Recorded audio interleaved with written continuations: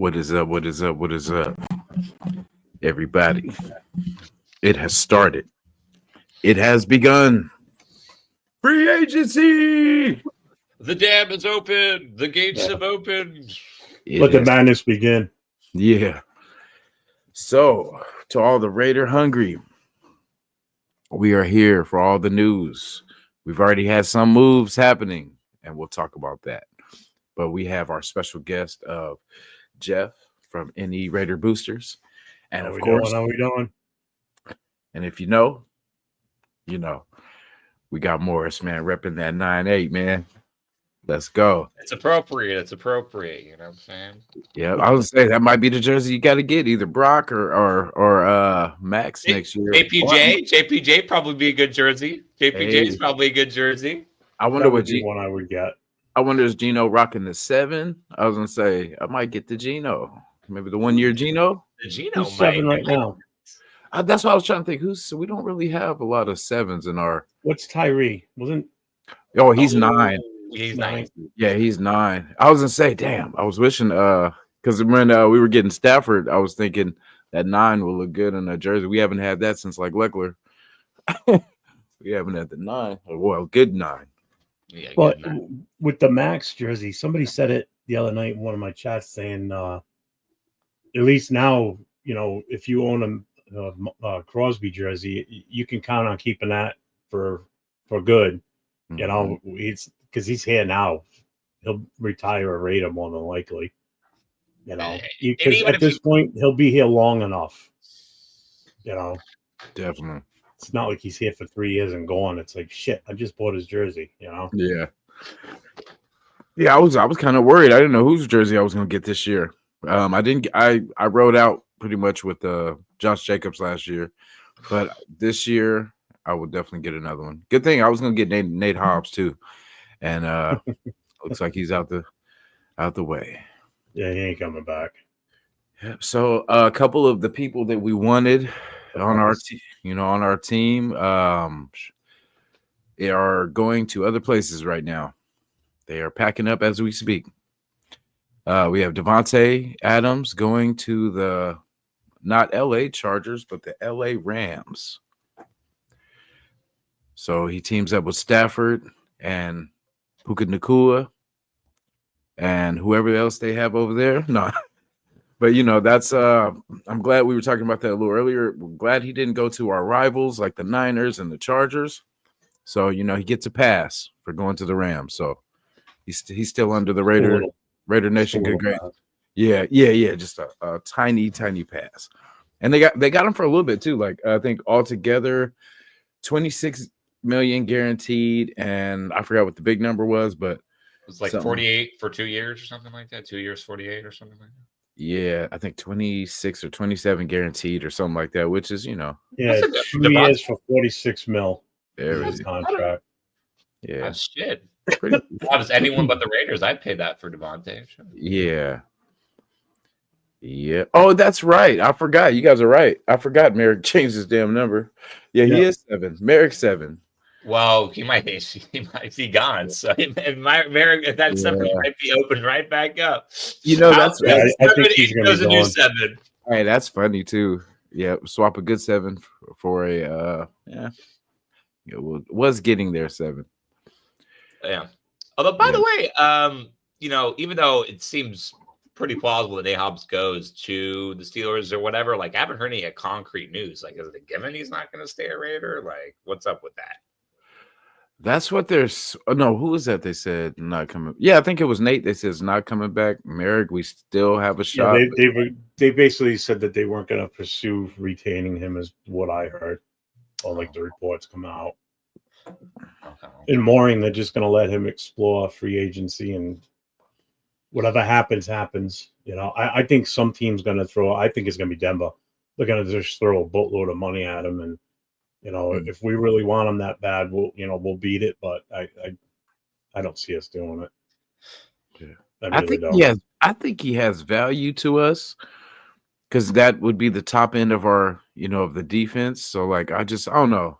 I know we got Mal, but I would still try to bring him back too. Even on a if it's a shorter deal, just tell them like, hey, look, we want you here, but we don't know if we can keep you for the long term. So we can give you like maybe a couple year extension, and then hopefully that's cool just to hold. Because I don't think he's bad where we have to get rid of him. He's not like a Diablo or a Andre James or in that boat. You know, he still contributes, and I think his timing is actually coming. He would always be close to the ball, but I feel like these last couple of years he's actually been getting there. He just has to catch more interceptions. That's the one thing with him. Like, you asking for all this money, but what are we paying you for?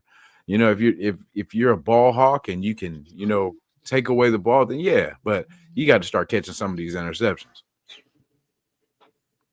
Although he's caught some, pretty sure like 1 or 2 interceptions he's gotten, and the rest of you dropped it. Even though if you look at the replay, or maybe that was someone else, I forget. But I know they've called a couple of our actual interceptions like drops or like penalties, have turned it over like Divine Diablos. So yeah, I don't totally blame him, but you know, he might catch a pretty penny. I'm open to the theory that a lot of players in secondary, is good or bad, like don't really matter that much if you have a good scheme.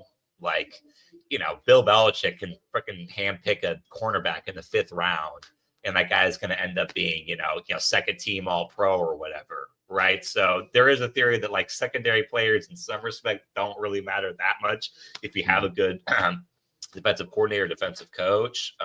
But I mean, I certainly like his physical tools. So we'll see what happens. Well, there was a rumor that I saw it being posted by a few different people today about Byron Murphy from Minnesota. We're kind of, I guess we're supposedly looking into, you know, we got interest in grabbing him in free agency. So, I mean, that gives us a little bit more on the secondary, I guess you would say. Yeah, I know Byron Murphy. I know him pretty well. I was at that Cardinals game where he got that pretty much that fumble from Renfro and took it all the way back and ended the game. Yep. Terrible day. Yeah, when we got to re-sign Spillane, bro? When is the extension going to give, bro? We got to when does it happen, bro? This should have happened. I just hope that's the first thing that comes out tomorrow, is that we re-signed him and let's move on. I would be happy if tomorrow was just us getting our guys back, you know, like getting the main guys, like the Spillanes, the, you know, even the Merricks, like just the pieces that we need, the Adam Butlers for sure. Yeah. Like that's the guys that I just definitely, because I don't want to lose them, because we're already kind of scarce as it is, and the pieces that we do have, we need to keep and build, because we got PG back, so PG is going to know who worked on this defense and who didn't. So that's the one plus about bringing him back. That was one of the underrated moves that we did do too, was bringing him back, which I am glad we did. Well, I think with him being back, it also, I think it makes it easier retaining some of these free agents too, because, you know, their willingness to want to stay here now because of him. And the fact that if he would have gone somewhere else, we probably would have lost guys just wanting to be, you know, just play for him wherever he went. Mm-hmm. You know, they would have been reaching out to those teams saying, hey, I'm a free agent. What do you think? You know, or him advocating for them, you know, the guys he liked to come over. You know, like you could have seen us lose a Spillane, you know, maybe Chase on if the team he goes to doesn't have a decent end. I mean, you know, even Kuntz, if they've got the money. I don't think we're going to sign both Kuntz and Chase on. I think my feeling is get Chase on and probably let Kuntz walk, especially for $20 million. I'm sorry. If it's $20 million, bro, I'm sorry. I can't justify Kuntz. that. Yeah. He was out for a year. He had half a season of really high production, which is half a season, bro. Like, I can't give you $20 million on like 2 or 3 years each, you know, just on that. Mm-hmm. And the other thing too is Max has been like, you know, that he's been talking about, you know, giving him high praise and how he wants him to stay and everything. It's like, dude, you said that about AP. He lasted his season. He's gone. You know, he said that about a few different players here and there, and it's like, you know, your suggestion rate's not that good, brother. Sorry. You know? Yeah. Not for $20 million though. That's a lot of money for him. Yeah. Hopefully we can get, you know, 2 to 3 players for that, you know, for that price. Because that's the key now. Because when we, you know, like we were talking about earlier, we're giving these big contracts, so it's going to limit us when it comes to kind of filling out this team. So I would like to cut some of that money in half and give it to, spread it around, get some free agents from, some other places, and then whatever we can't get, and we just get it with the draft. This was an interesting one too.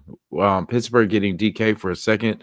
Pickens and DK in the same room on paper is deadly, but in reality, there is going to be dissension.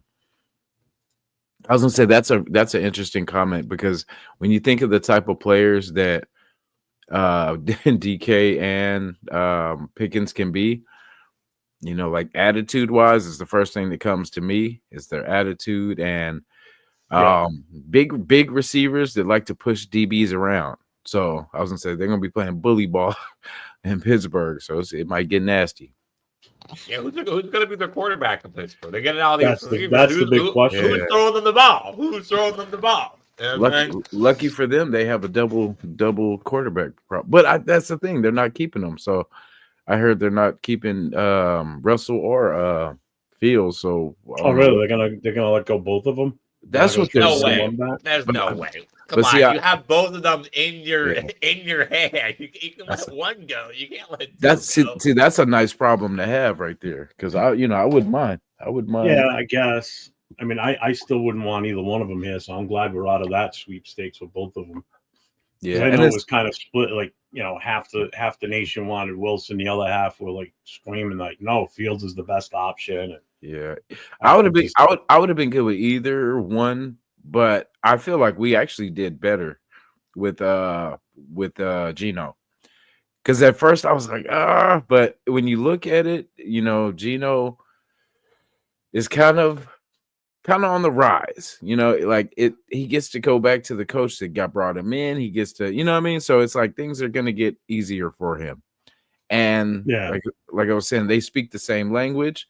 They did it, until Pete wasn't there no more. But, Pete understands him, and hopefully that, we'll see it when we see it. But I just hope it works. I hope this, is a smooth transition for him. Yeah, I think with what happened with him in Seattle when Pete Carroll was there was the fact that Pete Carroll gave him the confidence to become what he did for Seattle. Yeah, they let go of their franchise quarterback that they've had for years, and Pete Carroll had the confidence to anoint Geno the starting quarterback, and to say, listen, this is your job, and he did a great job. His first year as a starter there, he was, nobody expected him to have that season. He lit it up. And last year he was just as good. So I got no problems with him. I'm just a little bummed because that means it's a definite ALC 12 is out. And I know, Jason, you were a big fan of him. I've been a big supporter. Yeah. But I feel confident though. Like other than like last year it was different with Minshew. I didn't feel confident in Minshew right away, because I felt like we had some with AOC we were building. The injuries kind of slowed down the the process, but I'm happy with the Geno move. We, like I said, we'll revisit this at the end of the season, but so far I think that is an upgrade.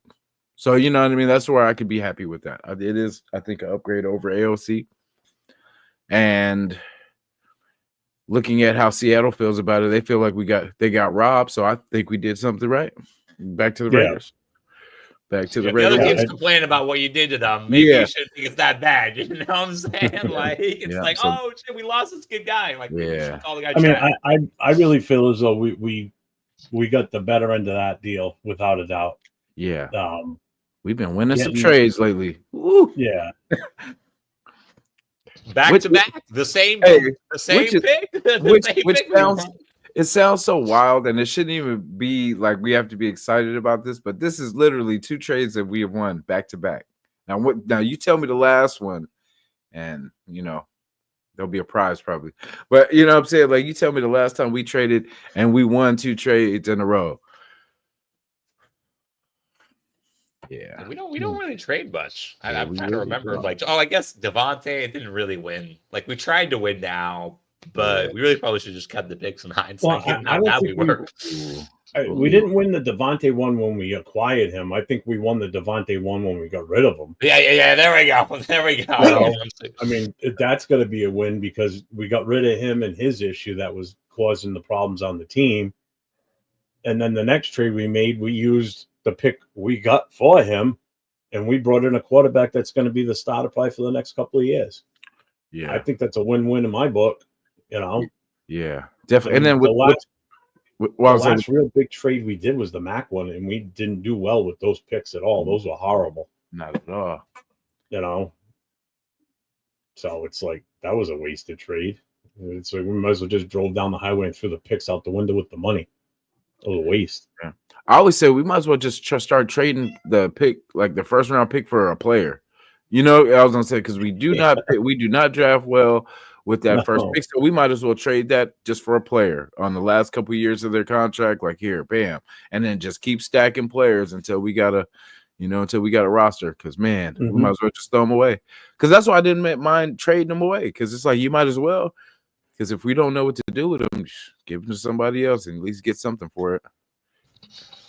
Hey, maybe we could just trade back so that we trade back at 2 seconds. That way we'll miss on the first, but then hit on the second. Yeah, I'm just joking. Take the pressure off. That's kind of what I'm hoping we're going to do, to be honest with you, because I don't think we should be wasting a number 6 pick on Shedeur. I'm sorry. That's just my feeling. I want either someone that's going to start right away, or we trade back and we acquire more picks, maybe to make up for losing the third round, grab maybe a second round and, swap picks in the first. Yeah. And then, still gives us that extra pick that we can possibly grab a future quarterback in that second round, and then go for whatever position we think is the major need. If it's wide receiver, then you go for the best wide receiver that's available. At say we trade it and we get the 15th or 16th pick, Especially now, I don't think those quarterbacks, after the contract that the Cleveland Browns just gave Garrett, I think they're going quarterback now. Yeah, really that would make sense. I was hoping Minshew, we could have traded him to the Browns because Deshaun Watson. They need a quarterback, right? Come on, they need a quarterback. Hey, I'm always trying to make. Throw us the 7. Come on, man. And we got a younger Nick Chubb for you. His name's Zamir White. But you're packaging Zamir in every trade, bro. Every trade, man. We just want to help the rest of the league. You know what I'm saying? Like we should have thrown Zamir and the Geno Smith trade to spice it up. We'll even give you Andre James too. Yeah, we'll give you because we could have did Zamir White for Geno and the 4th. Instead of that 3rd. Because I hate losing that 3rd. I don't know if you guys go on Tankathon. Tankathon, where they'll show you like what we're going to do in the first 3 rounds. So I went today, and then I was so used to seeing 4 picks right there, because the double up in the 3rd. I'm like, damn, that looks so naked without that second 3rd. It does. I was like, because that was my running back double up right there. That's where so.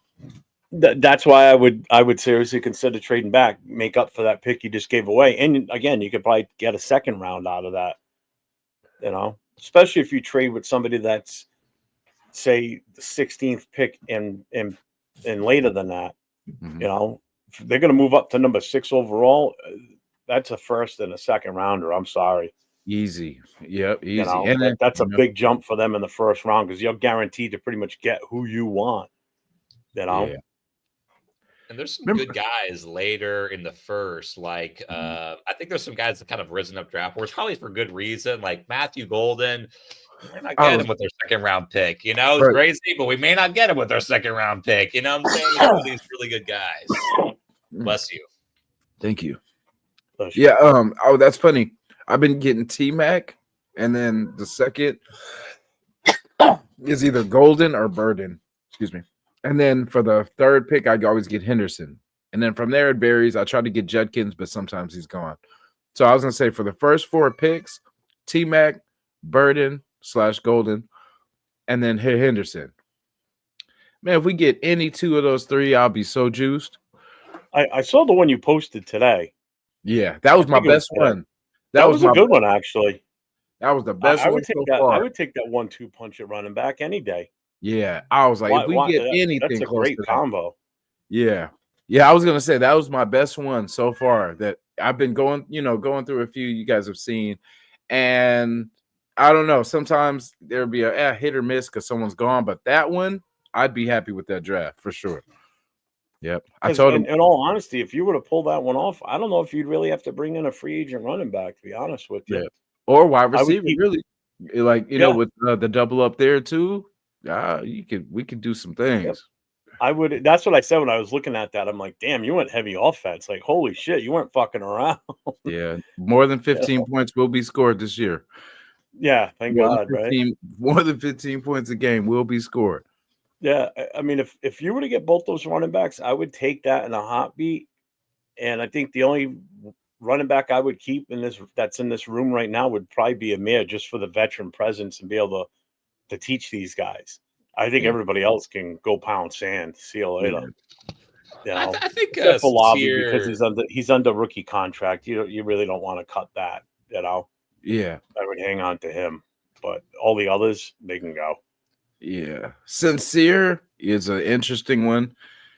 He did, but I don't know. Did he get injured towards the end of the last year, or did they Yeah. just kind of? Oh, okay. Yeah, So he got injured. Yeah, he was playing good. No way you just sit the guy after he's playing that good. Yeah, well, I mean, The issue is he's always injured. He's always, even when he's good, he's and that's just injured, it. bro. It's 3 years of that with him. He gets in a couple of games and then he gets hurt and then he's done. And at least this year, the 3 games he got in, he got better each game. And then obviously the third game he gets hurt, and then that's it. You don't see him the rest of the season. And now we're back in. Well, what do we do with him now? Yeah, and the first 2 years he didn't even fucking play. I'm pretty sure, like 1 year, I think he was injured the whole year, and the other we either just sat him or he was also injured again. So Yeah, he's got to get over. But he has too much upside. You may as well see how he looks in training camp. You know what I'm saying? Now that he has confidence, now that he knows that he can actually perform as a rusher in the league. How we construct a running back room, particularly in free agency before draft, it's going to be interesting. Like, are we going to keep Amir? Are we going to bring in another? Like, who are we keeping? Who are we not keeping? You know what I'm saying? Because we're probably going to draft 1 or 2 running backs, but we're going to bring 6 running backs into our starting roster? Like, probably not. So, it's like, okay, if you're going to bring in a guy, you got to make sure you're going to fucking keep him. You know what I'm saying? Like, yeah. I think it's a definite, though. We need to grab 2 running backs in this draft without a question. And not for nothing, there's going to be plenty left as undrafted free agents. I'd be grabbing a couple off of that too. It's not going to hurt anything. Why not? Bring in some more competition. Yeah, If not for anything else other than just return kicks and shit, put them on special teams.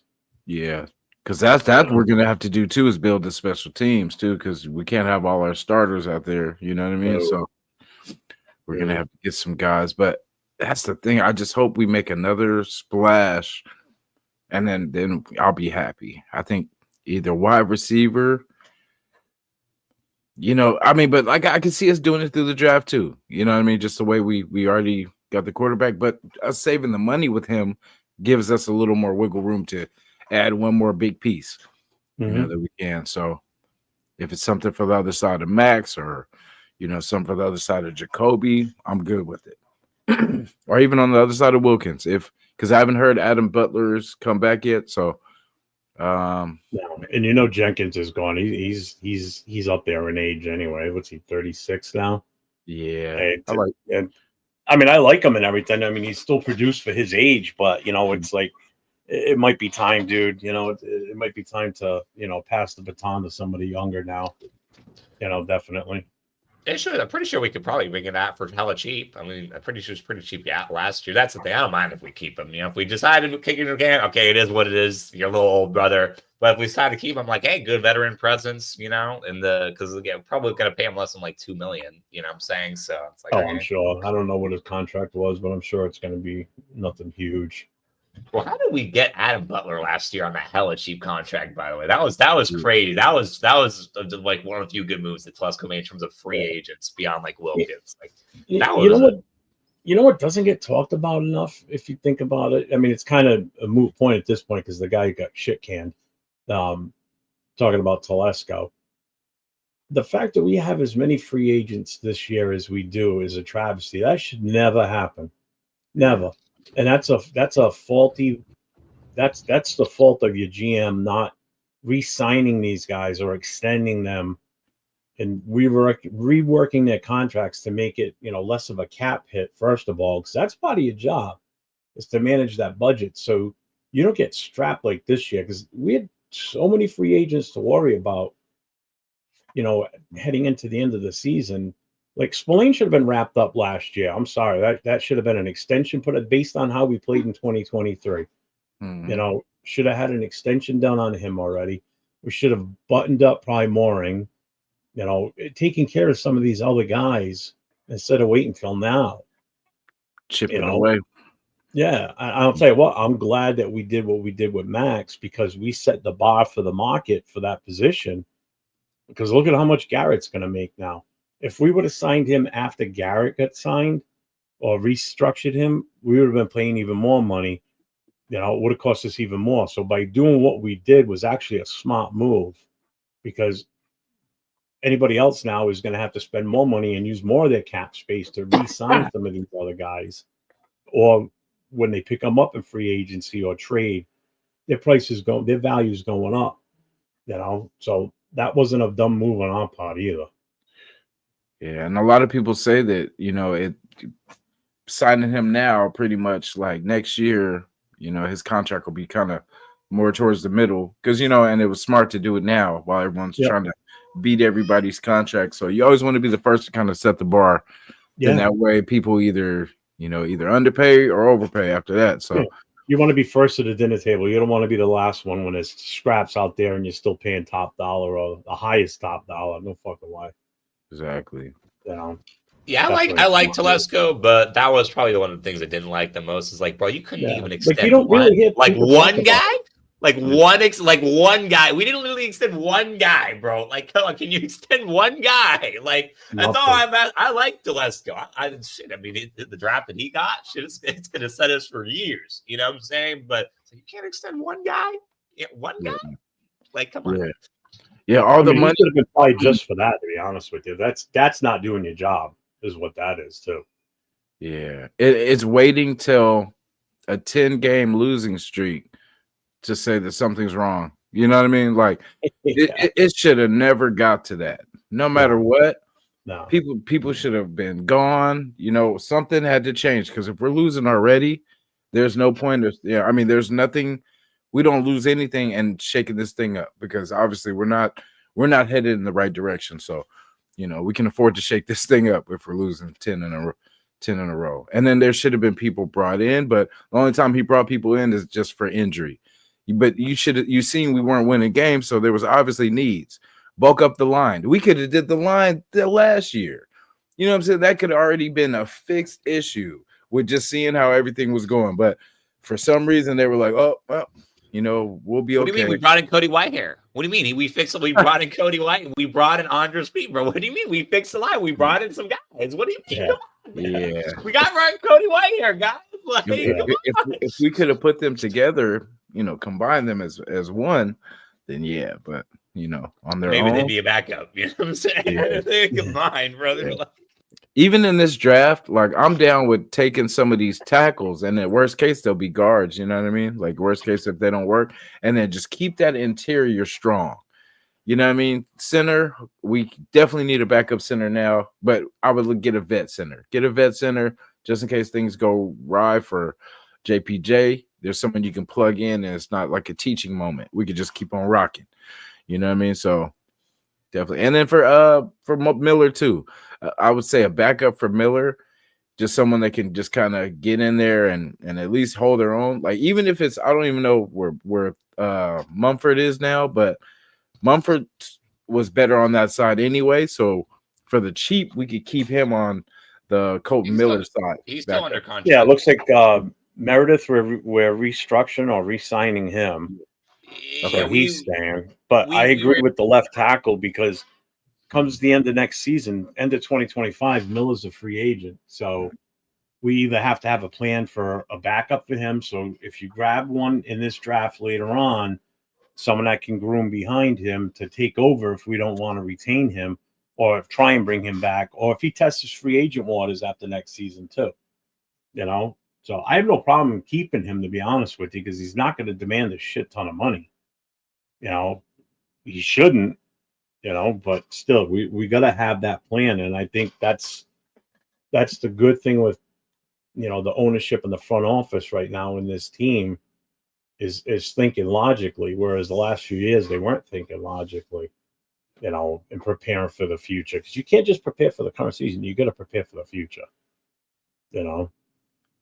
I think I butchered his name, but you guys know him as the mullet boy.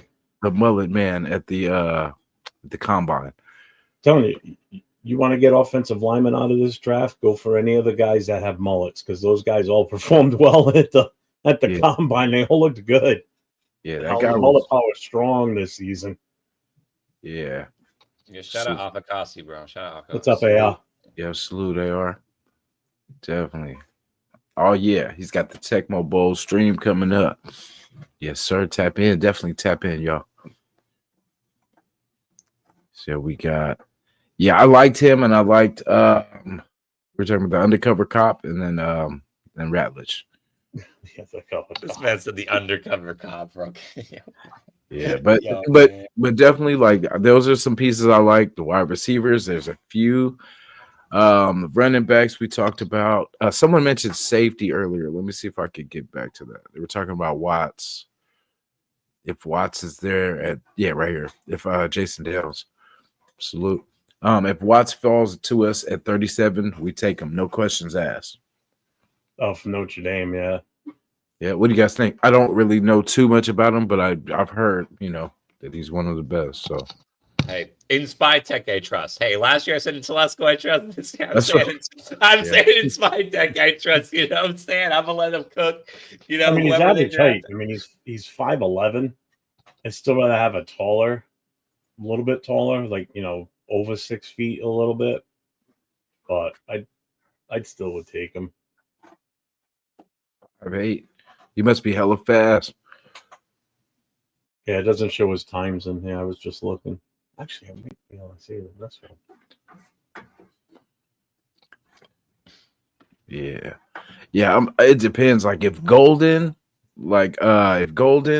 Burden, T-Mac, that's the thing. Even if we miss out on T-Mac at 6, we can still get Burden in like the early second. It depends though, because you know how the talent is. It's not really a lot of talent, so everything's going to be snatched up in these first couple rounds, man. So it's going to be, you're going to have to double back for. I think you're going to have to double back for players. So hopefully those 3 sevens we have, we can kind of finesse and move around just to snatch some real good talent. Yeah. By the way, shout out to Jeffrey Champion mentioning Tyler Lockett. In my opinion, for Tyler Lockett, bro, like he's I'm just waiting on the news for the announcement. Oh, he's becoming a Raider. Like it just makes the most sense. He got released by the Seahawks, and it's just the most natural destination, for him, if you ask me. So shout out Jeffrey. Like a 1 year deal for him? 1 or 2 years, I don't. Yeah. What's up, Randy? Yeah, I would feel more secure about our wide receiver room with a Lockett because he's, a vet. He's been there, he's played with Geno. Him and Geno had a pretty good chemistry. Now the DK's off we can now move to the Lockett talk. Yeah, walk it like you like it. Talk it. Walk it like it. Walk it like it. Talk it. Walk it. Walk it. Walk it like it. Talk it. Walk it. You know what I'm saying? There we go. Well, so as soon as we get Lockett, y'all, it's Lockett how we talk it. Lockett how we talk it. But yeah. But you yeah, see that video of John Gruden listening to the Migos. You see that video of John Gruden listening to the Migos. Him like balling out. His like son walking up on him. It's like, oh, what you listen? I'm listening to Migos, man. Didn't even know what I was missing out on. Didn't even know what I was missing out on, bro. Ashton Jenny told me to listen to the Migos, which is crazy because it's like, bro, you were a head coach during 2018. Like you were a head coach when it was blasting in NFL locker rooms. How did you pay attention to that? But whatever. Yes, I'm listening to Migos, man. Pretty cool. So you know who else is out there for wide receiver that's intriguing to me? I know I've heard it recently too on a couple other shows. and he'd be coming back to us. Matt Collins. I would take Mac. I would take him in a heartbeat. He's not going to be expensive. Nice deal. Big receiver, good blocker. You know what I'm saying? Yep. Like, do it all. Do it all. Yeah. I'm down with bringing back the return of the Mac. I would. And Mac, oh yeah, different Mac, but you know what I'm saying. I mean, his market value is only 2.4 mil. I mean, that's a, Bro, we you can sign him to a 1 or 2 year contract. I already have the ink. Yeah, if it's already 2. Yeah, I would do that in a heartbeat for that amount of money. Why the fuck not? Yeah, man. Dude, I'm waiting for JJ to get hella too cold and then want to come back, and then we just, you know what I mean? I wait till he plays in them snow games enough, and he's like, you know what? F this. I'm gonna go back to the desert. I'm gonna go back to the desert. You know what I'm saying? Well, that's what kills me about Metcalf going to Pittsburgh. He was like, what's up, Chris? He was talking about there were certain teams he didn't want to go to. He wanted to go to a warm weather team, and and I mean, so that the teams that were in the running, if you think about it, were like New England, Buffalo, Pittsburgh, Green Bay. Miami's out because of who's down there for receivers already. It's like, I mean, a logical choice would be what? Arizona, LA Chargers or Rams, which the Rams weren't going to do now, or us. It's like, where else would he go? Dallas ain't going to take him. Texans could have. I'm surprised they didn't jump in on that one. Then all of a sudden I see the reports he's going to Pittsburgh. I'm like, well, so much for the cold weather thing or the warm weather games. So I know that's what I was. Yeah, that was the whole thing too. But then. Did I see Joey Bosa to Miami? Did that really? That's what I was saying. It was. I don't know if it was a question mark, but that's what I was saying. I haven't heard that one. That's funny. Yeah, that's crazy.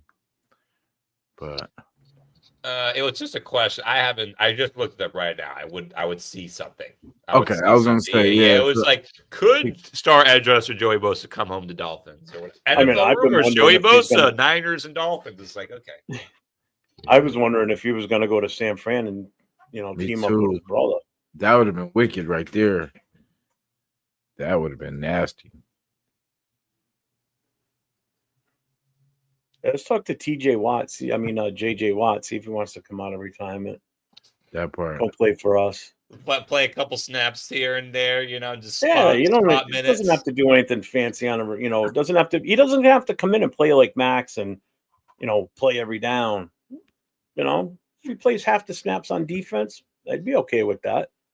Hey, even a 45-year-old guy, he could probably play at least one snap. I mean, shit. Shit, Howie Long's in wicked shape. I'd take him back right now too. Have him come out and on like third downs only.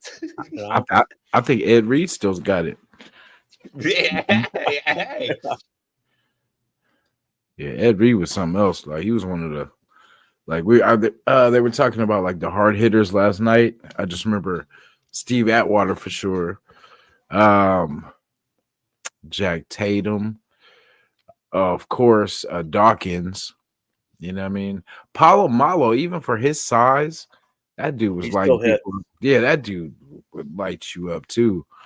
I think if I had to pick, I would definitely do Ed Reed, Paulo Malo, Atwater.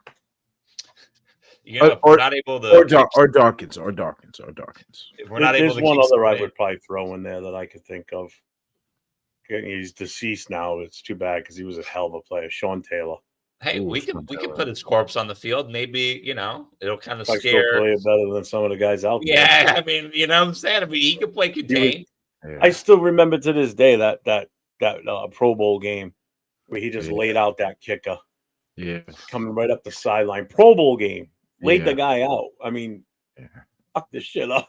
Some people only know one speed. You know what I'm saying? And I love it. That's Max Crosby. So that's Max Crosby. You know what I'm saying? Yeah. If we don't re-sign Spillane, we can bring Ray Lewis in for a couple snaps. You know what I'm saying? Like I'm just saying. Oh, that's another one. Ray Lewis right now is ready. Come on, let's bring it in for one snap, little fucking kamikaze motherfucker. You know what I'm saying? Like, Yeah, one ready. snap and just kill the quarterback, okay? And make the game get canceled, okay? You know what I'm saying? Just one snap and just torpedo, you know what I'm saying? He was the equivalent of Mike Tyson in the NFL. Like getting meeting him one-on-one.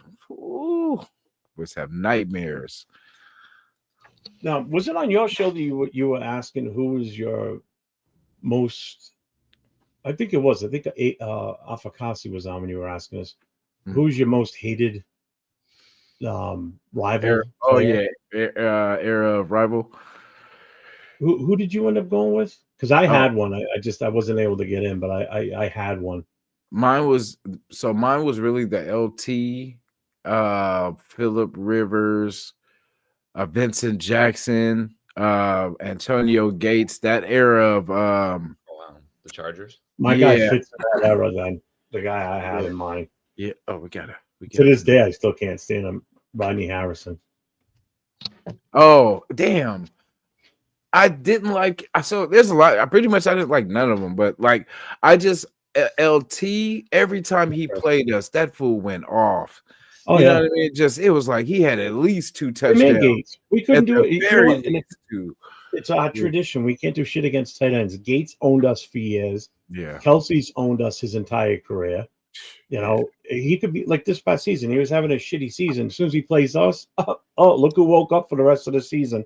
You know. Yeah. But yeah, Rodney Harrison, I couldn't stand him when he was in San Diego. And then living in New England, I had to deal with this dumbass over here playing for New England during their little Super Bowl party run. I can't stand him. And he's such a Raider hater, too. So whenever he's on those pregame shows and they're talking about who you got in this game, whenever it's a Raider game, even if we're better than the other team, he's always picking the other team. He never picks us. Never will. Yeah, LT's like that, too. Like, he used to be like that when he started his little announcing career. Yeah. You know, he's like, the Raiders are a joke. You know, it would just like start off like that. Like, come on, bro. Like, give us some credit. We tried, you know? Yeah, at least admit that we're decent enough to beat another team, you know? Yeah. Well, who wasn't a Raider here? Everybody hates the Raiders. Tom Jackson's one of the worst ones out there, though. Yeah. You guys hear me? Oh, yeah. I hear you. Unfortunately, I don't know who this guy is. Introduce him. Let me. Yeah. Chris, what's going on? How we doing? What's up? I mean, this is Morris. Morris, I'm Chris from Chris for Raiders. Glad to meet you. We got Jeff, you know, the legend. I don't know that guy, man. He's Jeff the chef. Can we mute that guy? I don't like him. Yeah, I don't like this guy up there, man. Take him off. Hey, I would, but it's what the people want. You know what I'm saying? People want the legends. So what's the topic for today? That's a good one right there. Dan Diethoff. I did not like him when he did announcing. What was that guy from Monday Night Football? In fact, this is a good topic. Let's rock. What was that guy from Monday Night Football that cowboy dude? Daryl Johnston? No, from Monday Night Football broadcast a while back. Don Meredith. Oh, Don Meredith? He was a jerk. The Lipton Iced Tea guy from the 70s? He hated us the past because that time we dominated Monday Night Football. He hated us guts. See, Dan Diethoff was your perfect. He was a flip. No, not Dan Diethoff. Don Meredith, Dandy Don Meredith, the singing cowboy. He was a cowboy or some crap. I don't know. He hated us. Dan Diethoff was a flip flop announcer. So if he's watching, he's doing the Chiefs game tonight, and they're talking about Tooney, you know, offensive lineman for the Chiefs. He's the he's the best offensive lineman in the NFL this season, blah, blah, blah. The next week he goes and he's broadcasting a game and it's the Raiders and JPJ's out there lighting it up, playing like he does. He's the best offensive lineman in the NFL today. All right, well, last week it was Tooney. This week it's make up your mind. Not everybody's the best. He just got that much better. He just got that much better. Overnight. That same thing. Chris Collinsworth did the same thing. Oh, he's the best route runner in the NFL. Then you see somebody else. Oh, he's the best. I can't stand his voice. Jeez, man, make your mind up. And then now he's got his goofy ass son out there now too. The two of them sound and look just alike. It's like we get hit with a double whammy when he's on. Yeah, he does sound like a robot. Like I was like, is he a bot? Oh my god, it's horrible. know. Horrible. Yeah, we were Chris, we were talking about our, most hated era of like say the Chiefs or Broncos, Donkeys. How we, mine was the LT and what's his name? Gates. Sean Merriman. I could stand his ass. Oh, yeah. Yeah, it was like there was a lot of people on that team. What's the dude? Is it Phillips? They used to do that bowling after a sack. I forget his first name, but like it was Phillips was his last name, but it was him. Sale was there for some of that too. Yeah, Sale. Yeah, it was a lot. I know some they'll cross my mind, but even at the Terrell Davis, that era 2000s 99 of Denver Broncos couldn't stand that damn mile high salute. Oh yeah, I remember that crap. I like shut up. I hate that. Yeah. My Can I use you for a migraine? Terrell Davis, go run back in the locker room. Get out of here. Go in your doctor room. My sir takes back further than that. I hate that damn Fouts era of the Chargers. I hate that era. Oh, yeah, I couldn't stand Fouts. He Yeah, he looked like an asshole, Yeah, I hate that era. You think about the Chargers, bro. It's like, why are Chargers fans? Why do Chargers fans even talk, bro? Like you literally have the Chargers fans have nothing to talk. Like, if you go online, you see like annoying ass Chargers fans, and it's there's only 5 of them in the entire country. And they have like Charger fans. 5 accounts each, and they're all replying to each other. Well, the Chargers have so many championships. They can talk. Have you seen that trophy case? It's loaded. They're so dominating, man. They win every year, man. God, so loaded with dust because there ain't nothing in there to collect the dust. Hey, they got as much as me. They got more than me. It's crazy. Or just as much. Oh, in fact, just as much. It was a live show me, Jeff, and somebody else was doing. We were sitting there and there were like about 15 Chargers fans. Well, it might be just one, but it was 15 Charger fans in there just talking major crap. It was like, okay. You're so obnoxious, bro. No, wait. It was the playoff game. Was the next day, right, Joe? We said, let's wait. Then we got back on the day after. Then I don't think they were there. None of them showed up. None showed up. We'll see you guys Monday. See what happens. Okay. Last time they went to the Super Bowl was the last time they ever showed up in life. Oh, they got spanked when they got there too. Yeah, they got destroyed. Yeah. One of the biggest. I mean, there's a reason why when we go to LA to play the Chargers, there's more Raider fans in that stadium than there are Charger fans. Number one, LA fans don't want the Chargers there. First of all, it's obvious. Second of all, Raiders just have too big of a stronghold in LA. Always have. It was like that when they're in San Diego. I told you the story when they're in San Diego. We used to, I used to go down there and watch the Charger game at Jack Murphy Stadium, but all of a sudden the owner said no more tickets to LA. That's the Raiders in LA. Say, no, you can't sell tickets in LA. Or they told Chargers fans don't sell your tickets anymore to the season. The season ticket holders say don't sell them to the Raider people no more. Because I went there, 70% of the stadium was black jerseys, black hats, 70%. They said no more. Yeah, so they moved to LA, which is even worse now. Yeah, it's crazy, man. I just hope I think like them coming back to Napa for the spring training and everything is going to be good. We got to make plans, bro. You and me, we both live in SF, bro. We got to swing. That's my home county. I was gonna say you got to show me the, what I mean? Show you the spots or whatever. That's my home. We used to just dip over there, do our thing, and then dip back. So shit, now I have a tour guide over there. Oh, they confirmed it. They said they actually going to go. It's not 100% confirmed, but Oh, okay. Yeah. They're trying to get us back, y'all. You know what I mean? They're trying to get California back to Vegas. So. Well, they tried to go to LA last year, and the Chargers and the Rams were crying like babies. Man, they can't come here. They're gonna take away our fans. Oh, you're talking about training camp, yeah. So what fans? You got no fans down there. Yeah, fans. They share fans too, like they share stadiums. What's up, Dave? Yeah, I mean, even I actually showed up to the Rams game, the Raiders-Rams games, and shit, it was still like a 50-50 crowd, even for Raiders. It's been ages since we've been in LA. So yeah, a lot of people reckon Marcus Allis jerseys. So shout out to the LA Raiders fans who I guess are excited with Pete Carroll, who was at USC, if you really think about it. So, man, you know what? We should have went to LA instead, and then we should have sent either the Rams to Vegas. You know what I'm saying? Because we fit California. You know what I'm saying? Like that's central for us. That's the heart. You know what I mean? That's what I'm saying. That's what we could come from all over and stomp out any amount of KC fans that want to get crazy. You know what I mean? At any time, because we'll come from everywhere, from Fresno, LA, the Bay. You know what I'm saying? It's crazy. We should have stayed in California. I think, in all honesty, if you look at the teams that were primed to make a move to a new city, I don't think anybody, in all honesty, anybody but us really would have fit the move to Vegas. Yeah. Seriously, the Rams fan base is too wishy-washy and pussies to go to Vegas. I don't think they wouldn't be successful. Wouldn't be a good business move. Absolutely not. You know, the Rams, I think the same thing with the Rams too. I don't think it would have been a good business move for the Rams to go there. I think they probably would have lost money, and anybody investing in moving a team there would have lost money.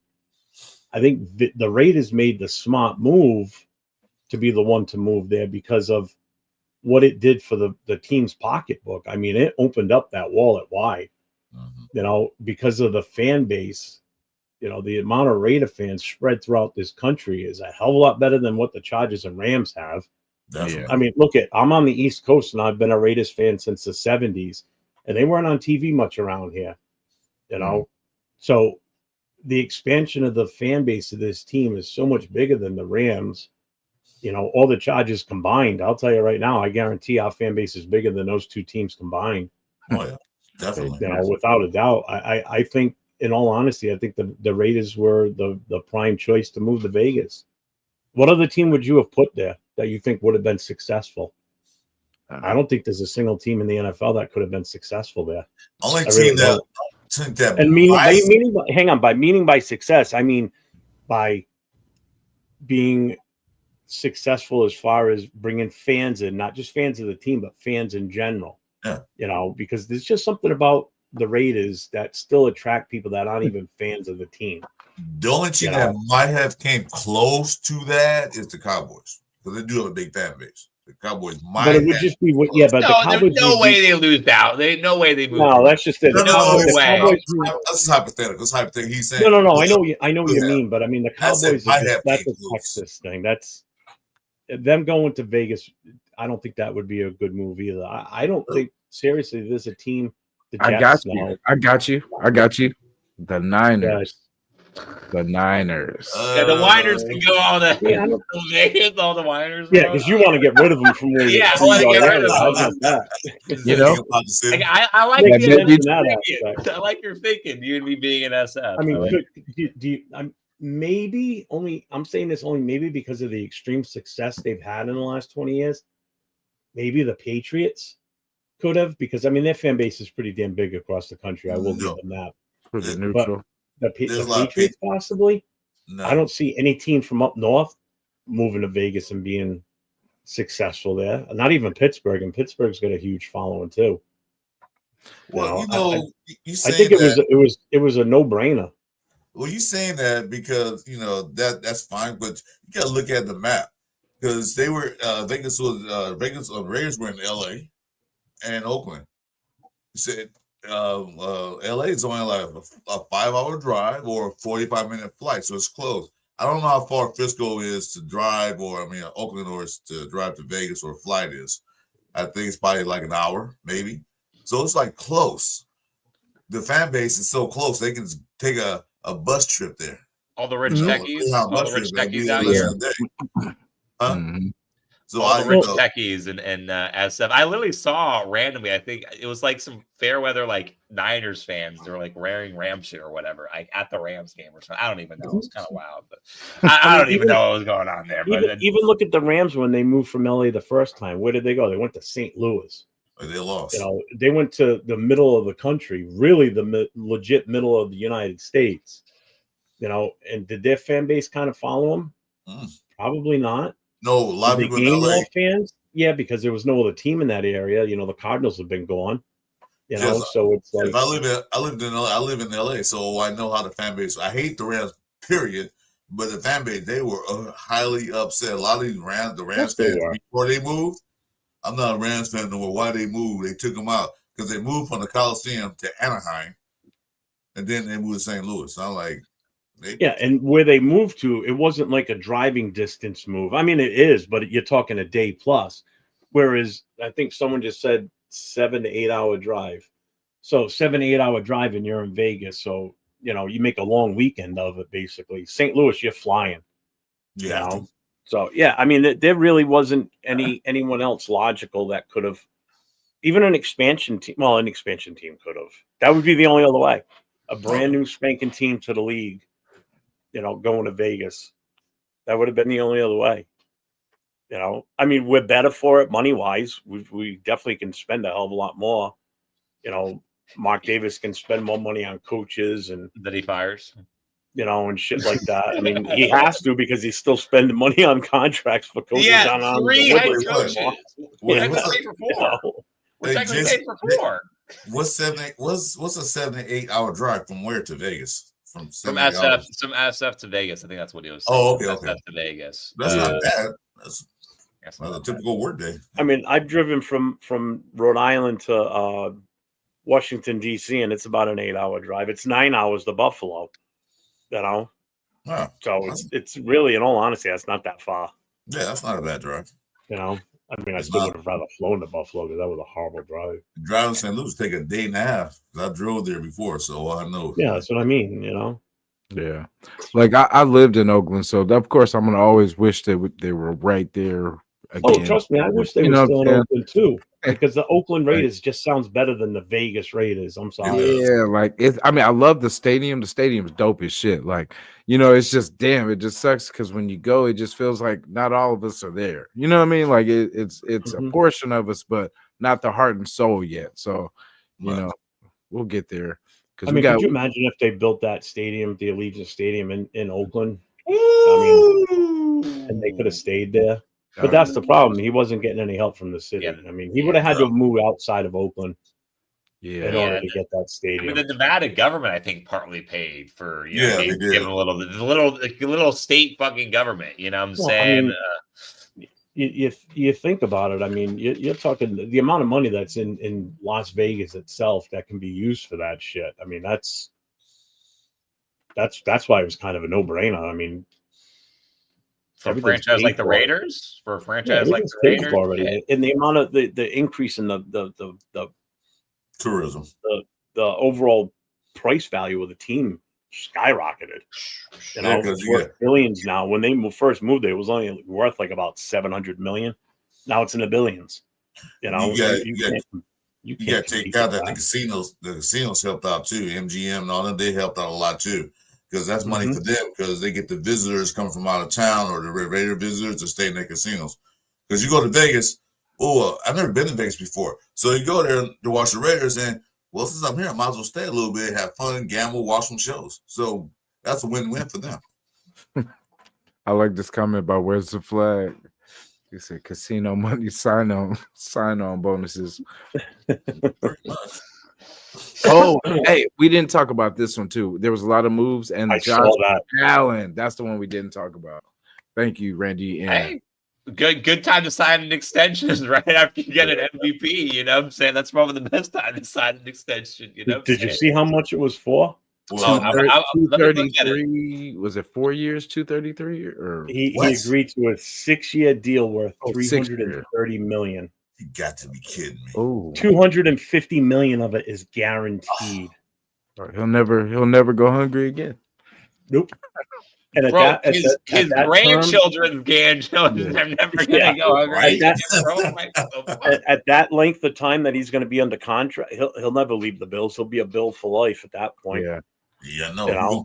6 years on top of how long he's already been in the league. He's retiring a Bill, no two ways about it. I'd like to see them win a Super Bowl in that time frame. I really do. Not me. Because I like him. I like Josh Allen. I would take him on our team in a fucking heartbeat. Yeah. If it came between him and Mahomes playing, then for sure, yes, sir. Oh yeah, definitely. I would definitely, yeah. Let's go Bills. No. Yeah. Also, actually, to be fair, even though the number's really big because it's like a 6-year contract, if you do the math, $330 million on 6 years, that's like $55 million per. Which shit for an MB, that's a discount if you ask me, bro. Like normally they're going 60 plus at this point. That's what fucking Dak Prescott signed for. So shit, that's a good deal. That's a good ass deal. So Myles Garrett got his money, so he's the highest paid non-quarterback right now. Mm-hmm. Yeah, funny how he doesn't want to leave the city now. Doesn't want to leave Cleveland, huh? Now he's happy. Yeah, I'll stay. Of course, you with all that money they give you. Man, and he's gonna rot in Cleveland because they will never ever. And that's a shame because I hate to see good players like that. Yeah, just not get a chance. You know, not saying they will never, but I mean, come on, they've got basically zero chance that they're gonna win a Super Bowl there. Randy, why you not on my channel, Randy? You know what? I'm gonna kick you out. Because you're not streaming. Yeah, oh yeah. Oh, yeah. okay, for sure. He's my favorite. He's my favorite Denver fan. Yeah, I'm streaming. He likes me better now. Yeah, I see. Switching sides, Randy. Okay. So, hey, the last couple of days I've had some encounters with some rival teams, right? With the fans. So when I told you guys about the wallet situation. The guy that was working security was a Charger fan. He gives me the wallet. One of the 5 ones? You met one of the 5? I know, yeah. There's one that exists out here, I guess, in the San Francisco area that works. I don't want to shout him out too much, but at Chase. But yeah, he gives me my wallet and he's like, dang, I can't believe I'm helping a Raider fan. I'm like, oh, like what's your deal? He's like, I'm a Charger. I said, oh. Well, I appreciate you for this moment. Thank you. Thank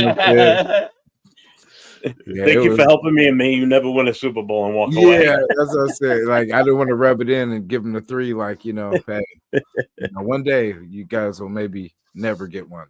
Never. So, yeah, and then there was this guy. He was talking about the move of Geno Smith, and he has a Chiefs channel. And he was talking about, the gambling sites, but he called it, it was, Bet US, but he called it No Bet US. And he gave this thing about, don't waste your money gambling, spend the money with your family and, take your wife out, take your family out, get, something for your kids or something like that instead of gambling your money away, which was a good point. I didn't like the messenger, but it was, a very good point. So, it's been weird where I'll be getting these positive messages from, but, get them where you get them. Is everyone making money on Raiders not making the playoffs? Vegas must be making a mint inside job. I bet. That was. But the year that we bet like that we're not going to do nothing is the year that we lose our money because it would be too easy. They would just wait till we all believe, we all don't believe, and then that's where we're like, okay, now we're gonna turn this thing around. Let's go. Flip that switch. What the fuck? We got a Chiefs fan in here as well, bro. What are we doing, bro? Yeah, he always shows up. Where is the stream being advertised, bro? No, he always shows up. Chief and Randy is a Bronco fan. Chief always shows up. He's harmless. He doesn't. Yeah, they're both respectable. They're respectable. They're harmless. We have some good conversations with them. Morris, we're turning over a new leaf here, Morris. It's okay. off. I've never seen. Maybe I've seen Randy before. I don't know. This guy Chief. What's the guy literally named Chief? Sorry, I had to ask these questions. It's PTSD. I get it. He's actually the only Chief fan that showed up after Super Bowl loss. Everybody else disappeared. He's the only one. Hey. Yeah. Somebody check on what's his name? Casey. I haven't seen nothing from him. He's a KC fan. He pops in some of the chats, but damn, I haven't heard. Somebody check. We need to do a wellness check on him though. When I think of his name later, but damn, it's something KC something. I think he goes on Wi-Fi Willie's channel all the time, but he's always bragging and trying to bet that Chiefs are gonna win this and. Oh, I wanted to see his face. Like? His thing is he pops up on the chats like it's KC but he comes in the Raider chats a lot. But someone will throw it in the chat. Hefe, yeah, KC Hefe. I've seen that name before. Guys, I don't know who that is. have you seen him since the loss of the Super Bowl? I was gonna say, only person I've seen so far in all the chats and all the podcasts is Chief.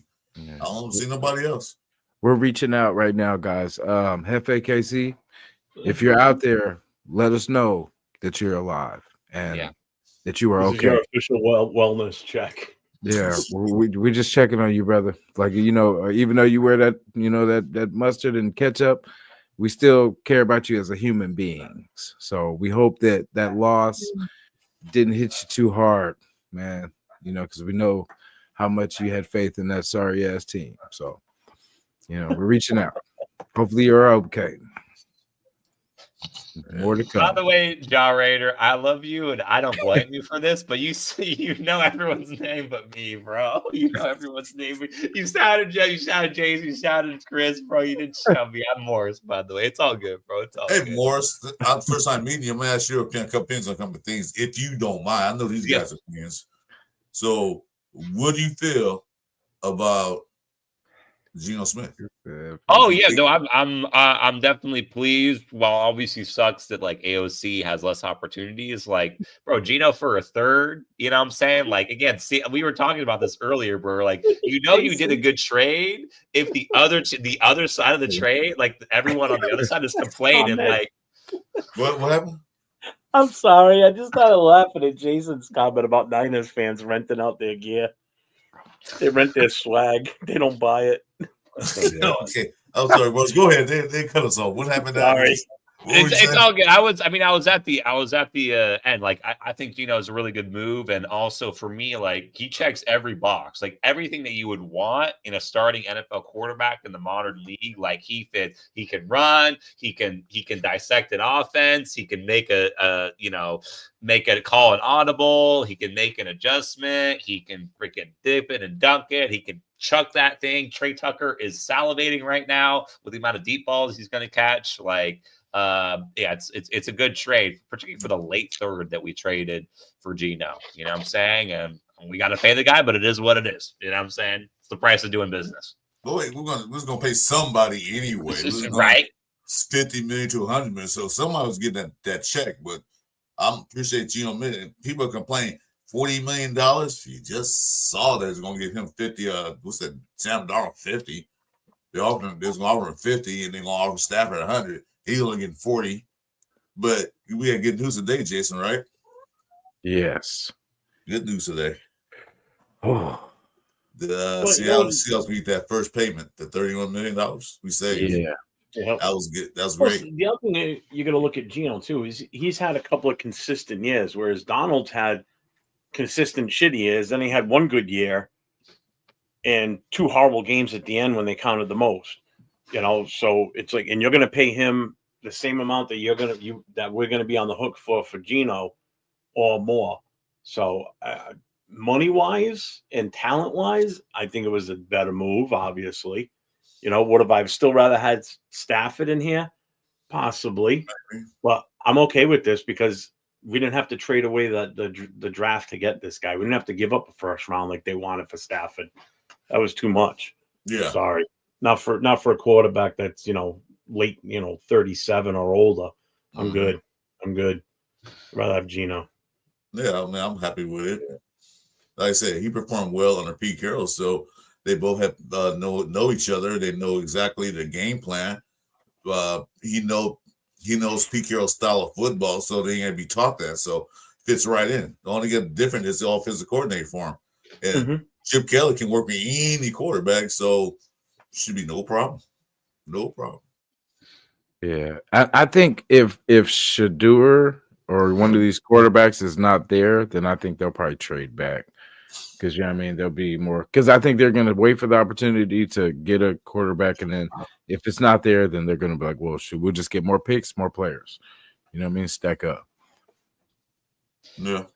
Yeah. To be honest, I mean that's Pete Carroll's MO. If you look at his past draft history, yeah, he trades back.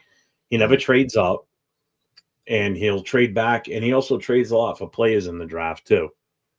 Yeah, we just did. We just did. You know No, what I I'm mean saying? actually the day of the draft. Draft. He'll trade on the day of the draft. And Spytek, when he was in Tampa, granted he wasn't the GM, but he was still part of that whole process.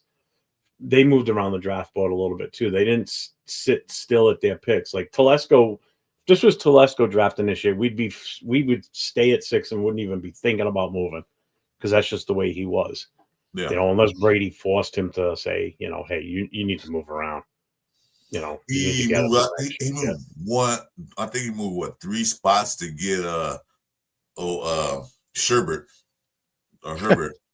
I call him Sherbert too. I thought he stuck. I thought he stayed there. They just stayed at 6. He moved 3 picks, I think, to get Herbert, and that was it. That's all he did. Nothing else. He didn't move nothing. Oh, pizza face. Sorry, that's not nice. By the way, don't be surprised. I'm just telling you guys. I'm a time traveler. I see things in the future. Be surprised if I can't believe I just forgot his name. The quarterback that a lot of people expect us to draft at 6. I forget. I can't believe I'm forgetting his name. I can't believe. Don't expect for him to fall to us and for us to just let him keep falling. I'm a time traveler. I'm telling you guys from these. Don't be surprised if that happens. If we just let him. I'm totally expecting if he's there at 6, we're gonna take him. Unfortunately, yeah, if he's at 6, we'll take him. But if he's not there, now I don't. Now I'm like, so what? We got a quarterback. So they want to take now. Jalen Milroe is an interesting thing. He can come in and just sit behind Geno Smith and learn some things, and they can teach him how to throw the ball accurately. So that's a possibility.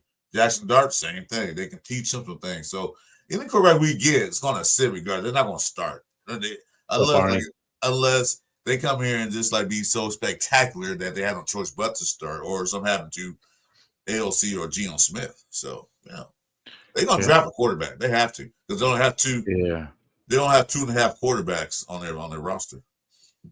Yeah, that's true. Because I don't think we could go another couple years without fixing the quarterback situation. No. You know what I mean? Because we've already tried this since DC, like trying to fit a quarterback in and stuff like that. So, and someone made a point. I forgot who it was, but they were like, he's not going to dick around because he knows how the Raiders do it. If you don't get the quarterback situated, you're out of there. You know what I mean? So I think they're going to take care of business. That's why I think they will double up. But then if you think about it, guys, we don't have to worry about that no more. The next couple upcoming years. Yeah. Then we can focus on other things to draft. We don't have to quarterback, DT. We got to get a good DT quarterback. Then we can hopefully finally find this DT, and then we can move on and spread the love to this team. Right. When's the last real I forget when's the last high level top tier DT that we had? It's not Wilfork. I was gonna say Wilfork. A long time ago. That Sap when we had him, those. I guess that's true. I guess Sap, yeah. When we were the best defense in the league and won 2 games, by the way. Yeah. That was just some tough times, man. Some tough times. Well, you know what it is? It's almost like trying to find a part for your car to work the right way, and the auto shop keeps selling you the wrong shit. You throw enough parts at a car, eventually something's going to stick. You throw enough quarterbacks at the problem with this team, and eventually one of them is going to stick and work out. Mm-hmm. And that's what I think everybody is a fan of this team is tired of now. Since Carr was let go, we've had quarterback after quarterback try and, do something with this team. And every time we bring someone in, they're not the right fit. They think they're the right fit, but they end up not being the right one, and it's just been a revolving door at starting quarterbacks. And I think now the revolving door might have possibly slowed down a little bit right now with who we brought in, so we'll have to wait and see. I know Arnie asked what the expectations for Geno is. I mean, if you're talking wins or losses, prior to him coming in here, I would have picked us at anywhere from 5 to 7 wins. I might even jump that up to 8 wins now, just because he's got a better ability. better coaching staff than what we've had. So I wouldn't say 8 wins is out of the possibility. You can't have any expectation yet because, for one thing, he's here. That's great. But we got to build things around him. We need a running game. We got to see who we get. And then you'll know, like, okay, we get this guy, that guy. Okay, we get T-Mac. Okay, that goes up higher. We get Amari Hampton. Those I didn't say the other guy. He'll keep rising up along the value we get. So for now, I'm looking at 9 games. That's what I expect. And people say, "Well, that's not enough." It is compared to what we do in the last 2 years. Yeah, we won 4 games last year. If you expect us to be like the Redskins last year and make the championship game, you're crazy. It doesn't mean we can't do it. I mean, it definitely can happen. Because Jason, did you have the Redskins pick to make it to the championship game? Definitely not. I don't even have thought of them making the playoffs, to be honest with you. I had them like 6 wins. 6 wins. Did you have them predicted to go to the championship, the conference championship for the NFC? No, I don't think anybody did. Other than someone that might be a Redskins fan and just be full of dreams, but it happened. The East, so there was gonna be the Eagles, then the Cowgirls, and then the Redskins. And of course, the Giants sucked so bad they had to come in last. Yeah, that's what I had. Just, Bro, do you think any team is gonna do like what Hard Knocks off season after what happened with the Hard Knocks off season that the Giants did last year, where just they very publicized they're like, oh yeah, we just totally blew it with not deciding to re-sign Saquon and just everything. Like I liked watching it, but I can see it's like, oh yeah, no team's ever gonna do that again in the NFL. Yeah, they will. Because HBO and them pays the team money, so they'll do it. I see the Browns. The Browns should definitely. Oh, yeah. Let me see the Browns. Hard Knocks off season. They should just do every season with the Browns. Yeah, seriously, because it's entertainment. Because they're just such a joke.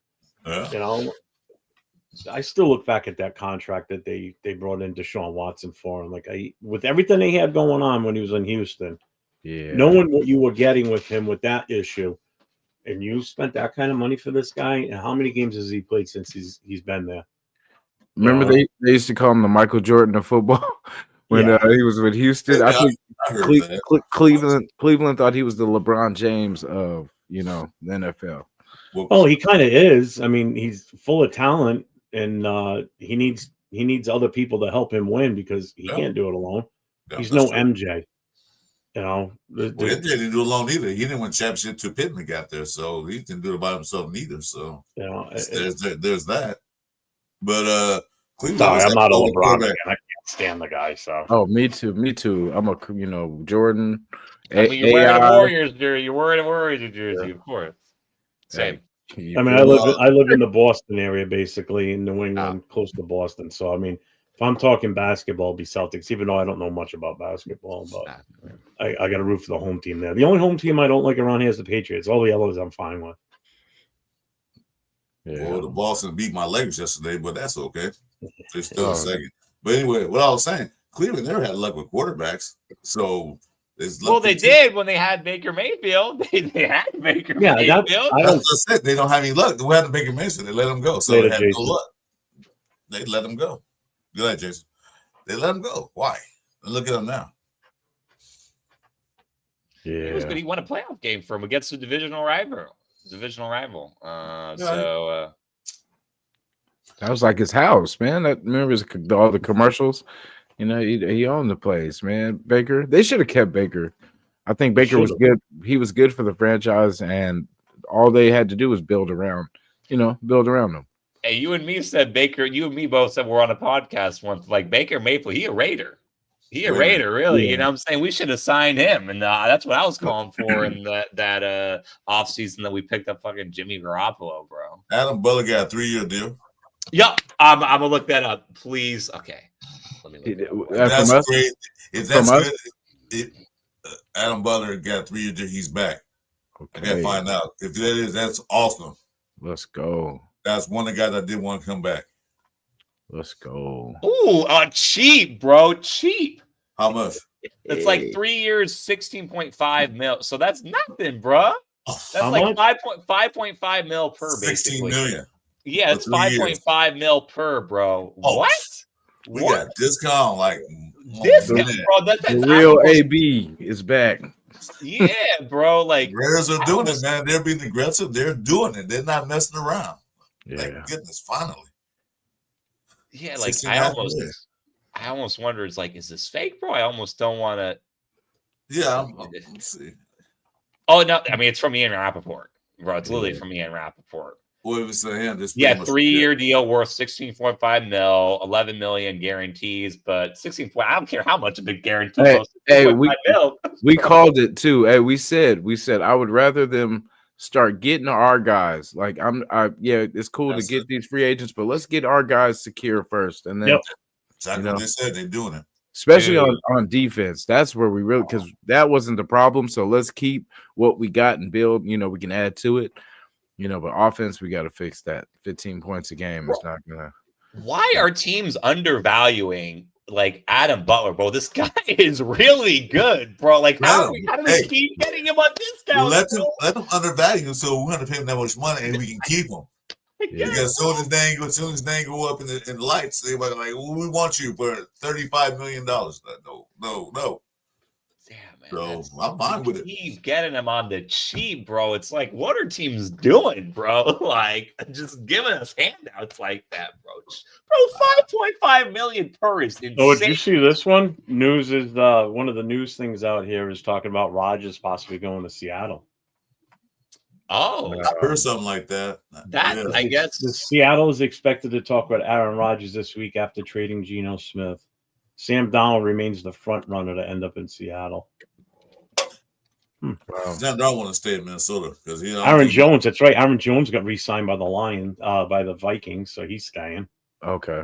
Yeah, I think that was one of the guys I wanted for free agent. I heard that one before too. A lot of guys were looking for him. I'm fine. Bolton staying in KC. I saw that today too. Who, Bolton? Because I know that was another name people were throwing around for us to try and get. Bolton's still a Chief. He was going to stay a Chief. Yeah. I'm just waiting for the Spillane news to drop. I'm just waiting for Spillane Roberts. I'm just waiting for the Spillane news to drop for us to keep his ass. Yeah, I think they're watching this because we were just talking about that for earlier, and we were talking about Adam. Now they're watching. Yeah. All right, start talking about Spillane again. Hey, Joe hitting an algorithm out there. Yeah, let's start talking about Joe Burrow. Trade for Joe Burrow. Trade for Geno for Joe. Geno for Joe. You know what I'm saying, bro? Joe Burrow. The spy tech. Let's make Tom Brady work your magic, bro. Tom Brady work your magic, man. Joe Burrow. But it is though. Saying the name over and over. It is now because these guys are in the building. The upper management is a little more stable and they are smarter. People are like, okay, I think I'll stay now because if this thing was still like last year, I'm out of here. I'm going somewhere else. I don't want to be here. Yeah, it's got to get ugly for it to get better. So yeah, and this just goes back to my point that I made earlier that these are players that we should have renegotiated their contracts before the season started last year, or even mid-season, knowing that you've got this many guys that are going to be on the free agent market, because like Jason said, you'd rather see us sign our own guys, but because we got so many guys that are free agents, it just makes it tough to do this because you got to spread the wealth somewhere. You still need to bring in certain positions that we just don't have that we don't want to retain. Yeah. The worst contract was that stupid Andre James contract. They gave him too much money. He wasn't worth we're that. cutting him, so we don't have to worry about it. But still, I'm just saying that contract could have went somewhere else.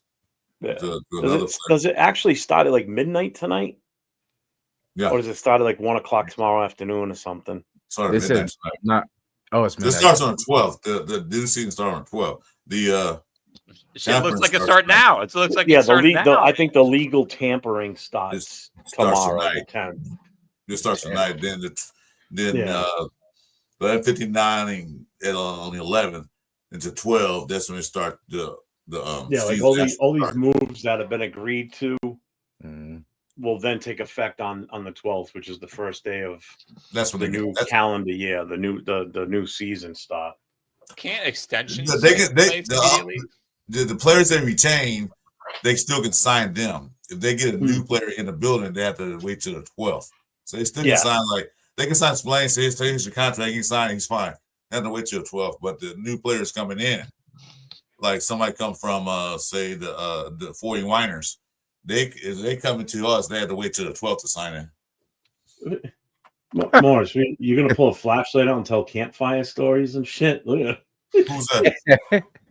Hey, sitting in the dock over there, brother. Oh shit! Wait, oh shit! My bad. Oh, I guess I don't know what the light does when I tab out or whatever. My bad. Sorry, I didn't know. I was just looking on like, Twitter. Damn, you're gonna start telling campfire ghost stories. So, hey kids, you ever hear of this guy Kenny Snake Stabler? Well, I don't know, whatever. Yeah. But yeah, you gotta do, come at you. Let me tell you a story of something you never heard before. Gather around the fire. the Raiders winning. You never heard of this before? No. They're like, what? Like winning? Yeah. Okay, let's say Urban legend. that is stranger than just a guy trying to tell me a story. I don't want to hear it. Dude, it feels like an urban legend that the Raiders used to win. Yeah, just win, baby. It's been so goddamn long. Win, baby. What do you mean, just lose, baby? Like 02? I was about to. Well, I mean, we did a little scattered winning. That's the thing we talked about too earlier was when we would make the playoffs, you would think we would build off that and keep going. But no, it was like we got there, scraped there, and then it just fell apart. The next year, worse. Yeah, different quarterback, different coach, different scheme, different. It's like you got to use what got you there and build off it. You know what I mean? Not just blow it up and then okay, well, let's see if we can get there a whole nother way. Let's go. Jason, when did you? That's Mark Davis. Like roughly, what year did you become a Raiders fan? 1983. I was born. So you're an old school guy then too, because you're not that far off from my age, I don't think. Yeah, no, 41. 41. I get further away than I thought you were closer. Well, because you got a grandson and everything, so I figured that's. So Morris, the oldest guy in the building. Yeah. What? Huh? I said, so Morris, the oldest guy in the building. Okay, I was like, I scare you a little bit, like 76. Yeah, bro. 76 strong. Bro, I was a fan. You're the geriatric master in the room. No, I was a fan of the Oakland Seniors. Okay, I'm OG like that. Okay, I'm OG. I remember seeing you at that game. I was there with you. Yeah, bro. I was that. Say we saw each other. We waved. What I was getting at by asking that, Jason, is so you saw us when we were still good. Like what'd you say, 83? Yeah, I've seen it all. He was born I remember the like the Stetler Hostetler years, like the for me, I was excited, of course, like the start of it was when we got Andre Rison, and then of course Gannon. That connection was, because I couldn't stand Gannon. It's just his chief days, and basically that's kind of how it started to get better. And then we got Charlie Garner. We had, Charlie Garner, the Wheatley. If you guys remember Zach Crockett, that whole, that was like when times were good. And I just remember things all the way up to that Super Bowl were good. I went to the playoff games where we were with the Jets, the Titans. Everything was great until we got to that Super Bowl. And then just like, what is this? Like, what happened? Yeah. Like, you know what I mean? And it was just a disaster. It made no sense at all because everything that we did well, we sucked in the game. You know what I'm saying? And everything we were supposed to do, we didn't do. It was just crazy. Well, the problem was that when Al Davis traded Gruden to Tampa Bay, he knew the plays. And what was that head coach? Stupid idiot, didn't change nothing. Callahan. I can't stand him to this day. He didn't change any plays. He kept the same plays that worked. But when they came to Tampa Bay, Gruden saw that. So I already know these plays. He told his defense everything. What set they run, that's what they're going to do. Even Brooks said on TV, "Hey, coach, just like you said." And not Brooks, the safety. What's the safety name? Whatever. Yeah. Well, he said Lynch. Yeah, he said, "Hey, coach, just like you said." Yeah. So he knew the play. So defense like, shoot, they set this 2 back, 1 backfield. We know exactly what they're going to do. And they were there. Just like Chris and I talked about yesterday on our show, you kind of, it's kind of tough to understand where someone like Marsh, how old are you? Because you look like you're fairly young. Yeah, I'm hell yeah. I'm like 26, bro. Yeah, see, so he's a perfect example of this then. How these younger fans, have never experienced. Yeah, you experienced, 1, maybe 2 winning seasons since you've been a fan of the team. Literally 2 winning seasons in terms of actually understanding, not being a child. I have respect for these younger fans because it's like you don't know what it's like to feel like what we felt watching them win and be successful, and that's tough to convey that message to to a younger generation of fans when right now they don't know anything other than us being a losing team and a dysfunctional team. Mm-hmm. I've said this before that this past season I think was probably one of the worst seasons that I've ever witnessed as a Raiders fan. Without a doubt, and I'm even talking worse than the second round with Art Shell, even though that season was a complete disaster. Yeah, this one here just felt like there was no direction from top to bottom, meaning from Mark Davis all the way down to the Gatorade boy. Everything just seemed like it was just so bad. It's so disorganized, just so dysfunctional. Like the stupid shit that happened. The amount of players that got nailed for DUIs and off-field dumb shit and so many distractions. And yeah, I know that has a lot to do with the city they're in, but that's why Chris and I started that show last night, to talk more about the history of the team, to highlight, the good times. So some of these younger fans fully understand what it was like, what we lived through, and yourself too, Jason, what you lived through as a fan, how it made you feel, So I mean that's it's gonna be tough being a young fan. Like my son, my son's 30, he's gonna be 30. He doesn't really know what it's like to watch them win. He's never experienced that. He's listened to it from what I talk about with him. So it's a tough it's tough. I don't know how the fact that some of these younger fans have been a fan of this team for so long and have stuck with it that's awesome. I love it. Yeah. That's great. Because hey, salute Panda, my fellow 26-year-old. Salute Panda. I'm saying both struggling together. Other people would have run to the hills and found winning Super Bowls. Yeah. Everybody people would bandwagon jump. Yeah, I was 4 months. Oh, go ahead. Oh, I was going off what Jeff said. I think all that dumb shit's gonna stop right now. Because that stuff happened. That stuff happened before Brady actually was named the owner. And I don't think he's going to tolerate that because Mark Davis didn't do absolutely nothing. I don't think Tom Brady, Pete Carroll's not going to tolerate that because Pete Carroll never had this plan. Because one time when he was in USC, it was these 2 guys were walking down the street and what's that thing? TMZ was interviewed. One of the guys said, "Why you guys like playing for Pete Carroll in USC? Because we get paid." And the guy said, "Shut up." 2 days later, guess what happened to that player? Gone. Pete Carroll kicked him off the team. And he paid them. That's crazy, too. He literally paid them and just changed course. No, I'm talking about he said something. That was the day before NIL. It wasn't no NIL. Well, yeah. He said, that was the whole point what USC went through with, Bush losing his Heisman and shit like that. But the point is, if they were getting paid, fine. But keep your mouth shut because we're not supposed to get paid. He opened his big mouth. Pete Carroll saw that, bye. So I don't think you can take the bullshit. Like, you guys going to do this, then you can get out of here. We'll find somebody else to replace you. There's plenty of players out there that can replace you. Again, Pete Carroll's not going to fuck around. He's got guaranteed 3 years with the team option 4. So he's got limited time. There's no two ways about it. Chris, you remember Stephon Johnson, running back? I think a little bit after Bush, it was him and goodness. Yeah. I was gonna say, but that's if you guys know Vic that comes on the show sometimes, that's his cousin. You know what I mean? Oh, really? So, yeah, we used to always get hooked up with the USC tickets from, from cousin. So before Pete Carroll got there, man, you could buy tickets at a local liquor store around the corner from the Coliseum. No, seriously.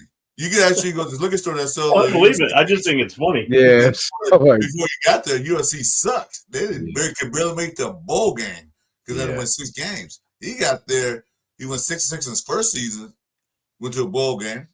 Then next season he goes like 11-2, win a bowl game. And then after that he went to national championship. And you couldn't even get a ticket for Lucas Oil. So I went there to go get tickets when it was like they were 8-0. I said, hey, I'm on tickets so USC can go where they're playing. It was a while back. They said, well, we can't sell them no more. I said, why? Oh, USC Trojans took all the tickets back. They're selling them now. I'm like, wow. They're like NFL tickets. Yeah, they were. So we had no team. We had no team. So yeah. He's I'll let you go. Let you go first. No, I was just gonna say he's gonna definitely keep competitive people in the room. So that's what I'm saying. I'm not really worried. I'm curious to see who we get, of course, but I'm not too worried about, because Brady is gonna push him. Pete is competitive, doesn't like to lose either. So I mean, I could rock with people like that all day. Go ahead, Marsh. My bad. Yeah, I was just gonna say we're talking about it's hard to attract newer fans. I've been thinking on this for a while. One of the decent things, I mean, if you look at this online, Pete Carroll now with Geno Smith, we are actually stealing some Seahawks fans. You know what I'm saying? So I guess we're building a West Coast coalition out here. So there is that. Like I think Pete Carroll, he even mentioned in his original the first press conference, he's like, I got to find some way to fly some guys in or whatever so we can get a real home team advantage. He literally mentioned flying guys in or whatever. So hopefully this is a new direction. People don't got to suffer for permanent losses me and Panda have as Raiders fans. What I'm saying? People can start seeing some wins. Well, that's how you get people in the building, get some wins, start winning games. I'm not gonna pay $2,000 for a ticket, plane flight in a hotel room to watch my team get blown out or score, like you said, Jason, 15 points. Exactly. People say it's just fun to go. Just have fun. I'm like, no, it's not fun to spend all this damn money for everything and then not at least get a damn win out of the game. Even if it's an ugly ass game, we still want to win. Yeah. So look at me. Where I live, you guys living out west, it's a little bit easy for you guys to get to Vegas. Probably won't cost you as much. But me living on the East Coast, how much is it going to cost me to go out to that game? And then if I went this past season, I'd be absolutely rip shit. It's I'm spending all this goddamn money to go out and watch this. And it's the same problem we have with the Booster Club. Trying to retain members and keep them interested in showing up on Sundays at the bar to watch the game. I've always said this, the club we're a victim of the product on the field. So if the team sucks, people aren't going to want to come to the bar and spend money at the bar for food and drink when they can just stay home, sit on the couch and watch the game at home comfortably, buy their food a hell of a lot cheaper somewhere else prior to, and just relax at home on a Sunday afternoon in the middle of the winter and watch the game. When we start winning, then people tend to show up. So I'm hoping on the club aspect that this year is where we turn over a new leaf and we start to play better and people get re-engaged again and show up for club events. And also in the same aspect of the in-stadium home games where there's more Raider fans in attendance instead of them selling their season tickets and being there for the games. Because I'm tired of watching that stadium be the opposing team's colors. And I get it. It's tough in that area because it's such a tourist destination that you're going to get a mix of people from all over. It's easy for somebody to put through from one of these hotels a massive package deal to fans from Philly to come out to Vegas and watch the game, or from fans from New England to go and watch the game, as New England Patriots fans, because it's a travel destination and they can just lump the tickets in with the price, or the comp tickets that hotels got. Because damn well they got shit ton of comp tickets. Oh, yeah. And they're not going to be for Raider fans. They're going to be a fan that's just likes watching football and no matter what team it's for. That's the one thing that we lost when we went from Oakland to there, is that true home field advantage. We just don't have it. Well, we will lose, like you said, the season tickets. Let's say I'll sell a ticket to a Eagles fan and give my money back. I'm not going to the game because they suck. So that's what happened. Yeah. Look at this. Godwin wants to join the Raiders, and Raiders show interest to sign Godwin. Shout to Ja. I'm all for it. I'm down with that. I tried looking at either him or Lockett, really. I mean, Lockett is a little bit older, but yeah, Either one will work. I was gonna say even Bo. If we could squeeze Bo for the cheap, it's gonna be hard. I don't know how much because I think we could probably get Lockett for like a 1-year deal, but Godwin we can maybe get. He's not that old, he's not young, but he's not, not up there. I'm not sure how. I want to say maybe 29 or something like that, maybe give or take, maybe 30, maybe 40. No, who knows? No. Butler had 5 sacks last year. I didn't know that. I think he had.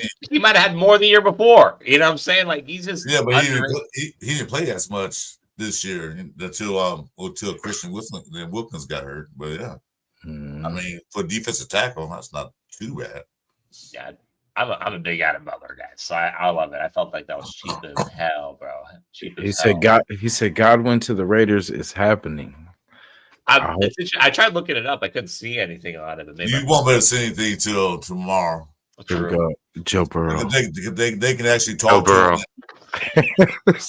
Joe Burrow. They can talk. They can Miles talk. Garrett. Let's start saying names. Bro. We're gonna trade Geno to Cincy for Joe Burrow. They can literally talk to the players tomorrow, and they can agree upon a contract, but they can't sign anything till Wednesday. So tomorrow, that's when it starts happening. We'll see. Yeah, Miles Garrett, they got that big ass contract. I don't want him. Take all of that. Poor guy. Someone asked, they said Geno, Jackson Dart, or AOC, who starts? Yeah, I said Geno also. Geno every time. I mean, I love AOC, but Geno's gonna probably win that like fucking 99 times out of 100. And you know who's good for Jeff? This who's good. This is good for AOC. You can actually sit back and learn behind a real quarterback. He can sit there and learn. Not, Jimmy Garoppolo. As long as it means that we don't draft Sanders, I'm fucking happy with it. That's all I care about. I don't know if he falls at 6. I don't want him. If he falls at 6. But I think someone mentioned it too. I think with Myles Garrett coming back, that maybe the Browns will go that route with quarterback. Yeah, because if they didn't bring him back, then they'd be going for a Butler or a Mason Graham, preferably Butler. I mean, yeah, because number one's going to be Ward. It's plain and simple. It's going to be Ward or Hunter. That's That's my thought process at number one. Yeah. They'd have to go quarterback. I see Hunter sliding for some reason. I don't know why, if it's his attitude or if it's like the drama. If he's there at 6, I would take his ass, to be honest with you. Travis Hunter at 6. Hunter at 6. That would be crazy because it would give us that element. There would be another weapon, so it's the drama, like that's. I get that part. I definitely understand, and I agree with you. But it's what is he's that pure athlete in this draft. That's the thing with him. He's just you can't really put a measurable on that. Like even if he were to do the combine, you can't put a measure on his pure just athletic talent. But I would draft him with the intent that you're coming to us and you're going to be on the defense. You may occasionally play wide receiver, but I'd rather have him in the secondary than playing wide receiver. I think that's where he's better suited. And that's where we would need him more, to be honest with you. If he gets drafted, he'll probably be drafted as a defensive back because he did better. I mean, he was a good receiver, but he did better at DB. Well, I think it all depends on the team now, too, what they consider to draft him at or what their plan is for him. But I think for our immediate need, especially if we're going to lose Hobbs and Mooring, I'd rather have him in the secondary than playing offense. Well, his thing is injuries, though. That's the only kind of real concern I really have with him, besides the attitude and all that, is really the injuries because he was getting injured in college a lot. So you're getting hit by adults now, by grown ass men. So, I just that's the only thing that worries me. But the talent is there. He's definitely I think he's pretty good at both. Wide receiver too, and I think he is an element that we don't have because he can go up for balls too. But like I said, you're playing with grown men. Well, let me ask you this, Jason. What's your who do you want at 6? Like, what's your ultimate goal for the number 6 pick? What would you do? Excuse me. Joe Burrow. I'm just curious to see what you would think. No, I Joe Burrow right, at 6. Joe Burrow at 6. yeah, I would say trade back and then T-Mac. Trade back T-Mac. Because we get a big receiver, and I'm hoping we get that either second or third, that third pick back, or maybe a second. But yeah, whatever we got to do to add another pick, and then we can get our. Like I said, if Burden is there, I've seen it in a couple drafts, but he might go earlier than that. But Luther Burden, I like him. I like Golden from Texas. I just want to get that weapon out of the way, and then that way we can move on. Because with Geno, I want him to have everything he needs. So if we do get Godwin, then the need, we still need to get another wide receiver to groom and get ready. So I would still get the weapon. Because it's not like we're not going to put it to use. Because we can't be like, oh well, damn, we got all these wide receivers and we can't move the ball. It's not going to be like that. We'll be able to. Because that's all we need Geno to do is get the ball to the weapons. That's it. He doesn't even have to do that much. Hand it off and pass it. Exactly. And that's all you got to do. And once we sew that up, then all we need is the running backs to fill in. And then after that, just whatever we don't keep on defense, then we can just, draft that and get better. But, to answer the question, yeah, I would go, honestly, trade back wide receiver. The best. Which was. Yeah. Yeah, as you were talking it, I was trying to think of options at 6, and honestly, you literally just talked me. I feel like find a way to trade back, do the Pete Carroll route, because I feel like particularly I believe in our coaching staff and the brain trust, and if you really believe in the coaching staff and the brain trust, then you kind of do want to trade back and accrue picks because you can still find elite guys that are going to slip and fall through the draft, and you have more picks to even get even more elite guys. So because I believe in Spytech, because I believe in Brady and Pete Carroll, and just our ability to develop these guys. I definitely like finding a way to just trade back. If we stick and pick, I'm chill as long as it's not Shador. But because whatever you're going to get, it's going to be a good pick no matter what. Exactly. So I'm not complaining either way. But I prefer trading back if we could get a meaningful deal. But it's going to be interesting. Right now my mind is on free agency. It's we got to bring back Spillane. Let's see what deal we can get to either chase on or Kuntz, see how we can finagle things, what free agents we can pick up. I like how things are going now, though. Chris, what would you want? Jalen Milroe, man, number 6. That's what I'm talking about. Okay.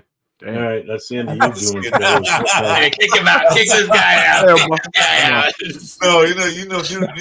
talk to that. I definitely want our defense, but now it's kind of changing. Like you said, after free agent, we really know. It's not Adam Butler back, so we're good. We got Christian Wilkins and Alan Butler back. Well, Christian Wilkins and Alan Butler. So we're kind of almost good on the defensive line. So right now, I'm just going to wait because I do want Graham.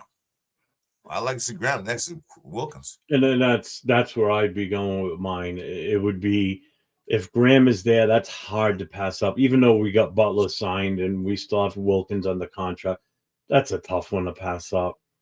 If we were not to do it, then I am on the same page as Jason and Morris, where I would trade back, get some extra picks, and even if you trade back to 12, and then guess what? You talk with somebody that's pick 18, 19, trade back again. Get another. Keep trading back. Just keep trading back. Yeah, just keep moving back to the point where you're at the tail end of the first round, and you're still going to get a damn good player. And now you can get your future quarterback in the second and third round. You can get your 2 running backs. Your first round pick can be whatever your top guy is that's on your board at that moment. You can do some damage here. Get your 2 running backs in the third round, quarterback in the second. Get your number 1 wide receiver in the first. You just took care of your offense. Now start looking at the later part of the draft, and now start looking at your secondary, your line, because we need linebackers. We definitely need linebackers. So there's so much more you could do if you move back a couple of times in that first round, which again, that's Pete Carroll. That's what he does. Amass the picks. More bodies at training camp, the better for competition, the better to see where we can really go in the future. Thanks to Saquon Barkley. and what he did this past year, there's going to be a big run of running backs. Oh, But thankfully, there is a lot of running backs there. So, well, that's just it. The class. This is the deepest It's running back class big that run, I so can ever remember coming out. there's For going to be a draft. major run of running back. Everybody say, "Oh, we want a Saquon Barkley." Well, he's the one of a kind. But yeah, they gonna think that. I Big think one. this draft. I think this draft is deep in just about every position except for quarterback. Quarterback is by far the weakest link in this entire draft. You're talking about this deep. They got Dylan Gabriel, man. Come on. Yeah. So I'm thinking I'm thinking Showed, bro. That guy showed.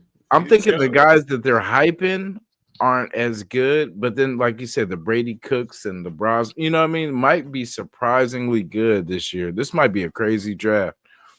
You know, we'll see how this. I wouldn't be surprised if some of these later picked quarterbacks turn out to be better than the top two. To be honest with you, I would be surprised either. I would not be surprised. Salute to Raider MK Paul. with the Steelers. MK went to see. He did Metcalf. Yeah. Oh, Yeah, is that who he's referring to? Yeah. $150 million I thought contract. something else just happened. I'm like, MK, who's MK? Yeah, MK Metcalf. Yeah. Yeah, fine. I mean, Um, I didn't see us getting them anyway. After we got Geno, I think that was out. We already used. We don't want to use two of our thirds, anyway. No, so no. They wanted to give us Geno and Deep Metcalf for a pick and Matt Crosby. Like, shut up, Randy. They hung his phone up. They hung the phone. Like, get the fuck out of here. Let me give you that. Yeah, that's nuts. That's wild. Max, no. I was just going to ask you. Oh, Jason, I know you were on with us for some of the combine, right? Were you there on Saturday with us? I can't remember who was even on with us on Saturday. Yeah, I was there Saturday and then a little bit Sunday too. Yeah, I mean, you all right? So you saw what Saturday was like with it. I was not impressed with Saturdays. I thought that was going to be the big day, and it just I didn't find it that good, to be honest with you. Yeah, it was. You talking about wide receivers, quarterbacks, and running backs. Yeah, I mean, running backs impressed. Yeah, they did. Wide receivers, there's a lot of speed. You know, not as fast as I thought they were going to be, though. I thought they would have been. I really thought that they were going to beat out the cornerbacks from the day before, but they didn't. Yeah, not one of them. Not one of them beat the top cornerback. Yeah, I'm excited for the DBs too. I hope we get. You know, I know, but I feel like we have hella DBs, but we don't.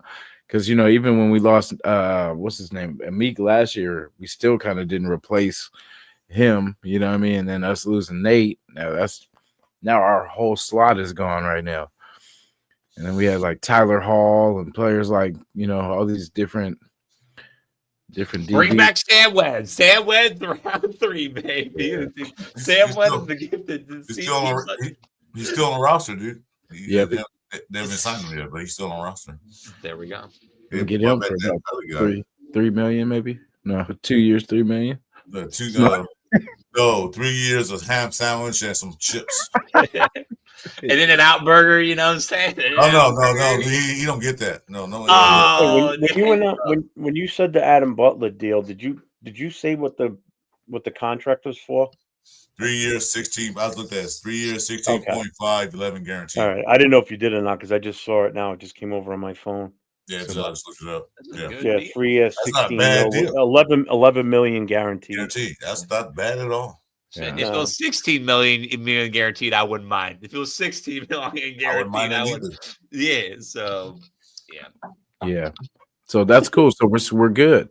We're good at DT. Of course, we could probably, you know, we probably have somebody in the back burner too.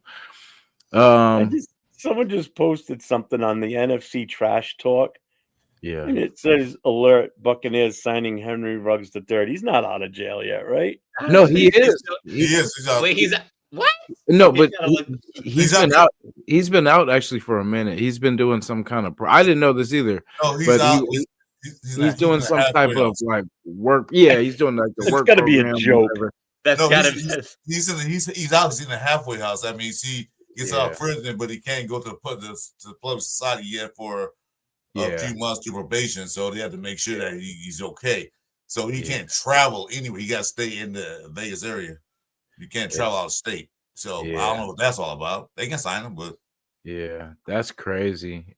Oh, that should have been us. We gave you a chance before you messed it up. You know what I mean? But Oh, I He could wouldn't be a want chief. He could be a would you chief. want him back? I mean, Nah. I'd kick tires. You know what I mean? Like that's That's because I too mean, bad of a look, man. That's too bad. no, of a no, look. no. But just think about it. Just hear me out. Hear me out. Hear me out. Okay, So, like, okay. just from his standpoint, you had a chance. You get drafted to the NFL, and then that happens. Shout out to everybody involved. You know what I mean? It was terrible, by the way. terrible situation. But like for him, a chance of redemption. I always love, I'm a story of redemption. You know what I'm saying? So I always want somebody to have the opportunity to redeem themselves. So I would love for him because I didn't hate the kid. He was actually starting to build into a nice player for us, and it just stuck. He was. So I would. He was gonna be nice. Even if he goes there and balls out, I wouldn't, if that's true or whatever with Tampa Bay, whatever. But even if he goes somewhere else, I just want him because that sucks. It's a terrible situation. I know he didn't mean for it to happen, but it happened, so it's something you're going to have to live with. But hard work changes everything. There's a lot of things he can do to try to make this situation right. I mean, we've seen it from OJ. We've seen it from, different. I can't think of anyone else right now, but at the moment, but I was just saying, as OJ Simpson tried to redeem himself in the latter parts of. Oh, Mike Tyson. He tried to redeem himself and then ended up in jail later. I'm not sure OJ's the right example because he stayed out of jail and then went to jail. I see what Jason's saying. Everybody deserves a second chance. So I see what you're saying. Yeah, and then he was a good, a good kid that just made a dumb, and I've made dumb choices in my life too. So I can't, I'm not gonna be like, oh, he should have, because hey, bad shit happens, and it's just you have to learn from these mistakes. So they were saying he quit drinking, and he's like, you got to take it serious, and then he should never drink again ever in life. From that moment on, never. But these kids come from. Not necessarily wealthy families. They never had anything. One TV in a bed in a room, stuff like just like that. Mm-hmm. So you get to the NFL, you get this $1 million contract, get the bonus money. You go out and buy you a fancy car. You get for the top shelf liquor now. You got to buy the bomb shelf. So they're going to splurge. But the thing is that they have to learn responsibility. That's why I can't understand why these guys do this. But I can see why. But they got to be learning responsibilities. So maybe he learns his lesson. Oh, Jesus Christ. I was calling that out the comment area. I was calling it out. Like, shut up, Fidel. And I was laughing. If you saw, Henry Ruggs play with an ankle bracelet in the league, bro, that's crazy. Will he be his best? How much will that take off his 40 time wearing the ankle monitor? Right. Yo, man. Wind resistance will slow him. That's a wild comment, Torres, man. That's a wild comment, bro. I mean, not for nothing. He shouldn't do anything fast for a while. Scorekeeper. Deduct one life. So when you tell me that he got to take a breathalyzer test before he plays football now? Every game? Beforehand. He called 75-yard touchdown pass. He'll say blowing. I mean, he wasn't a raging alcoholic or anything like that. He just made a bad choice that night to drive while drunk. I mean, he had no other off-field issues or anything on the field issues prior to. It was just a bad decision to get him behind the wheel on his car and decide to do, fucking. Because we've all done, like you've been in the car, driving hella fast, like scared, it's like stop, slow down. You're like, I got this. I mean, it was probably innocent in his mind, and then it just came all to an end. Hey, can we play a game right quick? Yeah. Okay, I got the free agent thing on the Raiders. Can I bring on the screen? I'm not playing spin the bottle with you three. Dude, come on. Just because you lost last time, man. I want to play a game. I'm definitely not playing truth or dare with any of these freaks online. No fucking way. Yeah. That's bad news too. Yeah, that's crazy. Yeah, I had a Ruggs jersey too, man. I'm good thing I was considering getting a Ruggs jersey. I didn't actually get one, but yes, I respect Panda for admitting that he got one, and you, I guess, as well. You know what I'm saying? But I considered it, but I didn't actually get it. So Man. Y'all go ahead, Chris. Let's play the game. Let's play a game. Yeah, I forgot it. Shit, how you do it again? You present and what? You said the free agent. Present and then click what? Present and then share screen. Okay.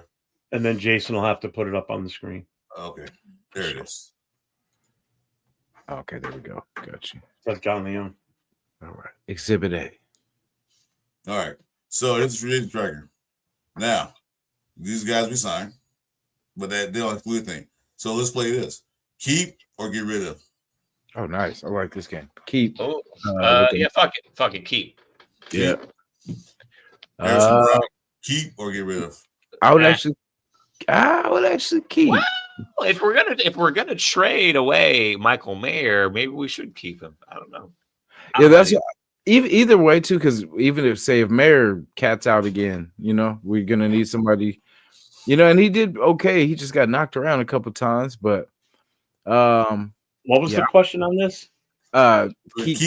Keep or get rid of. Keep or kick. Okay. Keep or kick. I mean, we could. I mean, out of that whole top line, well, Butler's already there. Yeah, I was gonna say Bryant would be like the probably least keeper. Because I'm for sure keeping Chase on, for sure keeping Butler, keeping Amir, and Harrison Bryant. I could keep because if we're gonna have to replace him anyway, we might as well just keep him.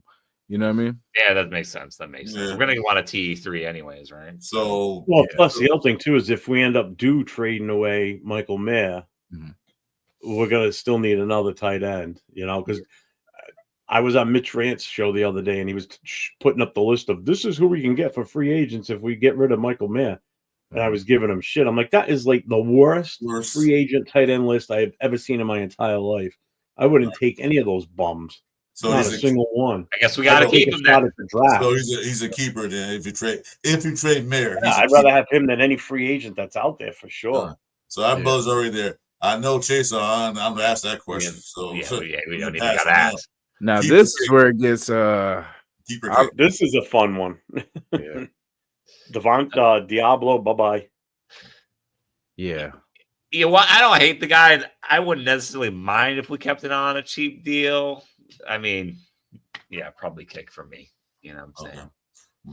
Marcus Epps. I mean, if we're getting rid of Trayvon, shit. Hey, maybe we got to get rid of Trayvon. He's just one of the free market, so we don't know. They gonna see the price is asking for. They can even match it or give more or what. They don't know. They say go and see how much you worth, so they can gauge it. That's what they're doing. Yeah, I guess I'd say Marcus Epps is conditional for me. If we keep Trayvon, if we manage to actually keep Trayvon, then okay, bye Marcus. If we don't keep him, then okay, Marcus. Actually, maybe we got room for you. You know what I'm saying? So. All right, Nate Hobbs out the door, so we know that. Now, that's the guy, Darnell Holmes. I don't know what the deal with this guy is. He's the DB. Yeah, he's kind of a Patrick Graham guy. He's a Patrick Graham guy that was waived by the Giants, I believe, last year, and then we brought him in. He's not great, but he's a good special teamers or whatever. If Patrick Graham wants to keep him, I keep him. He's probably not going to cost that much money. Mm-hmm. John Jenkins probably probably retire or something. I would keep him if he's on the cheap, just to have him in the building. Yeah, he's still a good player. Veteran presence helps too. Yeah, Kuntz, without a doubt, he's staying. Okay. Terrence Marshall. Oh no, Kuntz. I'm thinking Chase on. Sorry. I don't know what I was just thinking there for a second. Kuntz, he might cost a little too much. It depends on the price. Yeah, depends on the price. Kuntz, bye-bye. I think he's probably gone just for the price. Who is Terrence Marshall? I don't need. They brought him in late last season. He played. Yeah, he's tall. He's a big wide receiver. But Carolina. Yeah, he came from Carolina. I mean, anybody looked tall compared to the two other midgets we had. Right. Yeah, 6'2". Yeah. Okay. Not too bad. 6'2". 3 receptions last year. So yeah, he lit. Yeah, 3 or so. That's tough. 3 receptions. You can go, brother. You can. Yeah. Alexander Madison. What is up? Wait a minute, don't scroll up yet. What is up with Madison's fucking forehead? Holy shit, that thing looks like a fucking Klingon from fucking. Wait, actually, the more that's a crazy forehead, bro. His forehead. That's holy crap. Yo, man. Yeah. Good lord. He did a call brush forward or comb forward because hairline receding. So That's not a forehead. That's a 5-head. Holy shit. all right, John- keeper get rid of keeper kick. Yeah, Kick. he's going. Yeah, Kick. probably. Really? I wouldn't mind, but yeah, kick. All right, Yeah. Trayvon Merrick. He's going to be going. I would keep him though, but I would like to keep he's I'm keeping him, but I think Yeah, I'd like to keep him, but we're probably not going to keep him. So Yeah, somebody give him a good deal. I'm gonna ignore the people in the middle, but Mhm. All right, so there's Brown 100 That those both are automatic kicks, right?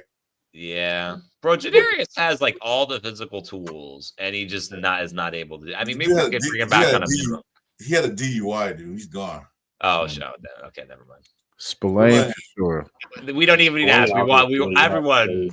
I'll just. Oh, Cody Whitehair, I'm keeping Cody Whitehair. Got Cody Whitehair Pro Bowl season, guys. Let's go. I got you. We get him. We draft Milroy 6. There we go. That's the brain trust right here. This is the new direction of the Raiders. Okay, these are restricted free agents, so they can stay. It's some of the money we have to match it.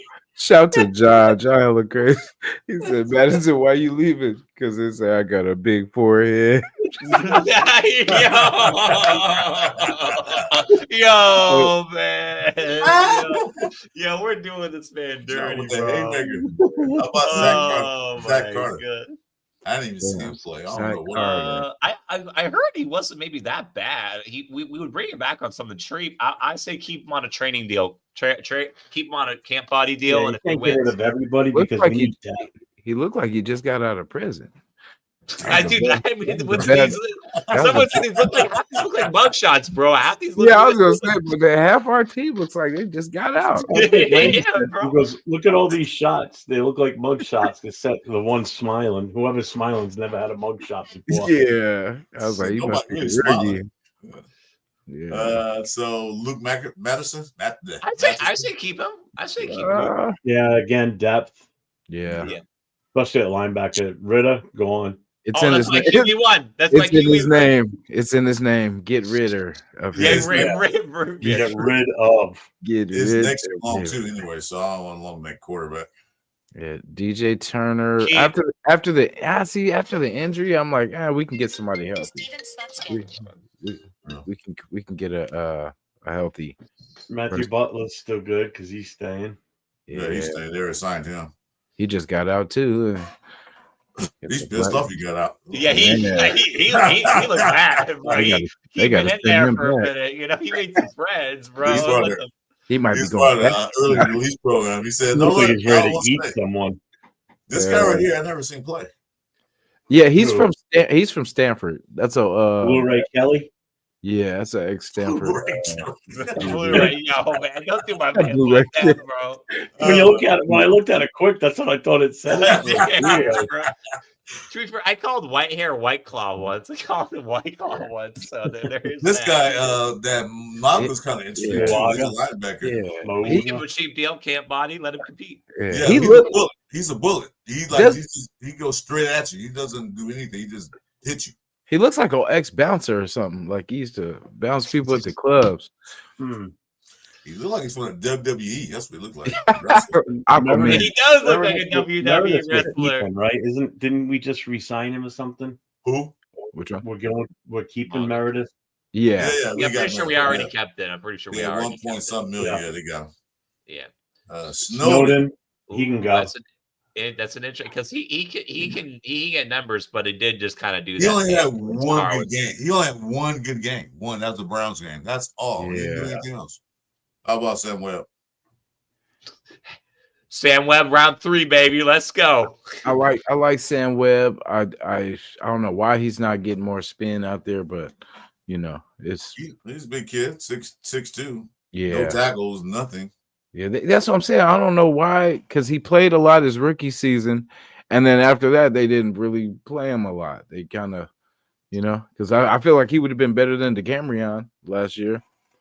Well, the camera's rookie, but yeah, you're right. He could have, at least helped out in there. That's Yeah, it, ladies and gentlemen.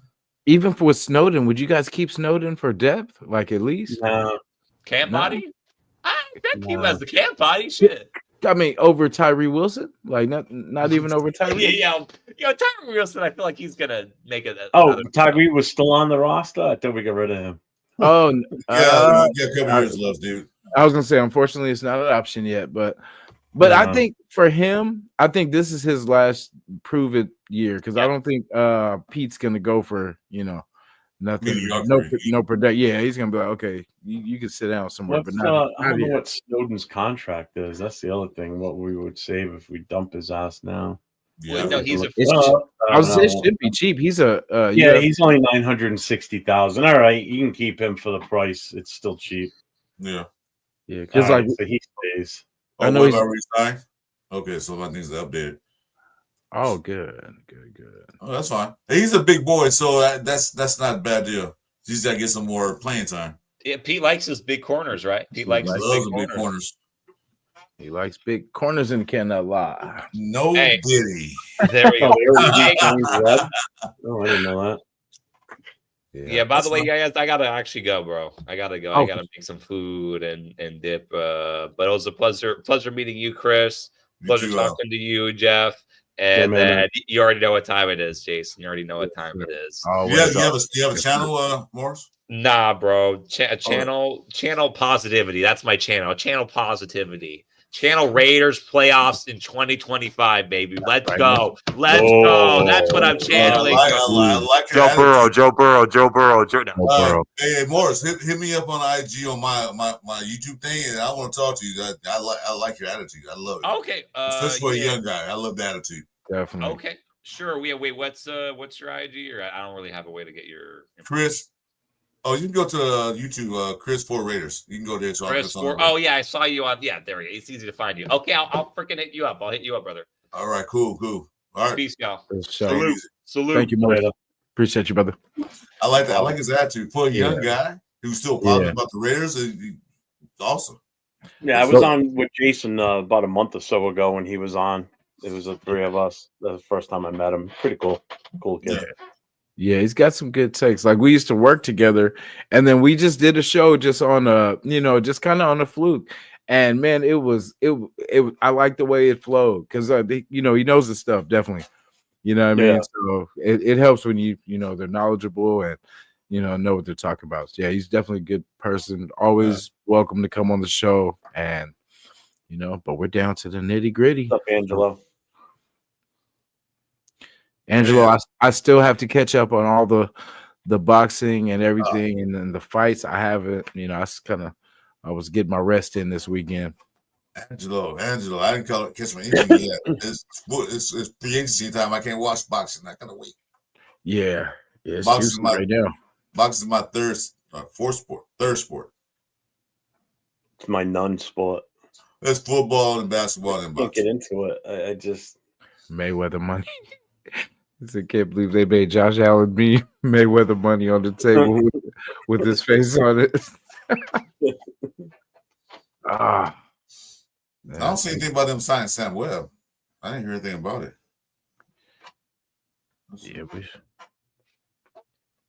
We should. I don't know. We'll be okay. Like if we do, because I know we say get rid of Jack Jones, but I feel like for right now, we got to keep him. He's not a free agent though, right? He's not free agent. Yeah, nah. Yeah, so I mean, if he's already on the contract, I mean, you're gonna lose so much in the secondary from our current roster as it is. So it's like, I mean, I'm fine with keeping him.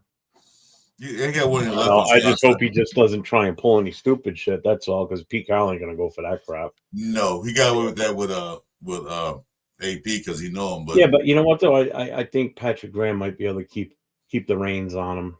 Just to pull him in and tell him, hey, don't be pulling that shit here, because now it's not AP's reputation. Now it's going to be, Patrick Graham's reputation on the line if he does stupid shit, because that's his immediate coach. Exactly. He had a special relationship with AP. That was different. Exactly, because but then Pete Carroll's not going for the bullshit anyway. So if he had started stupid and doing things not supposed to be doing, you can sit down. Angelo, we don't have a first round pick anymore. You haven't seen the news. We traded out of it. Yeah. He's like, wait, what? We traded for a back. We trade for Aaron Rodgers, man, backup quarterback. Yeah. We gave the NFL our first pick back so we could get Aaron Rodgers. I mean, not Aaron Rodgers, but Sam Darnold. We traded for Sam Darnold, not Aaron Rodgers. So I wonder where he is going to go though, Aaron Rodgers. Since DA already landed, like where does he go now? it says Seattle, right? Go to LA, that's for sure. Oh, that's great. Where did he go? I mean, yeah, and then the rest looking at that dude from Minnesota, that cornerback. What's his name? Well, you know what's funny? Sam Donald could go to see. I think it's going to be Seattle. I wouldn't be surprised. Hey, so you know if Stafford gets hurt, you know who Devontae's quarterback would be? Garoppolo. He went back to the guy that he said, if I stay around here, I'm gonna get killed. Wait, Devontae is at the Rams now? Yeah, he's going. He signed with the Rams, or he's going to sign with the Rams. But Stafford's backup quarterback at the Rams is Jimmy Garoppolo. Yeah, no. The guy that he didn't want to play with in Vegas when Garoppolo took over as the quarterback when McDumdum was still here. Yeah, because if I was Devontae, I wouldn't want to go nowhere where Jimmy was at all. I'd be like, yeah, why would you want to go to a place where he's got the possibility to start at some point, whether it be injury or whatever, preseason or whatever? You know what I mean? Like whatever, however it happens. I'd be like, 2-year deal, $46 million. I don't think he's worth that much, but hey, whatever. That's gonna be awkward meeting when they get together. Hey, Jimmy. Hey, what's up, man? Yeah. Remember me, Jimmy, the guy you almost got killed out there? Yeah. and especially the shit he said, too, about him and everything. So it's like, all of a sudden they meet up with each other, Yeah. That's all I'm like, that's going to be it. How you doing? Yeah. How you been? I missed you. Good to see you. Good to see you, man. And because Stafford, he's older, he's susceptible to get hurt. He got hurt a couple times last year, so there it is. Well, because he's Stafford's not a pussy though. That's the thing. He's willing to take a hit, and so him getting injured is a very good possibility. Yeah, because he's not mobile. He's not a small dude either. He's a little bit more of a brutish type quarterback, but he still can get hurt. Yeah. Yeah, that's wild. I just thought that was funny that I didn't even think about that till you mentioned it. I totally forgot that. Yeah, that's where he is. Yeah, so he probably forgot too. He was thinking about the money and shit. He's like, damn. He's like, in fact, what other quarterbacks on this roster?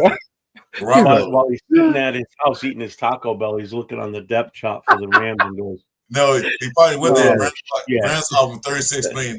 Then he said, okay, that's fine. But who's the backup quarterback? Stafford said, Garoppolo, put $10 million more. Yeah, I need more. I need more. I need life insurance. I need, I need medical insurance. That's what I need because he's going to get me killed out there.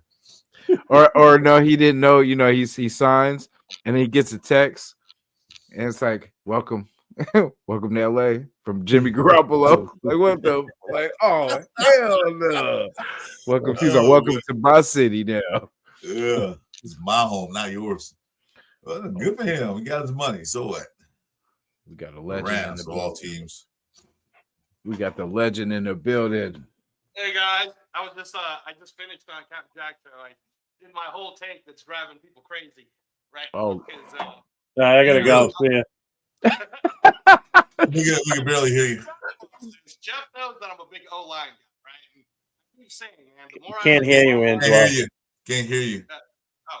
Your sounds a little a little low. Okay, hold on. For sure.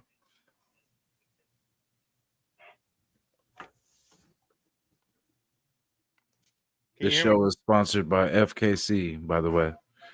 Thank you. Hello. It's a little light. It's a little low. Still low? Yeah. Better? It's getting. It's getting better. better. Not good. Better? Can you guys hear me now? Barely. Yeah. Barely? Really? Yeah. I put my head close to the screen. All right, go ahead, talk. Yeah, are you guys fucking with me? No, it is a little low, but Barely You hear know you. I'm gonna raise my voice anyways, bro. yeah, that's right. You're gonna take it to That's the true. max. I mean, that's why I have it low because I my level is Sounds like you're talking through a towel. it's cocaine level, everyone. That's how I'm just kidding. But, He said the cocaine. You know, you sound like Jeff. You sound like the two cans you hook a wire to. You talk Yeah. to one and the other. Yeah. That's what you sound like. no, what I was saying though is that as Jeff knows, Armand Membu, if you guys keep looking at Armand Membu more and more, I'm telling you, man, he's worth the 6th pick. I mean, I'm loving this guy more and more, Jeff. But here's my whole thing. You're seeing all the moves that happen today, right? Including Josh Allen getting that Mayweather money. And everybody's like, oh my God, DK went to the Steelers and Devontae's going to the Rams. You got all these different moves. My whole take at Captain Jack show was I was saying I want to rescind what I said from earlier this of the year, where I was saying the Raiders are just making all these different moves this year so that we could tread water and do well, eventually find a quarterback. I'm taking all that out. I think they're on a win now mode. I think that they're going win now mode. And now this is why rundown we're getting into it, Jeff, is because why in the fuck would we get a quarterback in the first round now when they're already going to give $40 million to Geno Smith over the course of 3 years, right? And Geno Smith's money doesn't cost us anything this year. So he doesn't affect our salary cap at all. So why in the world would we get? I mean, if we're going to get a quarterback, I think we're getting fucking Will Howard with our 5th pick. You know what I'm saying? Or our 6th pick. We're not getting a quarterback early. We're getting running backs. We're getting things that we need to win now, right? So a win now move is going to be in free agency tomorrow. If they address the offensive line, if they spend the money to get Becton, if there's an actual plan to have an O-line that can rival or is every bit as good as the O-line that the Eagles have, right? If that's what the Raiders do, number 6 is Ashton Genty, everyone. And I know you guys hate me for saying that shit, but he's that good too. Yeah, we did. We actually do hate you for saying that. Yeah, I'm just keeping it real, man. I didn't think Brock Bowers was going to be the pick we got, and I really thought we were going to get Fuaga at that pick. Remember that, Jason? I did a whole fucking show on that shit, and he got picked number 14. He got picked right after, and he did start as a left tackle, so I was right about all of my shit. He is that good, but Brock Bowers is pretty generational. All right. And I honestly believe that I got to watch Ashton Genty live, and I get it. Like, you can hype him up. Everybody could be like, he's hype and blah and this and that. But man, if you pass up on Genty, it better be for someone like Mason Graham. You know what I'm saying? Like, there better have been someone better than Genty that fell to us. There is. Who would that be? Shedeur Sanders? Stop it, Chris. No. Listen. Stop it. Listen here. Genty is a good running back. Genty had a great season. Genty plays in the Mountain West. Genty had no competition. He ran against other teams. Genty has too many miles. I'm not saying he's a bad running back. He has way too many miles. Not too many guys come out of the Mountain West are successful. Not too many. There are some, especially running backs. Not too many. And the pick number 6 for Genty be a wasted pick because there are tons of running backs out there they can get later in the rounds. Okay? So instead of getting Genty at 6, they can get 2 running backs in the later rounds. They get a big guy and they get a fast guy. I don't see him, Dave Bears, taking Genty. If like I said, Shedeur Sanders fall to him, more than likely they probably will take him. If he doesn't, wait. Let me talk. Wait. Let me finish. I didn't say I would. I said the Raiders would. Now, my pick is Mason Graham in the center because I know Butler, Butler, he'll be gone. My pick Mason Graham. Get that defense on up. We were signing Butler. We can have Butler and Graham, rotate in and out along with next to Christensen and Wilkins. Max Crosby, and hopefully we sign Chase on. But Gentry at running back, that's a wasted pick. Some people want Gentry, but that's a wasted pick. I would take Gentry and to call a Cowboy and say, Gentry's at number 6. You want him? Oh yeah. Give us that 12 pick and your 3rd pick. Yeah, I would trade. And you can have. That's what I would do right now. Yeah, no, I would. No, of course. If we're strategizing, I will always trade the number 6 pick for more picks because that's always the better move, right? There isn't better players. I'm just saying that the reason why I keep saying that my pick would be Armand Membu is I believe that Colton Miller is long in the tooth and his days are going to be done. Armand Membu is a day 1 guard, and he will eventually become the left tackle of the future. And he's fucking crazy good, man. Did you see him yet, Jason? Did you see Armand Membu yet from Missouri? No, somebody told me about him actually earlier today, I believe that was. Because I heard his name, but I was getting confused with the dude from Purdue. His name is Mbo. I thought that's who they were talking about, but yeah. I don't know. I don't know. I haven't seen him yet. I mean, I definitely would say we do need someone for the back of to back up Colton Miller because it is towards the end. It is the last year of that contract. So, because however this season goes, it depends how we do. By the trade deadline, we could trade Colton Miller. You know what I mean? Because that would be the smart thing if it's the last year of his contract. Say we don't do that well, we don't start out. We start out 1-6 or something crazy, you know what I mean? Then I can see us trading him, just because it's the last year and he is a valuable piece, So hopefully we just have even Captain Jack's calling out your boy. Yeah, no, he just listened to me for like a half hour talk about my Membo. boy. Oh, what were you just on his show with him? Yeah, I was just on his show. So Cap, your ear still bleeding? No, well, the other thing too is Chris. I don't know if you knew this, but we talked about it on the Captain Jack show. Adam Butler got re-signed to a 3-year, $60 million contract already. He did. Yeah. So I was mentioning that. So that was great news. I was like, I'm happy that I'm glad they brought him back. That's what we said. They bring Adam Butler back. We talked about that. Remember? Yeah, that's one of the guys they had to bring back, and him and Spillane. Yeah, on the defense side. And part of the reason for that is Adam Butler and Christian Wilkins have that chemistry because of their college days. So, and we're running the NASCAR. So wait, they were college together? Christian Wilkins and Adam Butler are like best friends. From they played college together, did they? Yeah. So, and then the other thing is I know they played in Miami together. I know that. But I think that's where they became like best friends. That's part of it. The other thing too is again, we're running NASCAR, so we're gonna need to keep switching anyways. That's why unless someone offers a huge amount for Tyree Wilson, we're gonna let him play year 3, and then we're gonna get I don't hate the Mason Graham one, obviously, because Mason Graham is a top 3 talent, right? Which is why I still think one of those 5 teams ahead of us is going to get Mason Graham. If one of those 5 teams ahead of us is too stupid to not take Mason Graham, then we would be stupid. I think after what went down today with Myles Garrett, that front half or that front beginning of the draft is going to change now. Because I wouldn't be surprised. Because if Cleveland was able to unload Garrett somewhere else, then they would have to go for a Mason Graham or a Butler if he's there. I mean, Carter if he's there at number 2. Right. I think now they're going to have to address their quarterback issue. They're going to have to. Well, they're going to address the quarterback issue. Yeah, because Watson's not going to play this year.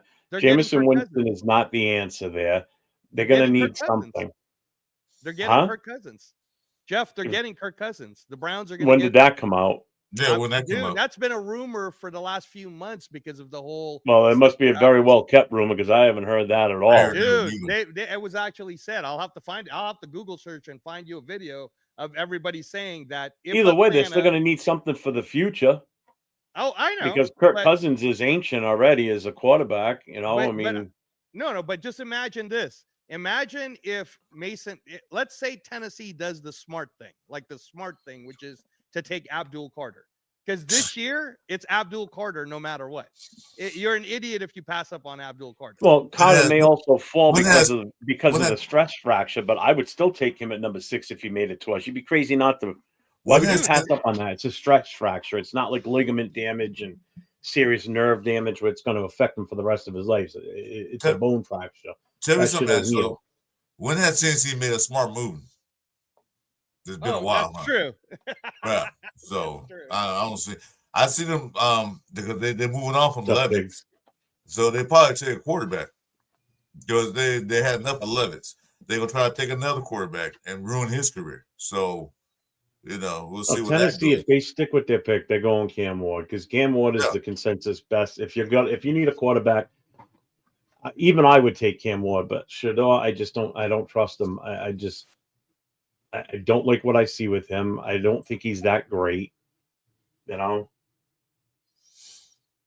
Yeah. Well, Yeah. I mean, I just think that don't be surprised if Cleveland does take Mason Graham because they invested all that money in Myles Garrett, and you put Mason Graham with Myles Garrett, man, it's game over there.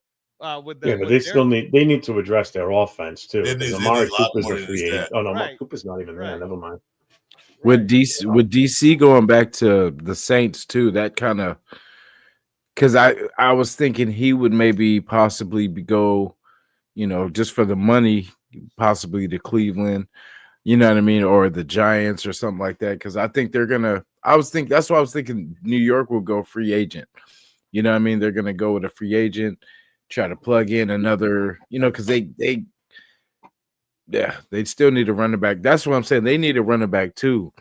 So I could see them going surprise, going Genty. Genty? Yeah. I was just, if they go free agent quarterback. Cincy? No, with the Giants. I can see them if they get a free agent quarterback and then they don't have to give up that pick. I could see them going running back because they don't have Saquon. This would give them their, tickets. I hope they take Genty because I don't want him. Absolutely not. Man. I think it's a waste of a pick there. There's too many running backs.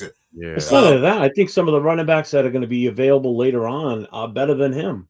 Yeah. Have played against better talent and did better than him. Yeah, he was phenomenal this past season, but he comes with some severe wear and tear already because the amount of times that he's ran the ball. He played the Mountain West. That's not a Big 5 conference. No, it's not. Not even near it. It's a sub-conference. The new Pac-12 now.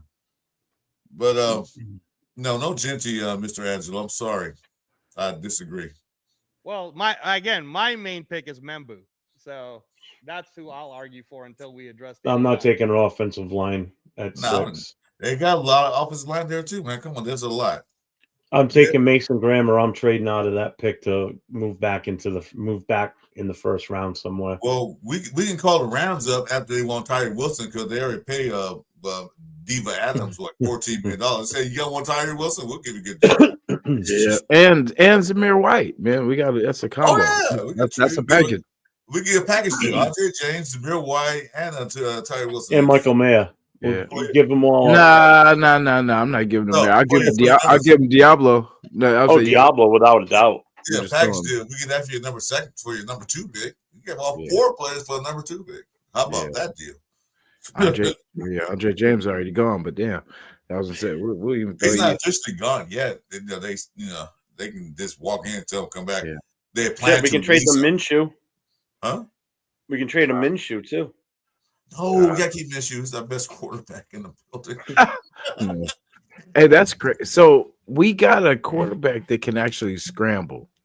You know what I mean? Like it's crazy because I did not know that. We talked about it a little bit earlier, Chris, but like I did not know the guy can move. I was like, damn, we trading statue for statue, but he actually had some wiggle, and he kind of they said he holds the ball 2.8 seconds. So he doesn't hang on to it for long. Yeah, no, he's really quick. Yeah. Because the stuff I seen, like he got out of there, like before he, it's kind of like I always say, it's 1, 2, go. It's either throw or go. 1, 2, throw or go. You know what I mean? You don't have that much time. You got these fast ass DNs nowadays, so you got to get it out. So And like I said, what Chip Kelly runs, he runs a quick offense. You know, his offense is like, go. You know, he don't sit there and wait for the deep ball. He runs like short passes, intermediate passes, you know, plus the run. So it's not like you got to stand there and wait for somebody to get open. Mm-hmm. So that's gonna work. It's gonna work a shell. Hopefully, it works out great, where we can score 16 points instead of 15 points. Yeah. Yeah, hopefully, I'm hoping like we can in the 20s. You know, like Me too. because it's like we held a lot of teams. It's not like teams were really blowing us out. We were in games, and then we just, you know, a turnover, and then we just melted away. Yeah, at the end, especially at the end, because we had teams right there on the ropes, and then all of a sudden, some happened, turnover, like you said, or a stupid sack. Well, the or only game that we really, the only game that we really kind of got blown out in was the Carolina game. That was disgusting. Oh yeah, that was, I think, our biggest point differential was that game, if I'm not mistaken. Yeah, that was nasty. That was horrible. Horrible. That was ugly. Played the Chiefs good. It just didn't finish. Yeah. You know, I still think the ugliest and probably the most boringest game of this past season was the Monday night game against Atlanta. That was painful to watch. I was on a live with Turf and Chris. Oh, and we were watching that game. We were talking about other things. We weren't talking about the game. Oh, we weren't even talking. There was no highlights. There was nothing to discuss. I was literally at one point sitting like this, watching the game, and nobody was saying a word. The chat wasn't even moving. We were just sitting like in disbelief of like nothing happened. Basically, people were just watching us on camera sit here mute, not saying anything because there was nothing. It was horrible. And Jason, mind you, I was just getting started in the YouTube thing, and I was so excited. Oh, I'm going live. I'm going live with Jeff and Turf. I'm like, yeah, I was ready. I was ready. I was happy. Like it was like one of the worst games to do your first one on. Too. I know, like, what is this? Yeah. Oh God, it was so bad that night. That game was so disgusting. It almost felt like we were going to somehow win that game too, as bad as it was. Yeah, and that's the other thing. As shitty as the game was, we still had a shot to win it. We almost won. Yeah, Ritter brought us back to. Yeah. Even though we probably didn't deserve to win it because we played so poorly, but my God, that was so horrible. Well, a lot of that was because look who our starter was for that game. We had to go with Ritter. You know. Yeah, because and everybody's like, "Oh, it's the revenge game." Revenge game. He was there for one season. Didn't even really do anything. How was that? People just make up anything. Storyline. You know, the media. Anything to get fired up. Angela, what do you feel about Geno Smith? I never heard your thoughts. What's your thoughts? Oh yeah, no, I did a whole thing about Geno Smith. I think he's great. I think that was a great move. I thought that again. I even said it like a month ago on Captain Jack Show. I said, don't be surprised if we trade for Geno Smith, because I knew about the whole relationship between him and Pete Carroll. You guys have to remember that Geno Smith was the guy on the draft that kept dropping. He was like, why is he dropping? Why is he dropping? Because he was projected to be like the number 2 pick that year. Then he kept dropping, right? And then what happened is he goes to the Jets, and you guys already know the Jets fuck everyone. They fucked Sam Darnold, and then Sam Darnold's probably finally good, right? Like everybody who leaves the Jets ends up being good. I bet you Aaron Rodgers will be amazing next season because he left the Jets too. Like it always happens, right? But he was good when he got to the Jets, and they made him worse. But right. So Geno Smith, when he went with Pete Carroll, and Pete Carroll was like, "No, I'm sticking with that guy," and gave him all that confidence. If you look at those years. And the year that he took him to the playoffs, I mean, I know that there are people out there who love Derek Carr, and we always do the whole what would have happened in 2016 if he never got hurt, right? But compare Geno Smith's best year to Derek Carr 2016, and you're going to look at it and you're going to go, damn, Geno Smith's better. And Geno Smith is better. He processes better. He doesn't make those dumbass mistakes. Like he's not just going to throw a ball deep just for the sake of it, but he can throw the ball deep. Like he knows how to do that. Oh yeah, he has arm. Yeah, he throws quick. He's quick enough to roll out. Like he's not going to be a stiff-legged quarterback, but he wants to stay in the pocket. So that was a perfect get. My whole concern was, okay, now that we got Geno Smith, how the fuck are we going to protect him? Because I've been saying it since the Jimmy Garoppolo days for us. Until we address O-line, because our O-line is ass, and you can give me any of the statistical numbers you can give me. It's literally, Chris, like I've heard the statistics. Well, the Raiders weren't that bad last year. Guys, it's all about your eyes. Look at what happened in the games. We watched every single game. We watched it all live together. Our O-line is ass. Say it with me. We were ass. We were bad. We were terrible. The fact that DJ Glaze stepped up as a starter and JPJ stepped up as the starter, and we got 2 future starters off of the 2nd and the 3rd round pick is a blessing to all of us, right? But it got better when they moved JP. It got better. Meredith, like if Meredith was so amazing, guys, then he would have been signed to a 4-year deal. He just got signed to a 1-year, $1 million deal because they're still looking for somebody. That's what they're doing. Well, the line got better when they put JPJ at center. When Mr. James got hurt, the line got they ran better, they protected better. So, and then they switched back because Whitehair or somebody got hurt, and they switched back and they got worse again. So they see the formula. They just got to get 2 guards. They signed that guy. What's his name? Jason, you remember that guy? Kappa. They signed him, and he was the worst offensive lineman last year in the whole NFL. So, the Kappa get, and I did a whole take on about Alex Kappa is Alex Kappa was a part of the Super Bowl team that Tom Brady was in with the Buccaneers, right? He's only 30 years old, and we're getting him on the cheap, guys. It's like he's getting. I mean, we're actually paying almost as much for Thayer Mumford right now than Alex Kappa, right? And I'm not saying I don't know what we're gonna do with Mumford because honestly, Mumford's costing us like $4 million this year, and it's his last year. And they always say in the NFL that the contract year is undefeated. It's undefeated. Everybody. Well, they can keep Mumford. He's a rotation piece. He does play better on the left side than he does on the right. Yeah, they give us a rotational piece, but they won't. But I don't think he'll start again. Yeah, he should back up Colton. Yeah, back up Colton, and then Glaze, and then I don't know who we have on the to back up Glaze. So on the right side to back up Glaze, we have Dalton Wagner. Oh yeah, we got the Wags off this year finally because dude, that's the oldest motherfucking. Like we seriously keep having him on the developmental contract. We have him again for a developmental contract. That motherfucker's gonna be 35 before he finally develops. Hey, where's the Nigerian kid? David Ojoa. Ojoa. I don't know if did we keep him? I don't know because we still have to fill up the 90. So I don't know if he's in. But he doesn't count. Yeah, I was gonna say, doesn't he not count? He don't count for the roster because he's an international player, so they don't count him as a player. Oh, okay. And he doesn't count as a salary cap either because he's an international player, so all that's a freebie. I don't know. Hey, my bad, because I don't even know what that has to do with the tackles. You know what I mean? I was like, I don't know why that even, because I was thinking that I was like, wait, that dude's he's not even a tackle, he's an end. You know what I mean? So that has nothing to do with so my bad for that.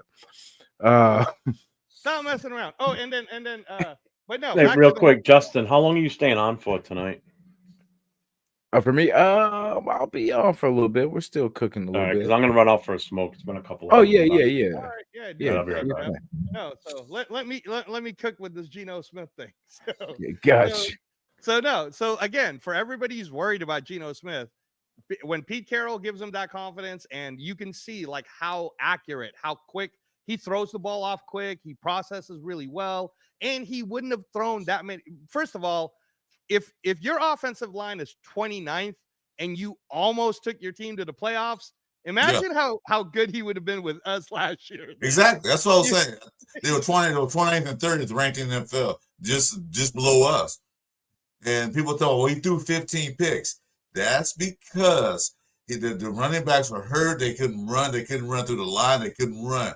So what's to do next? You throw the ball. So he gambled through the ball in the end zone, got picks in the end zone. Plus, they changed the offensive coordinator to a new one. He wasn't used to the play call was trash like we had. but yet they still went 10-7. Yep. With the same problems we had, we went 4-13. So which one would you rather have?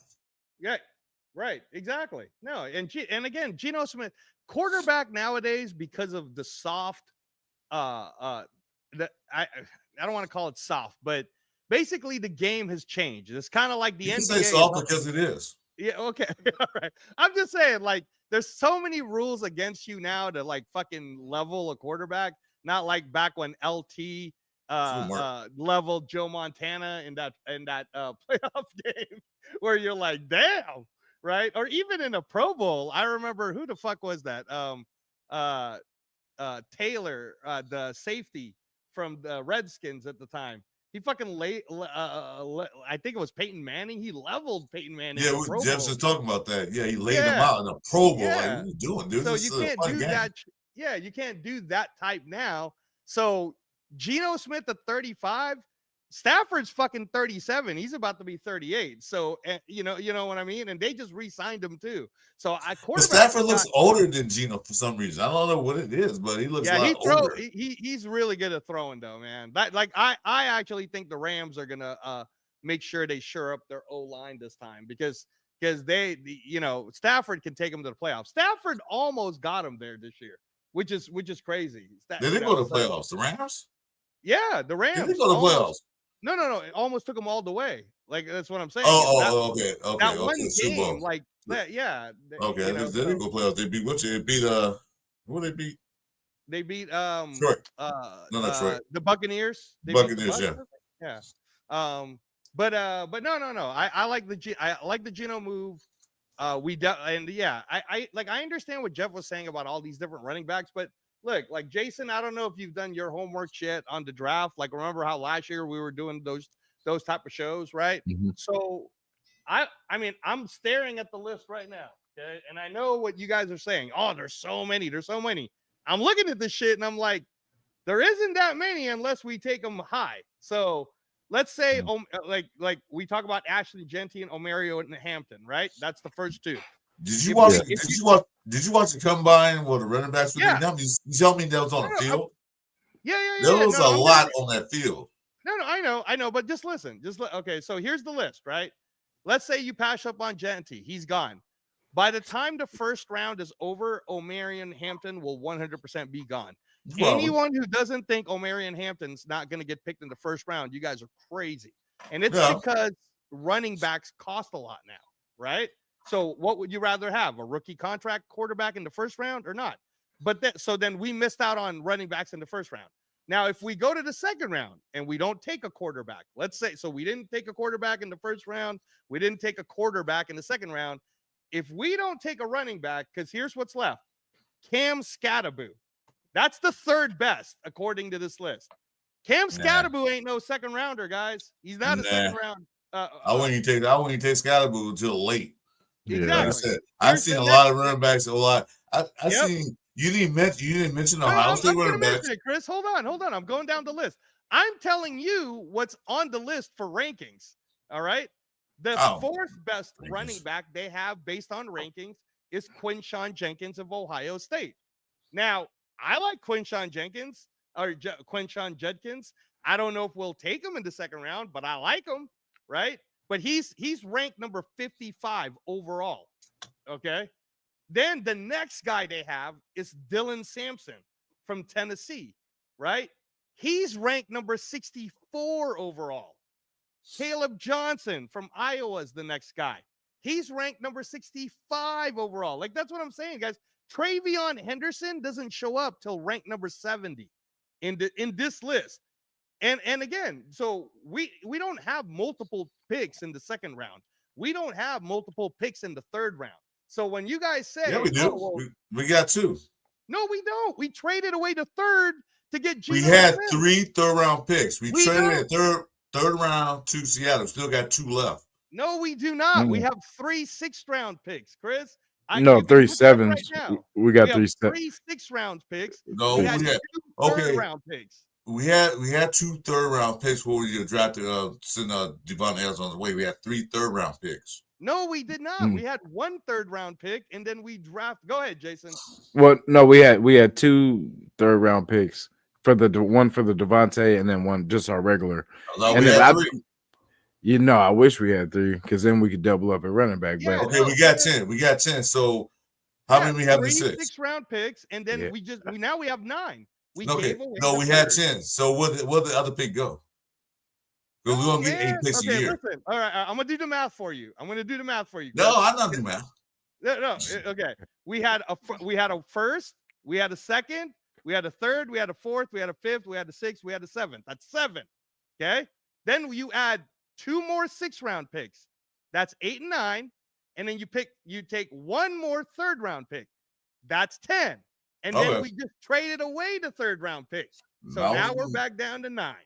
My mistake. My mistake. I thought we had 3. And Angelo, I think it's 3 7s because I think they're late. If I'm not mistaken, I think they're late. There's 7 picks because they're like 200. And I'll tell you how I know it's the 6. Oh, okay. It's 6. I know it's 6. Remember how we get the comp picks for like trading away certain people? One of the comps was Illuminor. So when we gave away Illuminor to or somehow like one of the comp picks, according to Over the Cap, it says Illuminor was a 6th, and then there was one other person that went to another team, and that gave us a 6th. So that's how we got 2 6-round picks. The 2 extra picks, and then 2 extra 6. The extra 3rd. So that gives us 10. Was Illuminor we got it for? Yeah.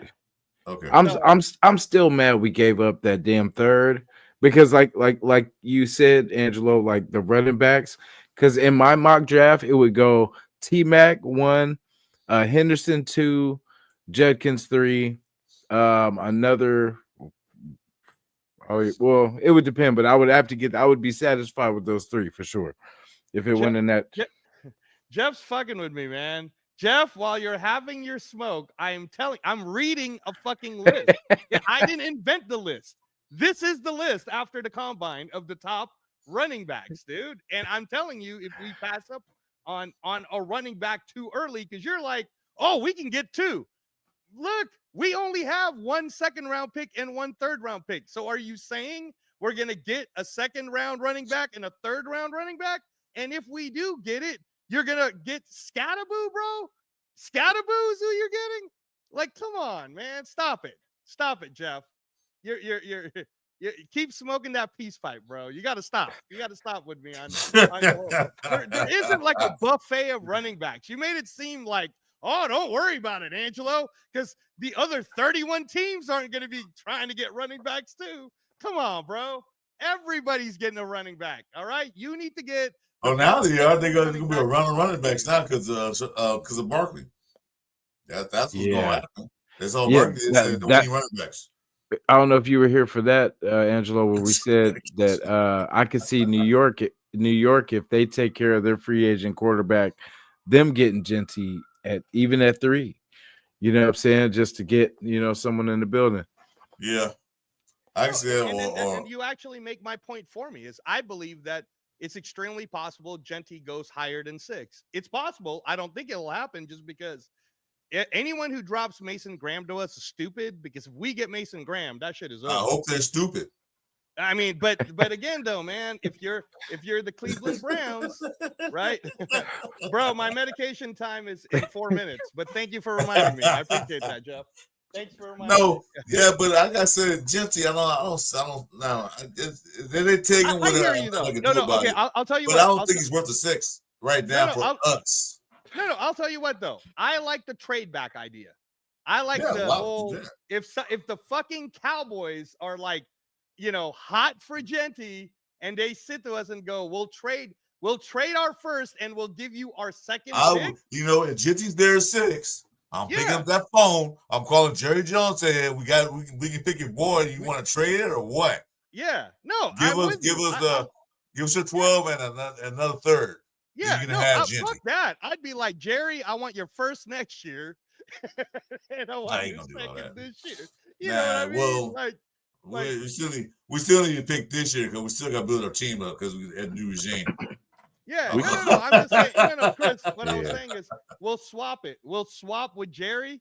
We'll swap picks with Jerry, and I'll take his first next year too. So I would say give me 2 firsts, and I'll give you Genty. I bet you that's some Pete Carroll would do. I bet you that would do. He'll call Jerry right now and say, guess what? We're on the clock. And Genty said, do you want him? Because somebody else behind us might take him. This is a golden opportunity. Yep. So I'll keep honestly, guys, you know, after free agency tomorrow, I know you're hungry. You calling? That's gonna call 911. After free agency, stop it, Jeff. If after free agency tomorrow we shore up our O-line and we like do little stuff like we get Lockett in the team, we get Godwin in the team, shit, Chris, I'll keep trading back. I'll trade back. I'll trade back again. I'll do that if you don't get Lockett or Godwin. I'm still gonna trade back. If we get an offer we can't refuse for that 6th pick, you know, I'm trading back. It's like if Mason Graham is gone, all right, and Shedeur is gone, because I think if he's there, they might take it. They might. I'm not saying they will. They might. If those 2 are gone, of course, Abdul Carr gonna be gone. Then I'm trading back, and then somebody else wants the 12th pick. I'm trading back again. Mm-hmm. I'm getting picks. I'm getting as much pick as I can. I'm telling you right now, if Cam Ward is this Nevada 911? Yeah, there's Angelo Reyes in Nevada, in Las Vegas. You need to do a self-check, a wellness check on him, please, because he's out of his fucking mind. Are you fucking crazy?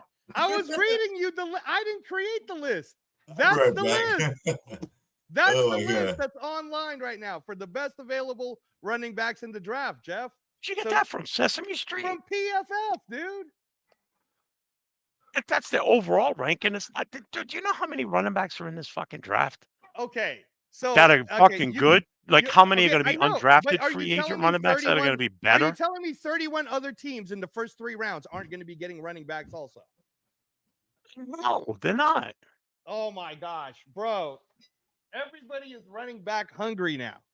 So who?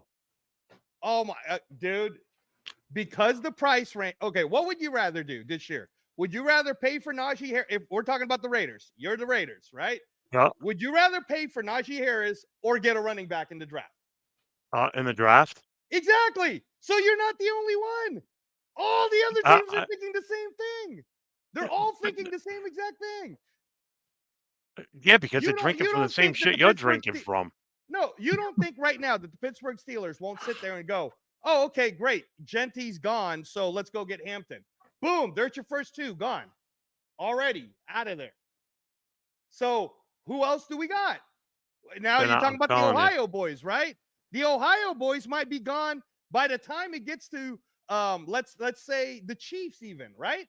The Chiefs, dude, who just got their boy injured, they just let Allaire go. You don't think at number 31 they're gonna go get someone like Judkins from That would Ohio be nuts. Oh, I would hate that. No, I don't think they're gonna.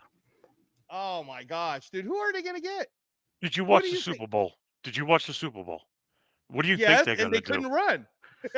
It's not that they couldn't run. Their offensive line was complete trash in that game. They got fucked up. And now they got to compete against our defense now. Our defense is going to be even better than it was last year. Yeah. So you're buying into the whole there's going to be they're going to take a day 1 starter for offensive line because they tried that last year, remember? And they thought Kingsley Sumatia was going to work, and Kingsley Sumatia did not work. So they're going to go take an anomaly, but whatever. I'm telling you, they're still going to go offensive line. I would be shocked if they did anything else. Well, Xavier Worthy maybe wide receiver. Who knows? But I don't think it's running back. Oh shit! He had the game tonight. God. Oh man, sorry about here. No. We're Xavier Worthy got arrested. So between Rashee Rice, Xavier Worthy, I still think you're smoking something. Or it's definitely your medication times. Your shit's worn off. You need to take another dose. I'm not. Like I said, there's so many running backs there. And a lot of running backs didn't even participate in the combine. So there are a lot out there. All right. So tell me. So project it for me, Jeff, because you think I'm so crazy. We're going to take a running back in the 2nd and the 3rd round, back to back. That's what you're saying. More than likely. I wouldn't be surprised. I would. It depends how the board look like. If they're there, we got to take them. Like we need them because I mean, think about it. If we sew up, because think about it, if the draft goes, if the free agency goes, we do get like say a Lockett or a Godwin. Hopefully both, but let's hope for both. But if we get one of those, then that would really the only thing we have to do now is really establish another running game. And like I said, if we're dumping all these running backs, keep them here. We need some fresh, with like I said, Henderson and Judkins. If we can get 2, that would be nice. Young contracts. We got them for a couple years. That's less money that we got to spend, and we can get the best out of them. I understand. I'm just taken aback by Angelo's process. Yeah, I'm telling you, man. I understand you guys saw the combine, and just like I'm not even talking about the combine. I'm just talking about the depth at running back in this draft. Right?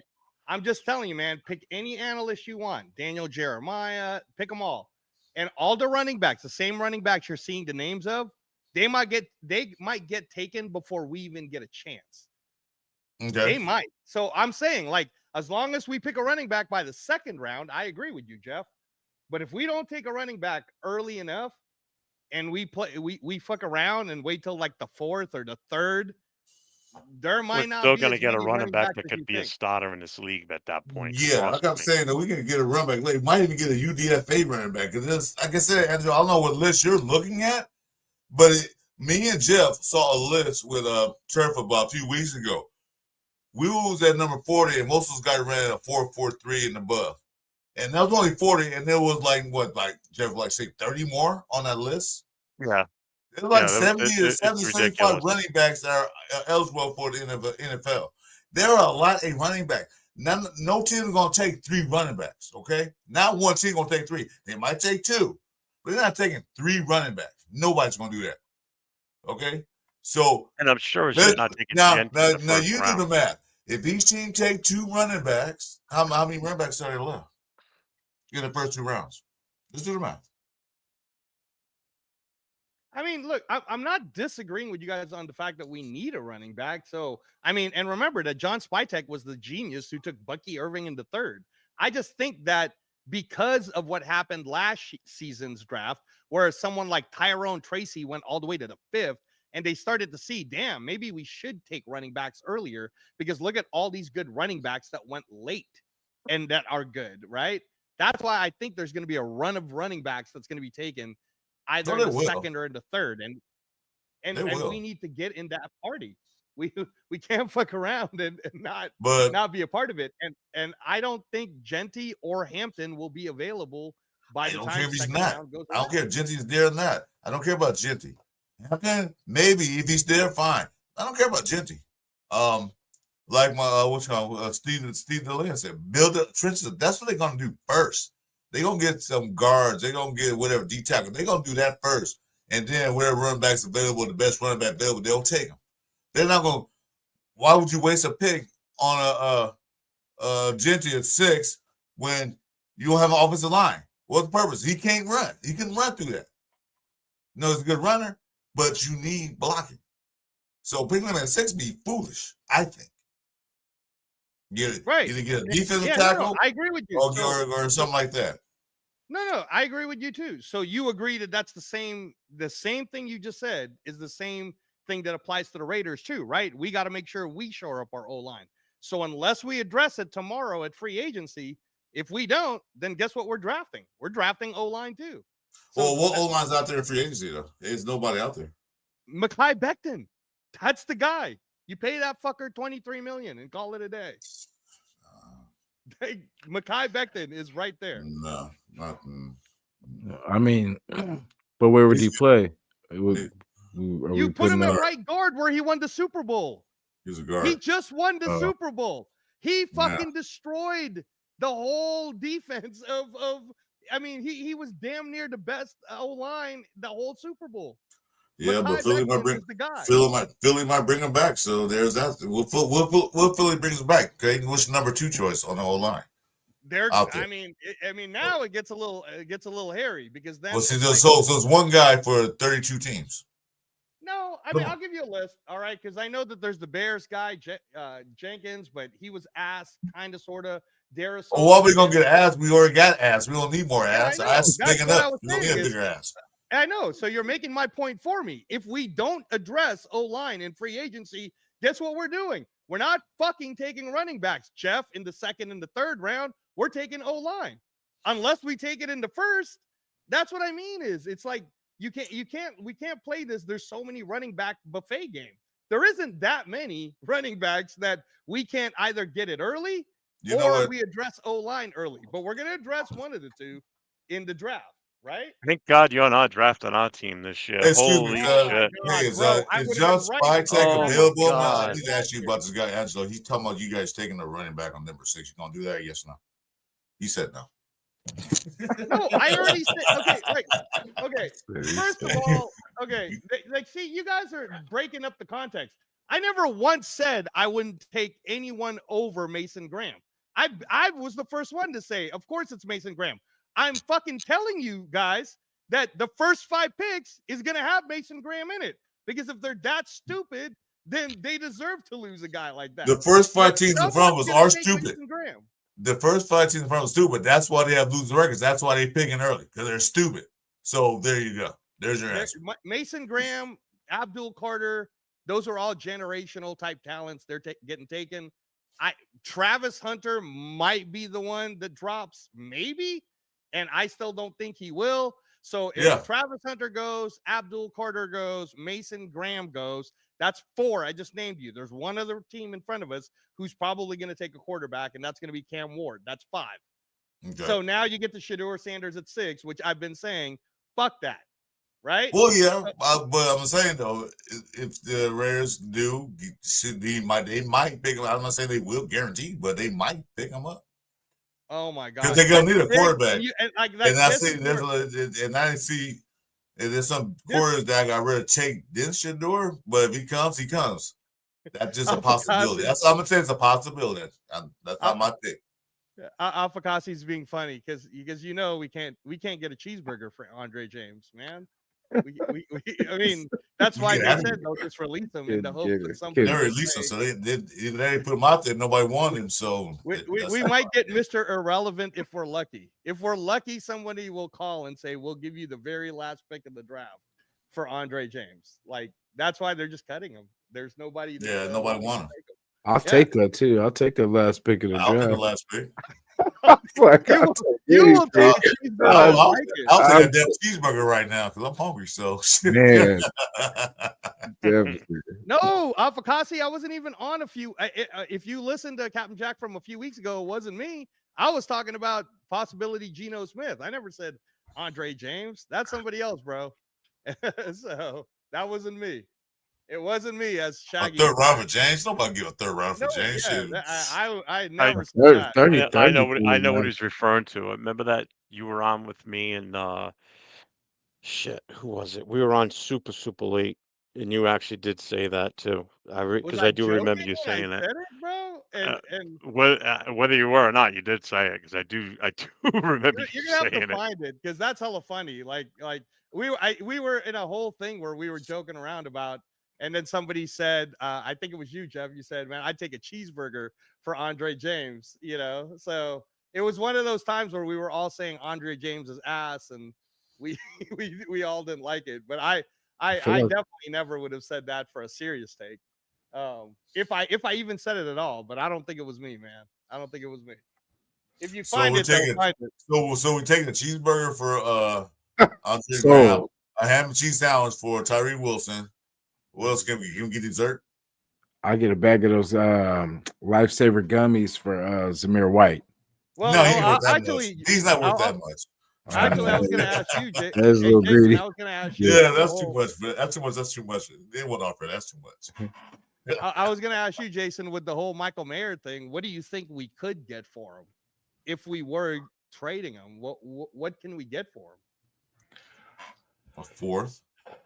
Oh, yeah, that sucks. Well, at the very least, you know what I mean? Like a fourth, because that would suck because we got him for a second. Exactly. You know, I'm screaming third because I want that damn third back. Yeah, no, I'd love a third. Yeah, I'll look at that back too. I would love a third. But I think I'd give up a third tomorrow from here. But his production was down. He didn't play the whole year. Yeah. His first year was okay. His rookie year, it was okay. So they're gonna see what you do, and he wasn't there. So a third round is a little too high for him. A fourth would be satisfactory for what he's done in the past. I would take that, but I don't think I'm gonna offer a third. Be right, it might end up being a sixth or a seventh, which would really suck, man. No, I'll take a fourth lowest I would take, but to be honest, like Afakatsi says, like he hasn't really done enough, you know, to really show that, you know, I mean, we believe it's like we believe in him, you know what I mean, that, you know, he has the talent, but as far as production of what he's done, nothing really. You know, nothing really. And then the whole missing in action thing last season was crazy. Yeah, we had that one good game gets a gist. We caught that pass. That's about the only highlight he has. Yeah. But I'd say I'll be happy with it. If someone offer a fourth, I'd say, yeah, take it. We're gonna wake up to some news tomorrow. It's gonna be something crazy. I think it's already crazy now. Shoot. Yeah. And then they said I was talking about Miami for Joey Bosa, but they were talking about possibly a 1-year deal with the Niners. Fran. Yeah. Play with his brother, yeah. Which is even uglier, you know, the both of them being those stupid ass colors. But I don't care. That's NFC. Get hurt. That's NFC, so I really don't care. They can do what they want over there. Which brother gets hurt first? That's gonna be the poll right there. Flip a coin. Both of them, same time. On the same play. On the same play. On the same play, both get hurt. Like, what the hell? It's like, It's like, It's like, I like Mark Carbon things about that. Cassie say he's on recontract, so we should get at least a fourth. That's what I was saying. A fourth would be good. I'll settle for that. Nothing because he's not valuable enough to get a third. The thirds are valuable picks now these days. Mm-hmm. They're valuable, especially in this draft. It's gonna be yeah. I'll take the fourth. So while you guys were going on, I just went and did a quick mock draft, and at number 6, I'm gonna put it up. Actually, let me do that. Nice. Okay. I just had to show you how far back I got a fucking running back with potential to start. Are you gonna do a mock draft after this free agency thing? Yeah. I was gonna say if you got once free agency's over. Yeah. I'll meet on that. I want to do it too. I want to see after we see who we got, then we do a mock. That'd be better. Yeah. This is what you did right here. Yeah. Okay. Well, you got Gordon too. What? Yeah, exactly. Okay. And you got Brady Cook. Oh yeah, we good. That is an awesome draft right there. Let's go. And you got two wide receivers, and you got 2 running backs, and you address the guard. Oh, you got your guard. Okay. And no trades. No trades. I rejected every trade. I see you got your guard, Trust. Yeah. Nice. I ain't mad at So that. that just shows you how far back you can still get a number 1 running back. Yeah. If you know anything about the running backs, you know what you can get. Let's put it this way. A running back that went just around 200 would be a starter right now, and that's Mullins from Michigan. Lasted that far. If he was drafted. Yeah. Well, no, he did get drafted in this one. Oh, but I know what you're talking about. Another running back that didn't get drafted when it got to the end, I didn't stop it in time to show the list of who was still there for running backs. That was my goal, and I just wasn't paying attention, and I missed it. Etienne, the younger brother that's coming out, went undrafted in this. There was still a few others that were going to be extremely McCorsky, the kid that played in the the number 31. East West Shrine Bowl. Yeah, that kid. He went undrafted. He would still be available. That's what I'm talking about. There's still plenty out there that would be available. And even after Ollie Gordon, there was still a few that I could have taken instead of him. And when I took Hampton, Judkins and Henderson were both still available. Just before a minor, the wide receiver I took at 68, like 4 picks before that, they both went back to back, but 2 different teams, obviously. I forget who it was. Actually, I can. A minor. Well, see, I'm gonna say there will be a run of running backs, but there are a lot of running backs. Teams are probably going to get one running back, and then there'll be some left. Ooh, T-Mac to Cincinnati is nasty. I like that one. Ugly. I like that. Shador fell. Ward fell to number 2. Ooh. Genty went at 12. Now, if we go to the second round, no, Henderson went at the end of the end of the second round. First round, what did KC take? They took a wide receiver, and so did the Eagles. What did the Raiders take? That's what I picked. I picked it. I took Graham. I took Graham at number 6. Okay, perfect. And in the second round, I took Hampton. Okay. Second running back off the board. I'm in on that. I'm all in on that one. I like it. But look at the next running back that went wasn't until 64. That was okay. So who was it? That's nasty. Philadelphia. It went to Trevion Henderson. The Eagles. Okay. So Judkins is still available. All right. He went 67 to Cleveland. That's a pick right before us, and that's why I took the wide receiver. See, bro. Damn. I wanted Judkins. That's what I wanted. Okay, you wanted him, but you didn't get him, so he could have gone sooner.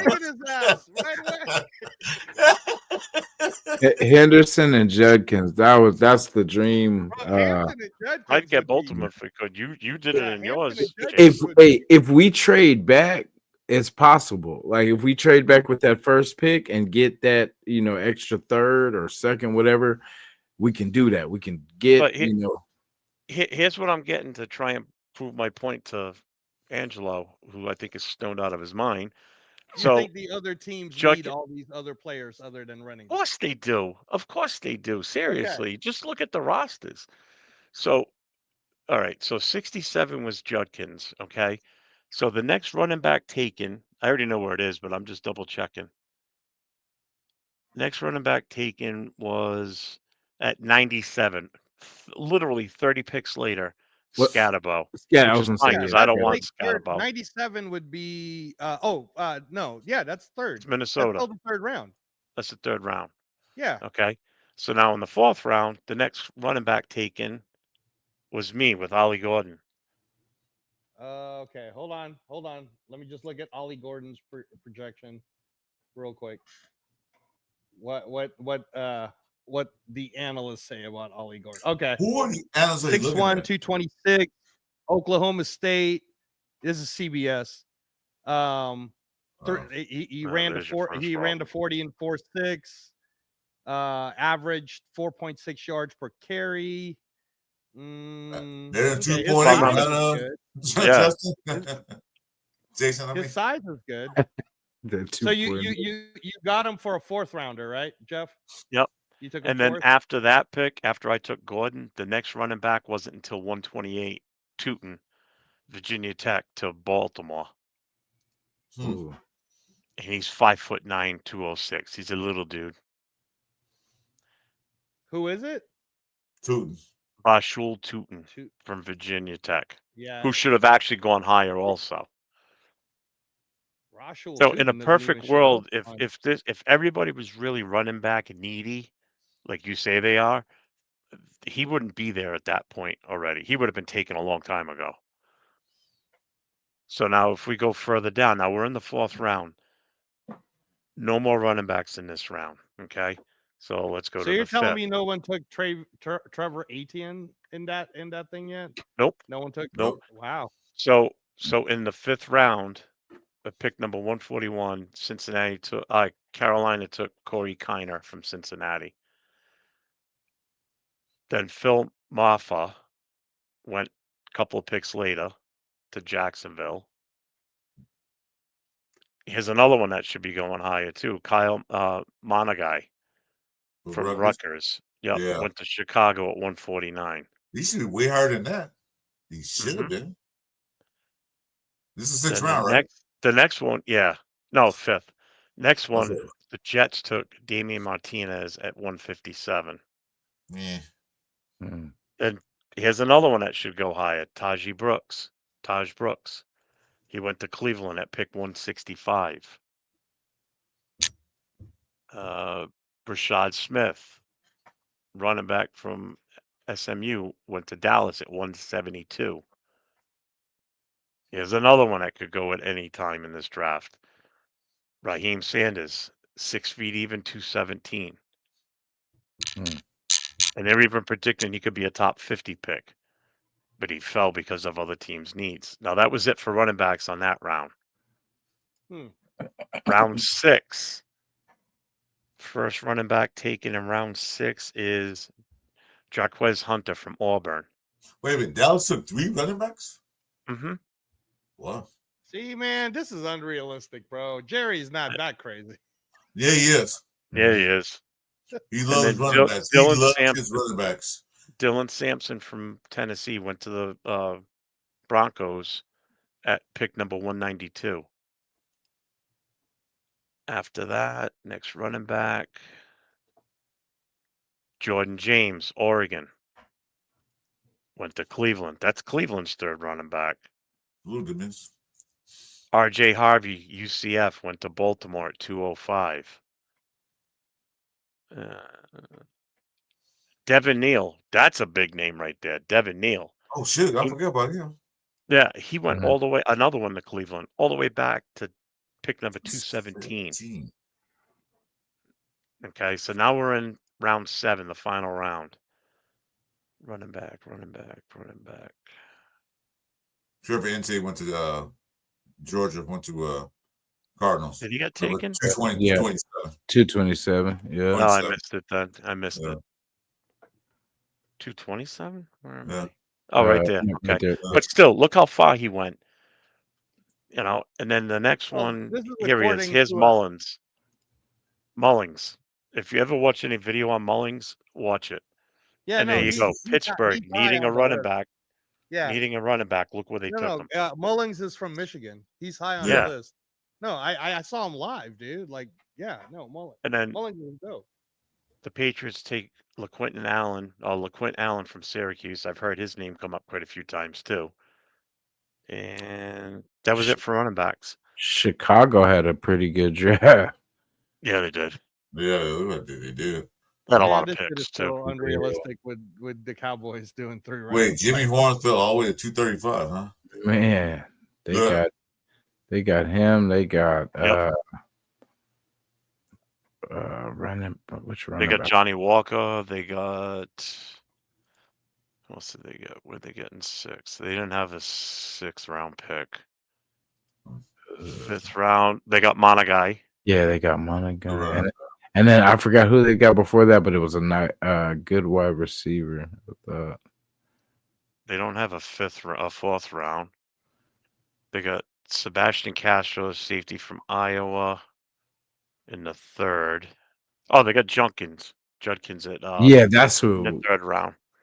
Oh no, Oh, that's wait, no, that's Cleveland. That's Cleveland.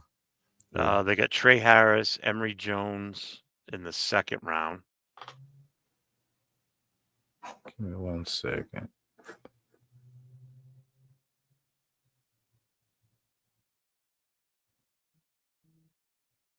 Do they have a first round pick? I don't think they do they? Yeah, Oh, yeah. they took Mikhail Williams from Georgia, the edge. Okay. And you know what? On that list, there's still a lot of running backs left Mm-hmm. out there. I wish I'd saved it to show what the players left were. I did it so fast I missed it. This is on your Fantasy Pro one, right? Yeah, Pro Football Network one. Yeah. I don't know if they ever do it that realistic. There's another one called NFL. Well, the but- rankings have already been readjusted for everything. So well, if not you- after free agency though. I mean, I really no, think but for the free agency. combine part of it anyway. Yeah. So if we look this way, right? So just pause it real quick. So if you go to offense, go to running backs. Okay. So look at this one. I just started this. Cleveland took Genty number 1, whereas in the last one he lasted to 12. Okay. Keep But going. look at your running backs on the left. You got Hampton, Caleb, Judkins, Henderson, Giddens. Scatterbo's a little too high. I mean, this list is insane with these running backs. Well, let's see. Let's keep going on this one. Let's see what happens till it gets to us. So what happened first? Let's look first. Let's see. Yeah, I'm just rejecting these trades. I don't want to do trades. So Genty, Graham. Oops, sorry. Cam Ward, Genty, Graham, Abdul Carter, and Travis Hunter. So who's the next best available player? T-Mac? No, I'm just saying. No, I just want to see what the computer says. Who the next? Yeah, I best know. I got to scroll. Will Campbell from all. Campbell. There's your boy, Membu. No, I'm not taking him this high. Fuck that. Oh, Campbell? Membu. Yeah, he has. They said the arm tree is not who's short. after Campbell? Who's Membu. after Campbell? Oh, it's Membu? Come on, Jeff. Stay with me, baby. Let's take Membu, dude. Trade back? No, do we trade back? Pete's gonna trade back. Okay. Oh no, well, no, because Shadur's there too, though. Yeah, that's the thing. Shadur's there. That's the thing. Yeah, he would take. He would probably take Shadur. Yeah, like. But then again, with him having Geno, would he take Shadur? The top brass likes Shadur. Mark Davis likes him. Brady likes him. So that's the issue. Damn it. Trying to get the trade with Dallas. That is true. That's the issue. So we'll see. Because they're gonna need a core future because Geno Smith's on there for 3 years. Who was trying to trade with you earlier, though, bro? You can't go back to that person. I can't go back. I'd have to restart it. I can. I'll restart it. Jason, you don't mind doing this right now? You cool with that? Yeah. Josh, I don't want to take it over. Yeah. No. Right. You know, it's mock draft season. You know that. So we'll start. We'll start it over. All right. So wait. Don't Cowboys. Yet. I didn't reject it. I can go back to him. So it's Ward, Carter, Campbell, Membu, and Travis Hunter. That I see happening. Membu went. See, I told you, bro. Fuck. All right. Yeah, but they're more needy in offensive lineman than we are. That's Their number one need. Yeah. That's more realistic to me right there. That's more realistic. Ward. No, but that was my Carter. Huh? No. And if you look, the Jets traded. The Jets traded up to number 3 to take Will Campbell. Yeah, New York's going to be a wild card, and then they're after us now. So that's beautiful. So what's the trades for us? They got to double up so they can go running back. They can get a couple running backs now with that 40. So Genty's still available. So no, I know Dallas. I know, but that's what I'm trying to tell you, and that's why Dallas is offering us a trade. They will give us their 6th, their 12th. Yes. Their 44th and their 3rd round next year. Oh, I'll take that right now. There's more offers. Right now. There's more offers. We jumped on that one. We were like, oh. Denver wants to give us even more. They want our number 6 and our 107. They'll give us their 20th, 51, 85, their 2nd round next year, and their 3rd round next year. I'm in, dude. Gut Denver. Yeah, I wouldn't trade Denver nothing. I would flee. Especially giving them. I'm not giving them 6 and 107 because you're not changing your franchise on our side. So we want to take the Dallas one. I will take the Dallas one. Yeah, I said Dallas isn't bad, dude. So let's see what they picked. Dallas took Will Johnson. Okay. All right. Shador went to the Giants. Okay. That's right. Damn. T-Mac, Graham, Genty went number 10 to the Bears. To the Bears. Okay. Kelvin Banks. I would have taken him over. Yeah, I would have taken Kelvin Banks, bro. I would have taken Kelvin Banks. So right now we're sitting at 12. Golden. Who's the best available player? Right now they got Shamar Stewart, edge rusher from Texas. I'm taking Golden. No, not this high. That's too high. That's too receiver. High. Yeah, that's high. Well, keep in mind we got the quarterback already. That's what I said. He's got to have somebody to throw to, y'all. You know what I mean? Who else is there? 5'11" though. But what's another receiver that's out there? Another big receiver. We got Savion Williams, 6'5". I heard he was No, pretty no, good too. Savion Williams, we could get in the second round, bro. These Yeah, are the we wide can- receivers. You got Igbuka from Ohio Yeah. State still there. Ooh. Oh, Luther Burton's still there too. Ooh, Luther Burton Yep. too. Wow. But we could hold off on that. Wait. you know. Which running backs do we have? It's available. Which running Oh, backs? Oh, that's they're all available right now. Except for Gentry. Oh, fuck Except for yeah, Gentry. dude. Omarion Hampton. Yeah, I'm good. I'm good with running back too, but I mean that's still a little early. That's still That's all high. No, it's not. Number it is. 12. That's where Jahmyr Gibbs fell. No, but look Bijan where Robinson look where was- he's ranked though. He's ranked at 42. We could get him in the second round. I was like, we could at least get one more player and then get You could take Dart right now. Man, at 12, can we trade? Who's willing to trade back? Well, we got Boy, trade offers. What is Yeah. it? So let's see. Washington wants to give us their 29th, 61, their second and their third rounder next year. What? That's one offer. And they only want the 12th pick. Nah. That's one offer. The other offer is Arizona wants our 12 and our 107 for their 16 and 47. That's not bad. We Oh an yeah, I'd extra take that for second. sure. We get an extra second, there's- plus we only drop down 3. And we got one more option. Green Bay wants to take our 12 for their 23rd and their 54th. I would take the Arizona Ooh. one.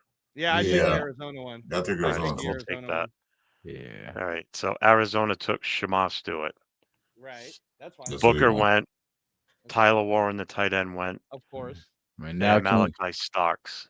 we get Golden? Come on, now can we get Golden? Well, we got trade No, offers again man. too.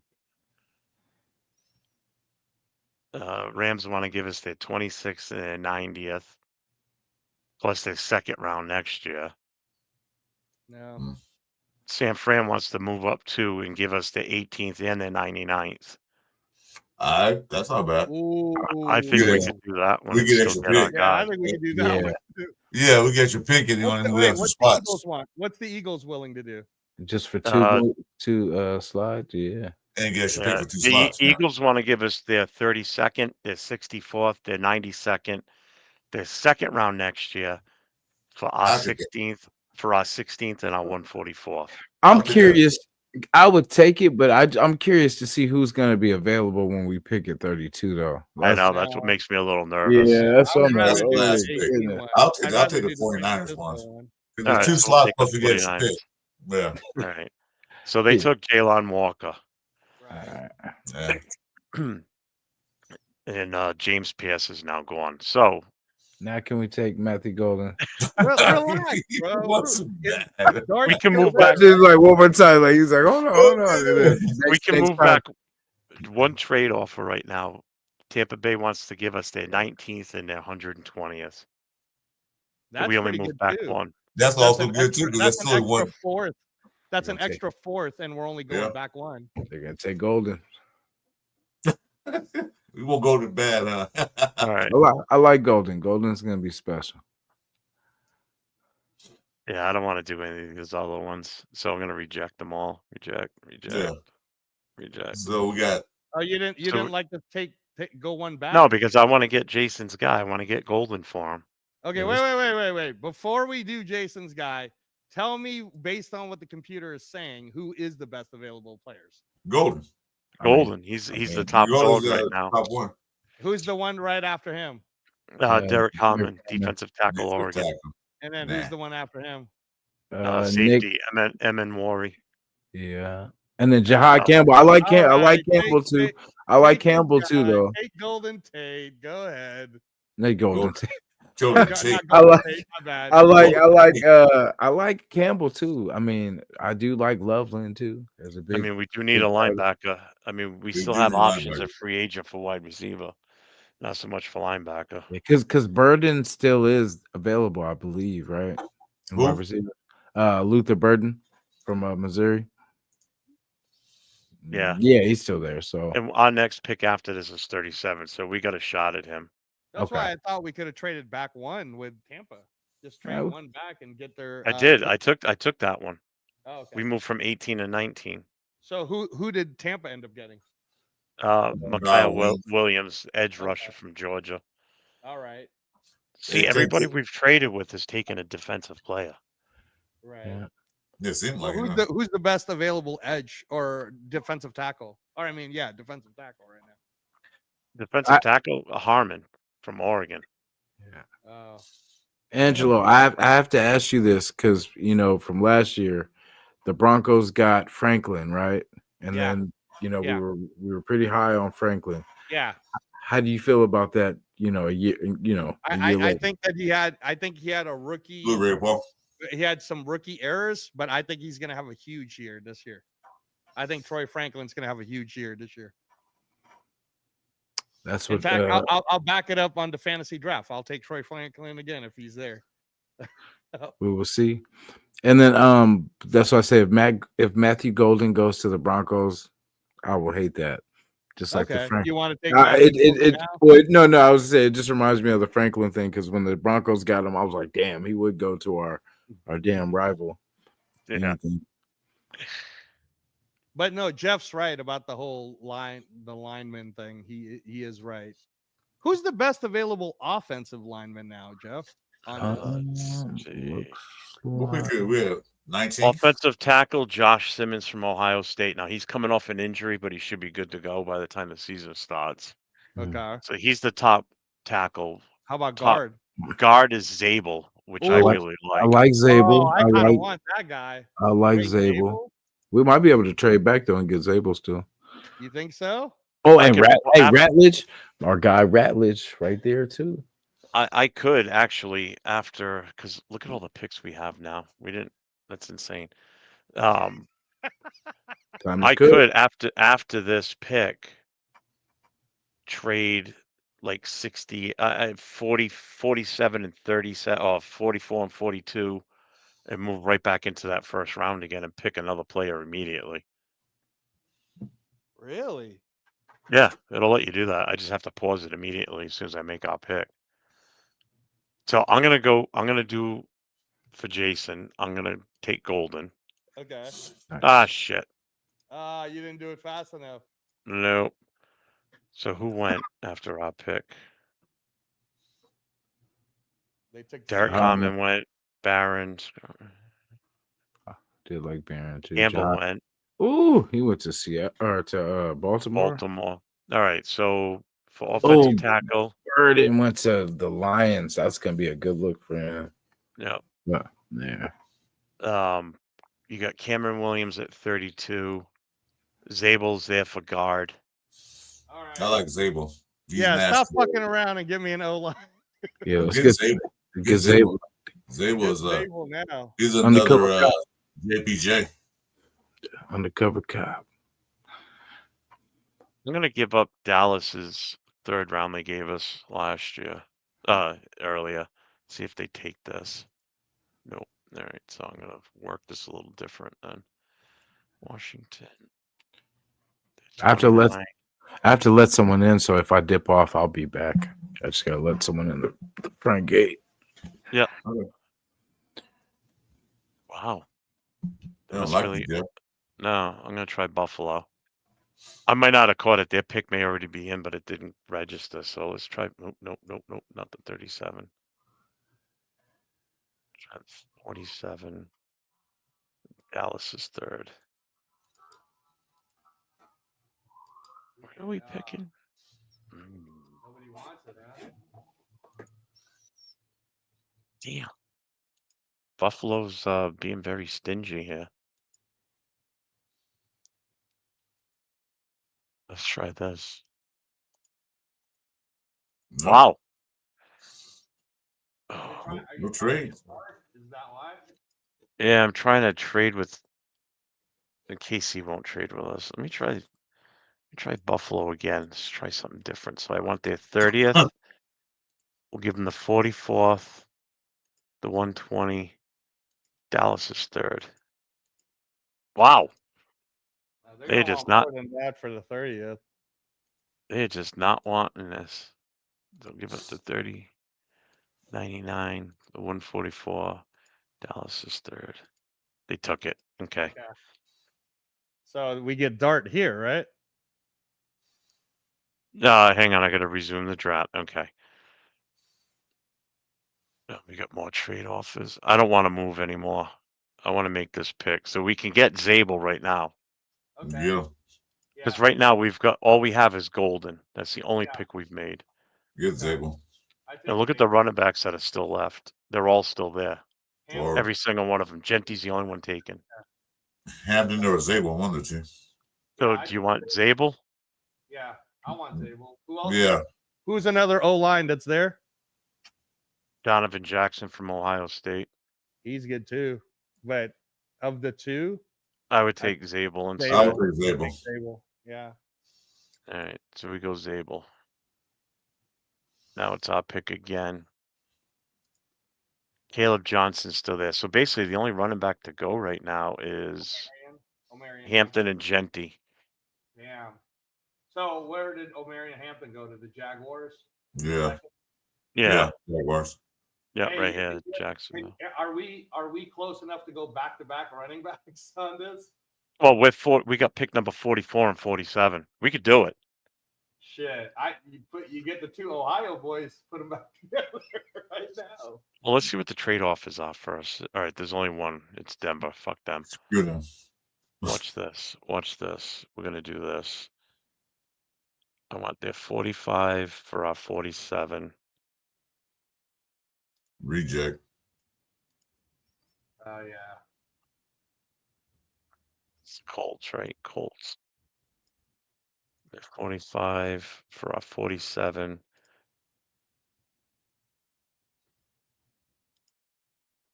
They'll take that. Yeah. Yep. So now we're picking back to back.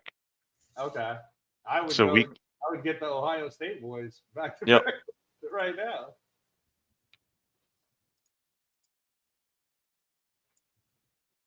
Now we don't have to worry about running back. Nope. Done.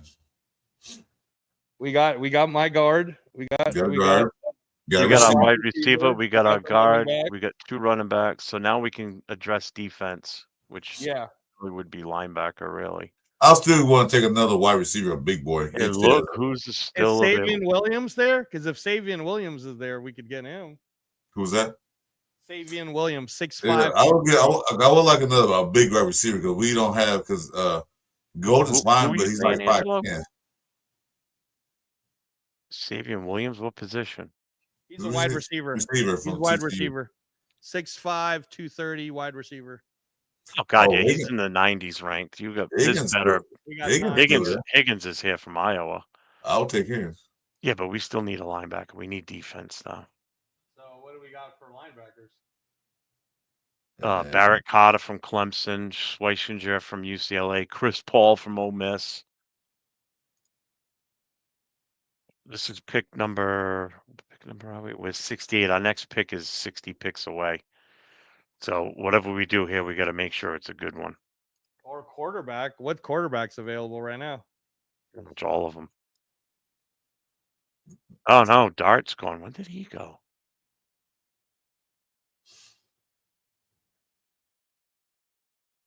Right here, 47. Oh, he went after we took the two running backs. Okay. Best quarterback available now is yours, No, Howard, no, Gabriel, no. Shook, Maybe. Brosma, Rourke, Brady Cook. We can wait on quarterback. There's plenty. Yeah. Who's the best available player overall according to this? Best overall on this, Caleb Johnson, but we don't need a Running back. third running back. Who's the next one after Caleb Johnson? Marcus Mbo, offensive tackle from Purdue. Then Yeah, TJ Sanders, a defensive tackle from South Carolina. He's not bad. Higgins, the wide receiver from Iowa, who had a really good combine. I'll still take him. I will grab him now. We need a big wide receiver. I will take him. I know we need defense, but I think we can do with another wide receiver. We gotta get the offense going. Because Golden is good, but he's not a big wide receiver. How And big? we don't have any big wide receivers. What's the stats on Jaden Higgins? Like how big is he? 6'5". 6'4", 214 pounds. And his RAS score is a 9.85, which is really fucking good. I would take him. Let's just grab him, and that's it for our offense. Yeah, that's it. All right. So we'll take Higgins. I mean, by far the best guy in the draft in the combine for wide receiver last week. He was awesome. All right, here comes our pick. Boom. That's right. Ooh. Yeah, just one. The Steelers want to give us their 122nd, which is 2 picks up, and pick 238.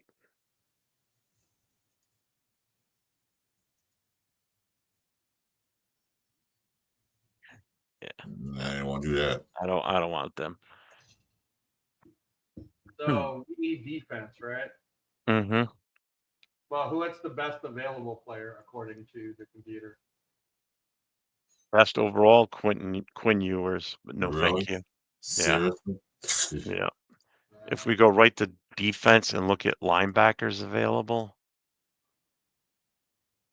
let's see. You have Smile Mondin from Georgia, Demetrius Knight from South Carolina, Jeffrey Bossa from Oregon, who's good, Jack Kaiser from Notre Dame, who's good, and he's a coverage style linebacker, which is what we kind of need.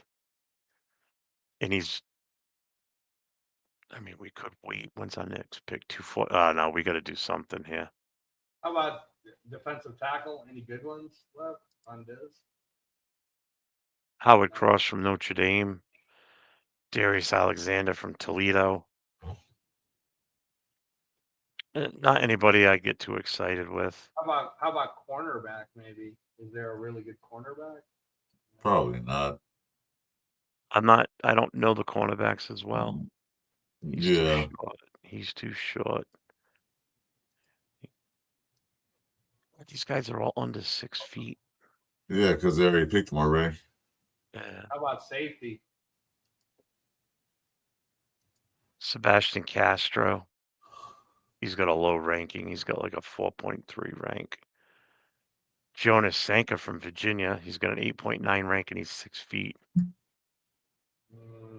I'd rather go with that linebacker. We're going to take a linebacker. I would take Kaiser Abasa. All right, let's go with your guy because we do need to address defense. Unless there's like an amazing guard, dude. Is there an amazing tackle? Like amazing what? I can't hear you. Guard or tackle? Like, is there another amazing guard or tackle left? Offensive tackle Chase Lunt from UConn. Charles Grant, offensive tackle from William and Mary. Guard Garrett Dellinger from LSU. Miles Frazier from LSU. Jason, look at the team so far. We went all off. Yeah. Oh, hey, I love 6. I love 44. Oh my goodness, I love them all. Hey, I was just saying, I was looking at the bottom 3, and then I was like, oh yeah, we're good. Now we gotta kind of address the defense though. Right. Yeah. People would be like, damn. We back. I mean, we need linebacker. I don't know. All right, let's go with your guy, Jeff. Kaiser. Well, again, I would either say Bossa or Kaiser based on this list. I don't know the other two that well. I've only heard the other two more recently, like more commonly, I should say. Yeah, I'll go with what you say, Jeff, because you're right. I mean, we haven't addressed defense. I was just looking for another O line if it would have been possible, like a really good one. The LSU guys we can still get another guard later on. I already know who. Okay. So all right, we'll go with that linebacker. You took Kaiser? Yeah, I took the kid from Notre Dame. He's good. He's good. He's a coverage guy. Yeah, and that's what we kind of need. Yeah. He's replacing Diablo. Man. Because Diablo was so damn good at it too. Yeah, you want the best in the league. He's good. All right. So best overall available. This is what we're looking at. Look at Mullins is still here at 206. And we're in the 6th round. Devin We already got 2 running backs already. Devin Neal still here. Wow. Yeah. Mullins still there. Yep. So now, do we still want to go defense again?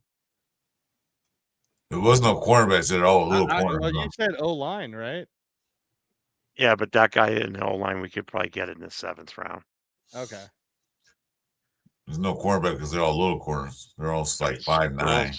Well, this guy's Look, 6 feet, but the other 6'8". ones are all like 5'9", 5'11". Yeah.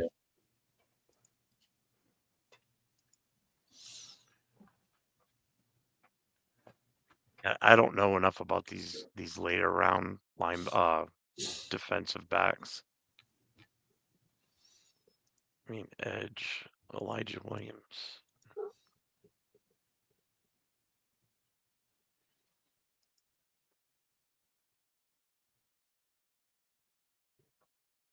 Average athlete, slow it. Yeah, I read about him before too. Cam Jackson. So, I mean, well, let's see what's left for quarterbacks because we still need one.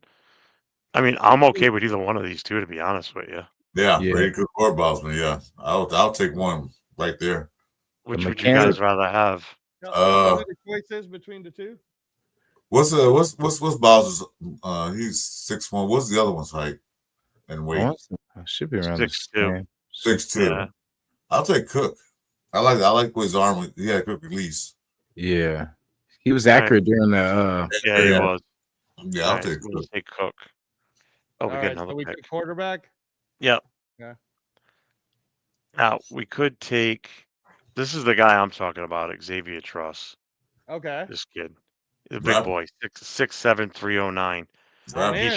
He's from Rhode Island. That's why I really like him. He's hometown. He's the highest ranked football player to ever come out of Rhode Island from high school. And you think we can get him in the 7th? Is what you're saying?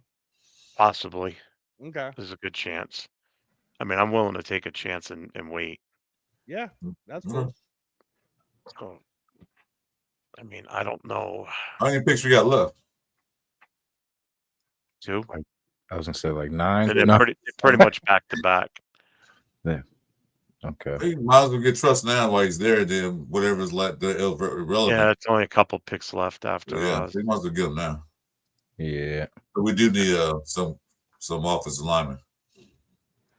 So best overall right now is Jordan James, running back. Wait, who's this Mason Hook guy? Who's that? Look at the running backs. Look at Etienne's still there, Merritt's still there, Jaquinda Jackson's still there, Donovan Edwards still there. I mean, Blue is still here. I mean, some of these guys are still good for there. Yeah, that's what I'm trying to tell that guy.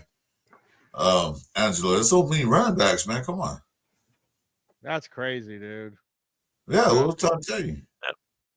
Why reach for a running back? Well, remember, we already got our back-to-backs. Which that's what I'm saying. Why take Genty at 6 when we can trade back and get a bunch? We can get 2 for the price of 1. Yeah, no, I like this. If this happened, we kept trading back. Even this kid's still here from Tennessee, Deontay Thornton, wide receiver. Jimmy Horn's still here. Wow, Jimmy Colorado. Horn went all the way down. I would get him just, especially at those later picks. Like, might as well see what he's got. Yeah. Which one? Yeah. I mean, amazing defensive player. They're both about the same rank number. Yeah, I don't know about Thornton, but I was gonna say I know, a little bit, more about Horn. I can't believe he dropped this far.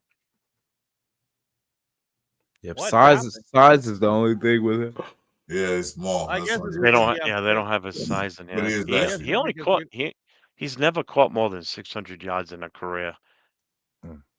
And has had below 40 catches in 3 of his 4. That's because Travis, the other guy, was a main target. So, well, he was only in Colorado for 2 years.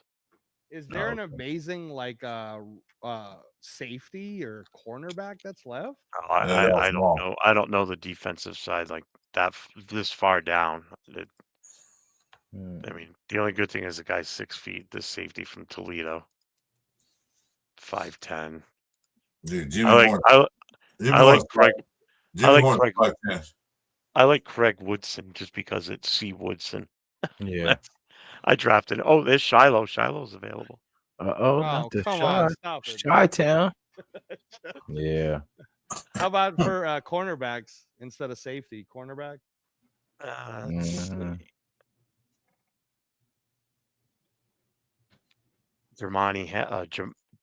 Jamari Harris from Iowa, 6 feet.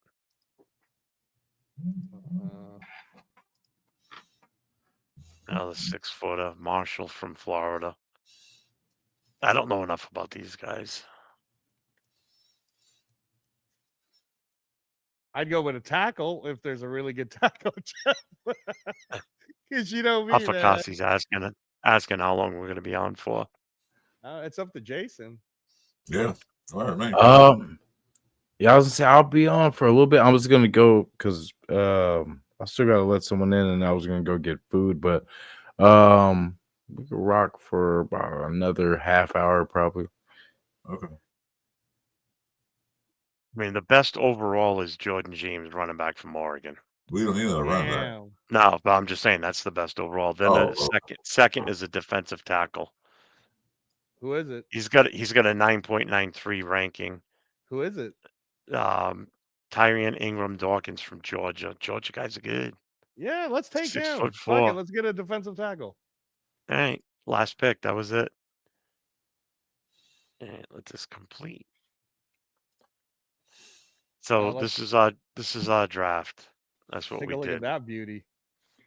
That is actually very nice. I like we the Higgins one. Two running backs, right? 2 receivers, 2 running backs, guard. We get a tackle. Well, we got we got a tackle. We got 2 guards. We didn't need a tackle.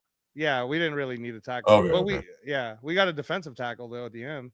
We can pick up a tackle and an undrafted free agent and see what we can get out of him to possibly. Yeah, that's not bad. I like this draft. I really do. Yeah, I like this draft. I do too. This is a dream draft, man. We got a future quarterback, so he might work out. Seriously. And with the fact that we picked twice in the first round is insane. Yeah. Yeah, the trade back up was cool.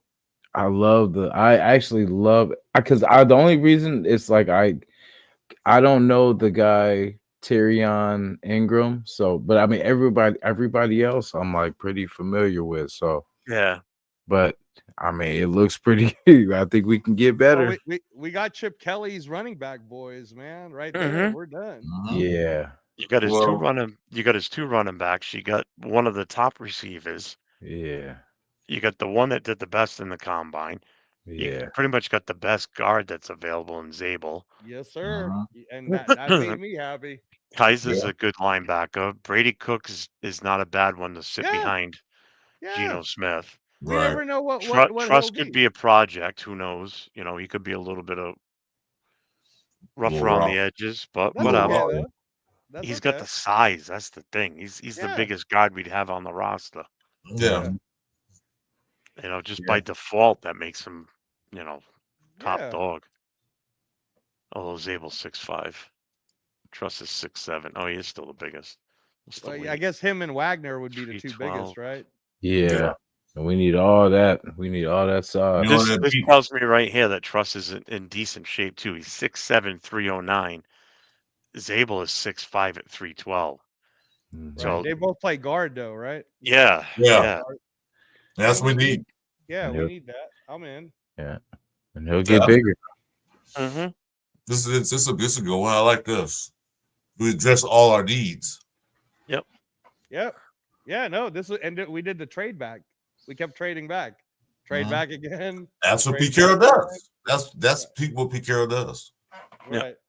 In fact, Shit, I'm in on this. If this happened, I don't think it will. Obviously, did you send AR the link? I think he wants to start it. Oh yeah. Let me see. Spytech and Brady will trade. But do you see where I'm coming from now, Angelo, with the running backs? How many there are? I got what you're saying. Like if I understand what you were saying about. Let's say worst case scenario, we didn't take running back high at all because we addressed what we needed. There would still be a lot in the 4th, in the 5th, in the 6th. Yes, that's what we were saying. There's so many there that it doesn't make sense to take Gente at 6. Why? Right. We could trade that out, get some other things, then go later rounds and pick running backs. You can pick up 3-4 running backs and see if they work out. Right. The odds are 2 of them will work out. Right. I downloaded that so I could save that. Hey, That where they one. on that one, Jeff? Do you remember when in the first round did Membu get taken? Was it like the 12th? The 12th? Yeah, I pick can look overall? because I didn't reset. I didn't restart it. He went number 4 overall to New England. Fuck, he's really that good, guys. He is, man. 'Cause Oh, I'm then that actually means, I'm actually surprised Will Campbell went that early. Will Yeah. Campbell went to the Jets after the Jets moved up to well, number that's because 3. they're stupid, dude. But Yeah. I told you the teams and firms are stupid, so you know. yeah, that's a good draft. That's a good draft. Did I tell you the Horn's 5'10", 170 pounds, so he's a little guy. I don't know his speed. They don't show it. Hey, did you send the link to him, Jason? Yeah. Okay. He said you sent the picture. No, I sent another one just now. Okay. It was a. There you go. There we go. Sorry What's about up, that first AR? one. What's up? What's up, gang? Where are we all? What's going on? Basking in my Tecmo glory. That's what's going on. Oh, you won forgot. tonight? I missed it. Sorry, I missed it, man. She. Go catch the replay when you get a chance. Oh, I definitely You're will. not going to You miss won? it. But anyways, You won? at least watch the ending. Watch the last game. Okay. Watch So it. you finally won? Go watch it. I'm gonna go What, watch watch what team did you play Later. with, Alcasi? Go watch it. Okay. Okay. it. Later on. I'll Go watch watch it. I'm gonna go on your Go channel. watch it. I'm not going to spoil it. All right. Anyways, gang, it's not about me. It's about you guys. So what's up? What's going on? We're just arguing with Angela here about running back. So No. Yeah. I understood their point by the end of this, and I like the draft that we just did. See, Yeah, I it was. I set him straight. yay. Now you know that Hey. what made me happy about that is we got I'll come. Zabel. I'll come get one. I need to get a high O line at some point. Oh, I agree. Oh, I agree. Zabel, but, definitely, yeah. I don't want to take one that early in the first round, though. You guys did great. You guys did great with that draft. That was actually one of the best I've seen so far. Fun. Like it's always, most of the time it's like it's heavy in the beginning and then it kind of fades off. But that one, we got some good quality pieces all It was the way balanced. It Yeah. was balanced. Yeah, that's what he's saying. Pete, that's what Pete Carroll like to do. He like to do like what Jeff Jefferson did. That's what Pete Carroll like to do. And I spiked it too. I heard. I don't know about him, but that's what Pete Carroll does. The only thing that I did different that Pete Carroll doesn't do is I traded back into the first round after we traded back into the first round. Right. After we moved back and I jumped No, back in but again. we traded back into the first round to secure our O line. Secure good talent. Yeah. Yeah. Yeah. And the fact that I was able to make that other trade where I ended up with 44 and 45 pick back to back and took both Ohio State running backs. That's huge. It's a win. Yeah.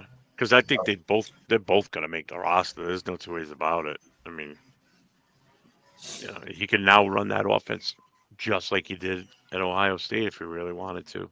Yeah. Especially bringing in two. You don't have to sit there and go, gee, I wonder if these guys are going to start. No, it's going to be, damn, they're going to start. As soon as they're drafted, it's like, good. Mhm. Well, who else can start over him? I don't see any other team on running backs on our team that can start over those guys. No. Nobody. Well, I mean, even if we did address a position in free agency, is there even anyone worth the damn? Even the best rated running back in free agency that we could say, right, we'll probably likely start him and have whoever we draft, no matter who it is, sit behind them. I mean, I don't, from what I understand, the free agency market's pretty meager anyway. It kind of is, in my opinion. I mean, the top dog right now, because now that James was, not James, James Jones, whatever, from Minnesota, they re-signed him, so James Jones. he's off of that. So Najee Harris is like the number one right now, free agent. But I was high on him at first when we first started talking about this months ago, but I'm not anymore. I'd rather take the kid Mason from San Fran. I even would be willing to take a shot at Chubbs because the Chubb's too there too. if Chubb doesn't work out with his injuries, so be it. It's not going to cost us a fortune, Right. And the fact that if he's there to help groom because we got to get 2 in the draft without a doubt. There's too many that can help us immediately. You know, the rest of the running back room can. They will help tar. us immediately. I guarantee you that. Yeah, It can only go up from here, right? Yeah. Yep.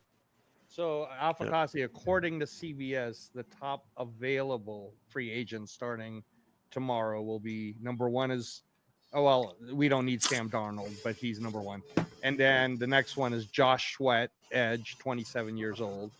Mhm. He's a free agent available. And then the next one is Milton Williams, defensive line, 25 years old. Then the next one is Drew Dahlman, center, 26 years old. Then DJ Reed, cornerback, 28 years old. Then Javon Holland, 25 years old, safety. Well, the other one that they're talking about us possibly going after is that kid Murphy from Minnesota, the cornerback. Brian. I am. Yeah. And then Red's Resistance reported that, and I would trust his sources. He's pretty accurate most of the time. But I did see that Silver Smoke. He just brought up the point about Adam Butler. I'm very happy, very pleased to see he got the contract that he rightfully deserved. A guy that came into literally no fanfare, that there was zero expectation, was fighting for a roster spot to begin with. And this guy in the last 2 years has emerged through hard work as probably the best interior guy we've had in our door since the days of Richard Seymour and Tommy Kelly. I mean, name one better. You know what I'm saying? Like, we're paying Christian Wilkins to be better, and I'm confident he can be if he's healthy. But as an overall production, there's not one interior guy that I would say that's outperformed Adam Butler in the 2 years he's been with us. And nice to see that he's rightfully paid and retained. So well done, Adam Butler. Shout out to you. That's one of the happiest free signing that I'm happy with as of right now today.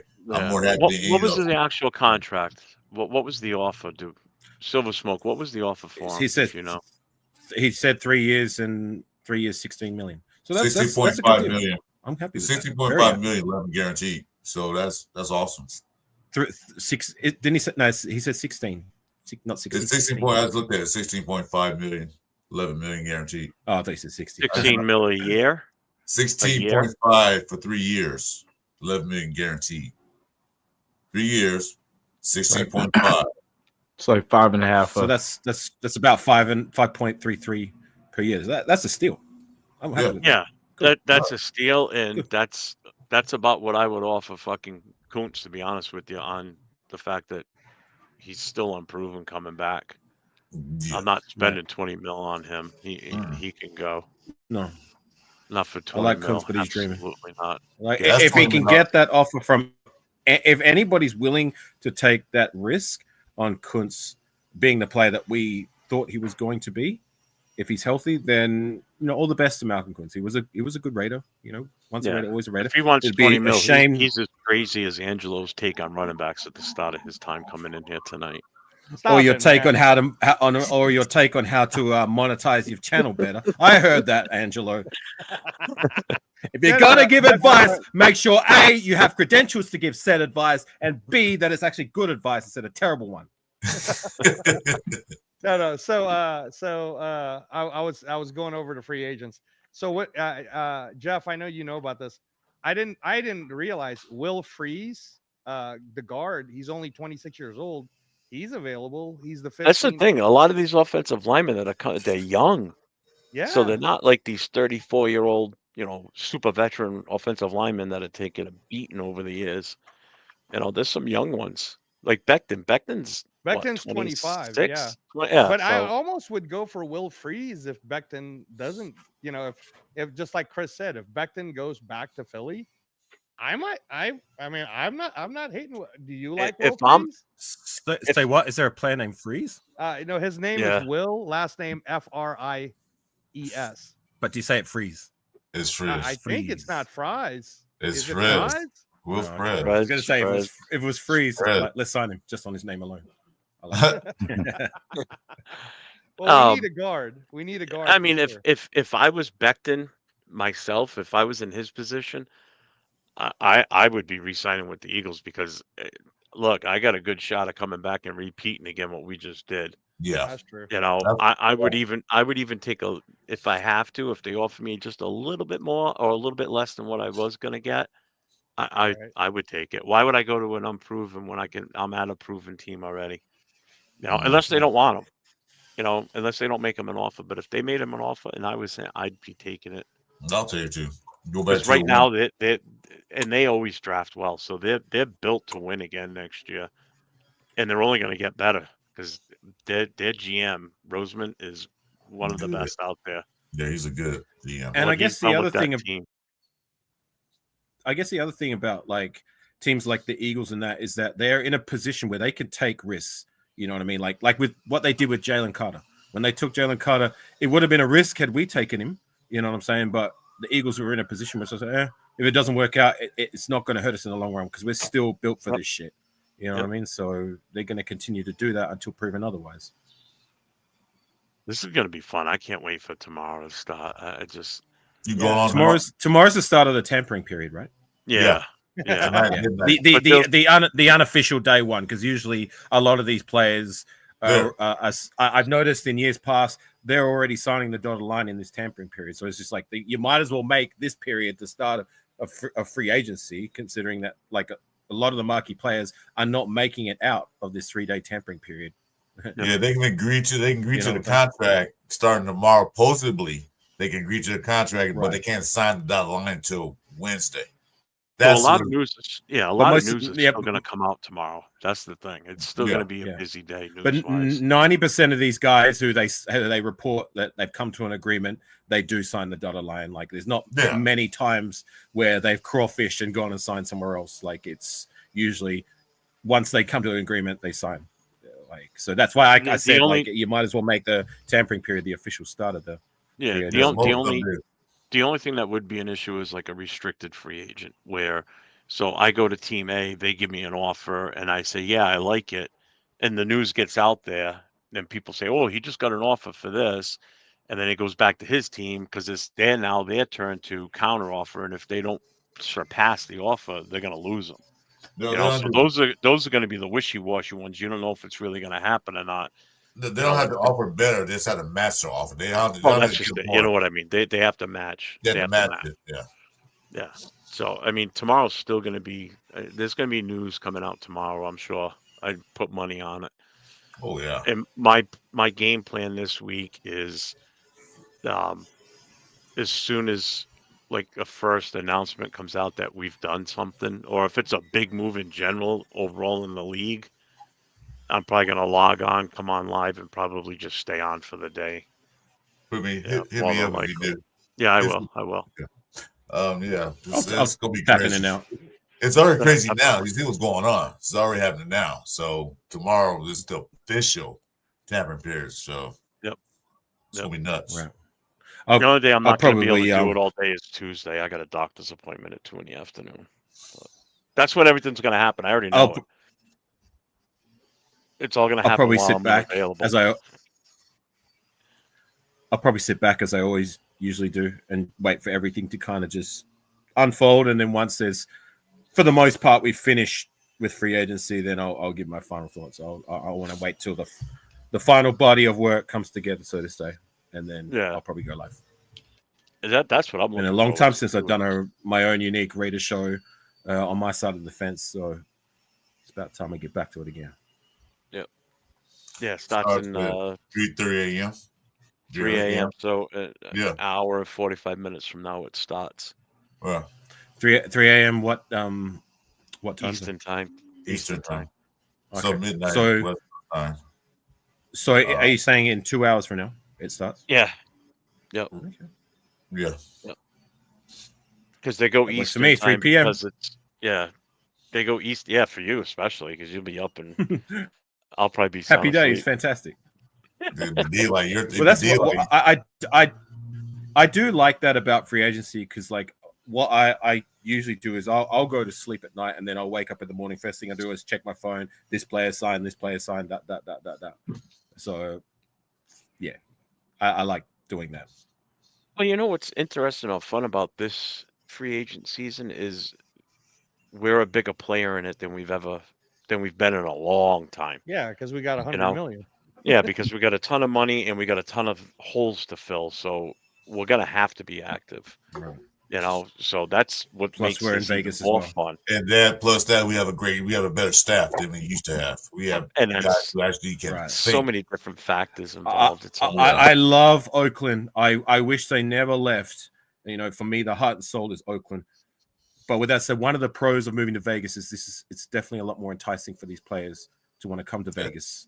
You know, what No I'm saying? taxes. With all due respect to Oakland, because I miss Oakland. I've been there, but yeah, Vegas is a more alluring option for free agents, as well as the money side of it. We've got money. You think about it, there's no state taxes, so the money they get, they have to pay taxes on. They got to pay federal, of course. You can't get out of that, but no state taxes, so they get most of their money. Right. Yeah, it's the way it works though is so the way the NFL does it is you don't get the state tax for the games that you play here, but you do have to pay the state tax. That state's right. Yeah. So that's why front loading the money helps a lot, because technically when you front load it, like XXX is guaranteed, here's your signing bonus, blah blah blah. All of that is Nevada money. That's none of that is out of state. It's your game day checks that you get taxed on by the other state. Right. Yeah. So that's why they try to keep that as low as they can. Also, I was gonna say it's an indoor stadium, right?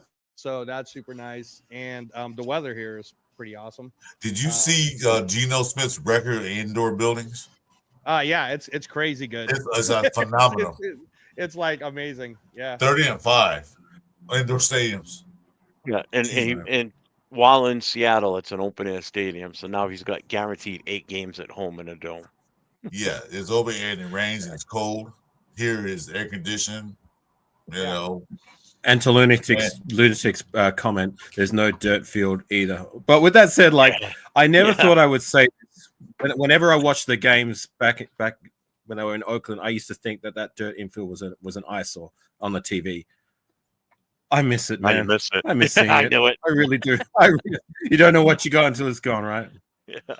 Yeah. Oh, you think about some of the great kicks that Janikowski did off that dirt that you watch any other time, you'd be like, he's not going to make that. He's going to slip on the dirt. Nope. Just right. Just money every time. Critique used to say he had that kicking on the dirt infield down to a science. Even drunk he kicks pretty good. So he didn't slip. Right. He was literally drunk in some of his early years, wasn't he? Yeah, he was. Crazy. Said he was drunk. Or extremely hungover. Oh, yeah. So was that one thing with Gruden talking about? Somebody said, let's kick it. And he goes, well, we're going to send him out there. He's drunk. He's drunk. Yeah. Right. And Gruden goes, damn there. He goes out there and kicks a 54-yarder right down the middle. Boom. Right down the pipe. Yep. Let him keep kicking while he's drunk. Who cares? Hey, Jeff, so remember on your show 2 nights ago, we were talking about the whole Kuntz thing, and then somebody was saying it's going to be 18 million or 21 million, and I kept saying he'll be lucky if we give him 8 million and a Twinkie, because we don't know how good he really is. Yeah, that's why I refused to offer him the 20. So if we're talking in that 15 to 18 million range, what do you think about Josh Sweat, man? Because I would take Sweat all day long over him. Yeah, because you pair him with the team that we got right now, shit. How much he's looking? How much he's looking for? He's probably going to be in the 15 to 18 million. Yeah. But he deserves it, dude. Like he deserves the 15 to 18 million range. I would take him for that and re-sign Chase on for sure. And now look at the rotation you have between Max, Sweat, Chase on. Just look at that front line now. Throw in Butler in there, throw Wilkins in there. Yeah, Tyree Wilson still. And here's the other thing, and I said this on Turf Show, I think. Here's the other thing you got to realize, too. If you have that dominating force up front at those 4 positions on the line, your front 4, you don't need superstar cornerbacks. You don't need a secondary full of Sauce Gardners back there. No. You just need good, serviceable cornerbacks. Because guess what? With that front 4, is going to put so much pressure on that quarterback. The quarterback's not going to have time to let the play develop downfield, because he's going to be running for his life. And where's he going to run? He runs to the left, he's running into Max. Runs to his right, he's running into Chason, Sweat, or Butler. Runs up the middle. Wilkins is there. You're fucked. And you know that increases, Jeff. You know that increases, right? Picks, turnovers. Oh God, yeah, because it's gonna be throwing the ball away. Yeah. I look. I like those two guys. Sweat, I haven't seen knowingly, but I've heard and I can see the stat line. Kuntz, you guys know how I feel about Kuntz, but I'm going to go in a different direction. I'm going to go with in-house value. Like, let's just re-sign Chase on, who's good enough to start. He proved that last season. We've already invested heavily in the defensive line with Christian Wilkins, Max Crosby, and we even gave Adam Butler a mini bag, nothing too hefty, you know what I mean? But we did pay him. So let's use that money elsewhere. There's many other holes on the roster which we need to invest in. So let's as much as it would be nice to invest in a guy like, what is it, Sweat? Is that his name? Yeah. Josh Sweat, or re-sign Kuntz if he's looking for more than 15 a year, or even my guy Khalil Mack. Like, I would love to have him back for selfish reasons, but like my gut's telling me like let's go with in-house value. Chase on is good enough, and then we can use that money for the other areas. We definitely need to address the linebacker too. You know, once we get Spillane under the wraps, we definitely need a second linebacker, and we can get it in the draft. But I'd still rather try something in free agency. Well, if we're gonna draft, like, let's draft a.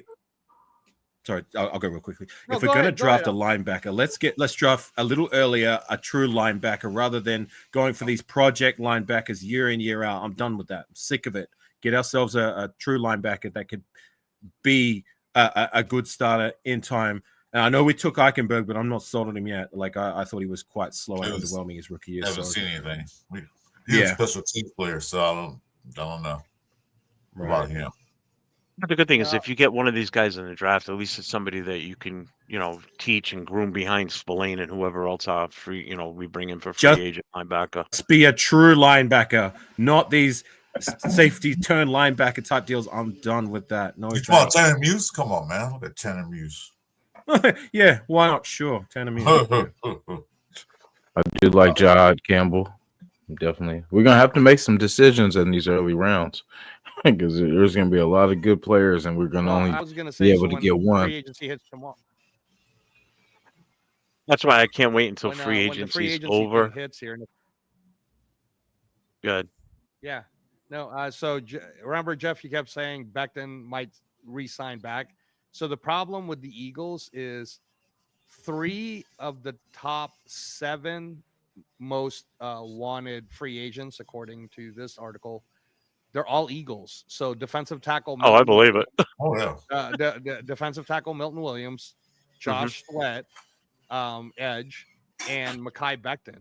You can't sign all 3, dude. They're gonna have to, like, that's what I was saying. Yeah, I don't know what their cap space is. I don't know.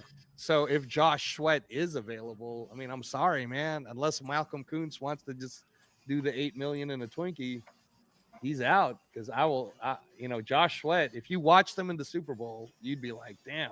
It was dominating. It was dominating. You put that guy across from Max Crosby, it's over. Like, but then that's 3 players we've invested so heavily in. Of our 4 starters on the defensive line, like, we got to address other areas, man. Yeah, no. I'm just saying it as a straight, like, I've already said on record what I want to happen tomorrow is we get the guards. So we're either going to get Becton or Frice or both. If they get Frice and Becton, I'm in. I'm done. That's it. I'm still drafting an offensive lineman in this draft, though, for sure. Yeah, but interior, I could draft later. Yep. I don't have to draft early. I don't have to get Membu anymore if I get a 26-year-old Will Frice and a 25-year-old Mekhi Becton. But that's your line right there. Colton Miller, Frice, JPJ, Becton, and Glaze. Put it up, Gotcha.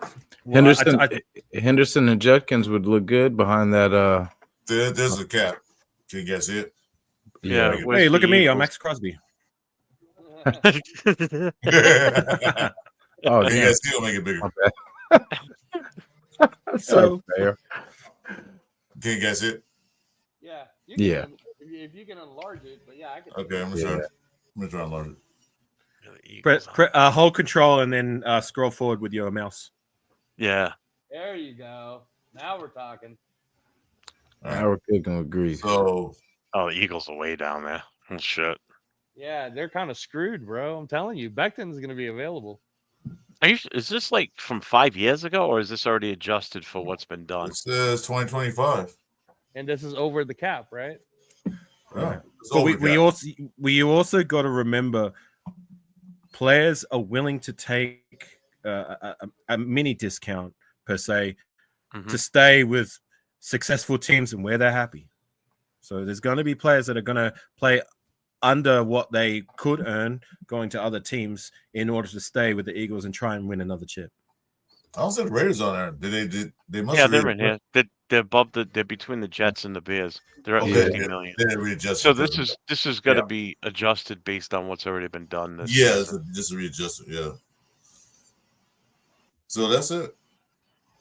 But I don't think they added that 31 million back in there, because no, I don't know. I don't think they did because this was after they signed Geno. They did this probably because since the Seahawks going to pay that year, they should add 31 million back in there. So it should be 81 instead of 50, roughly.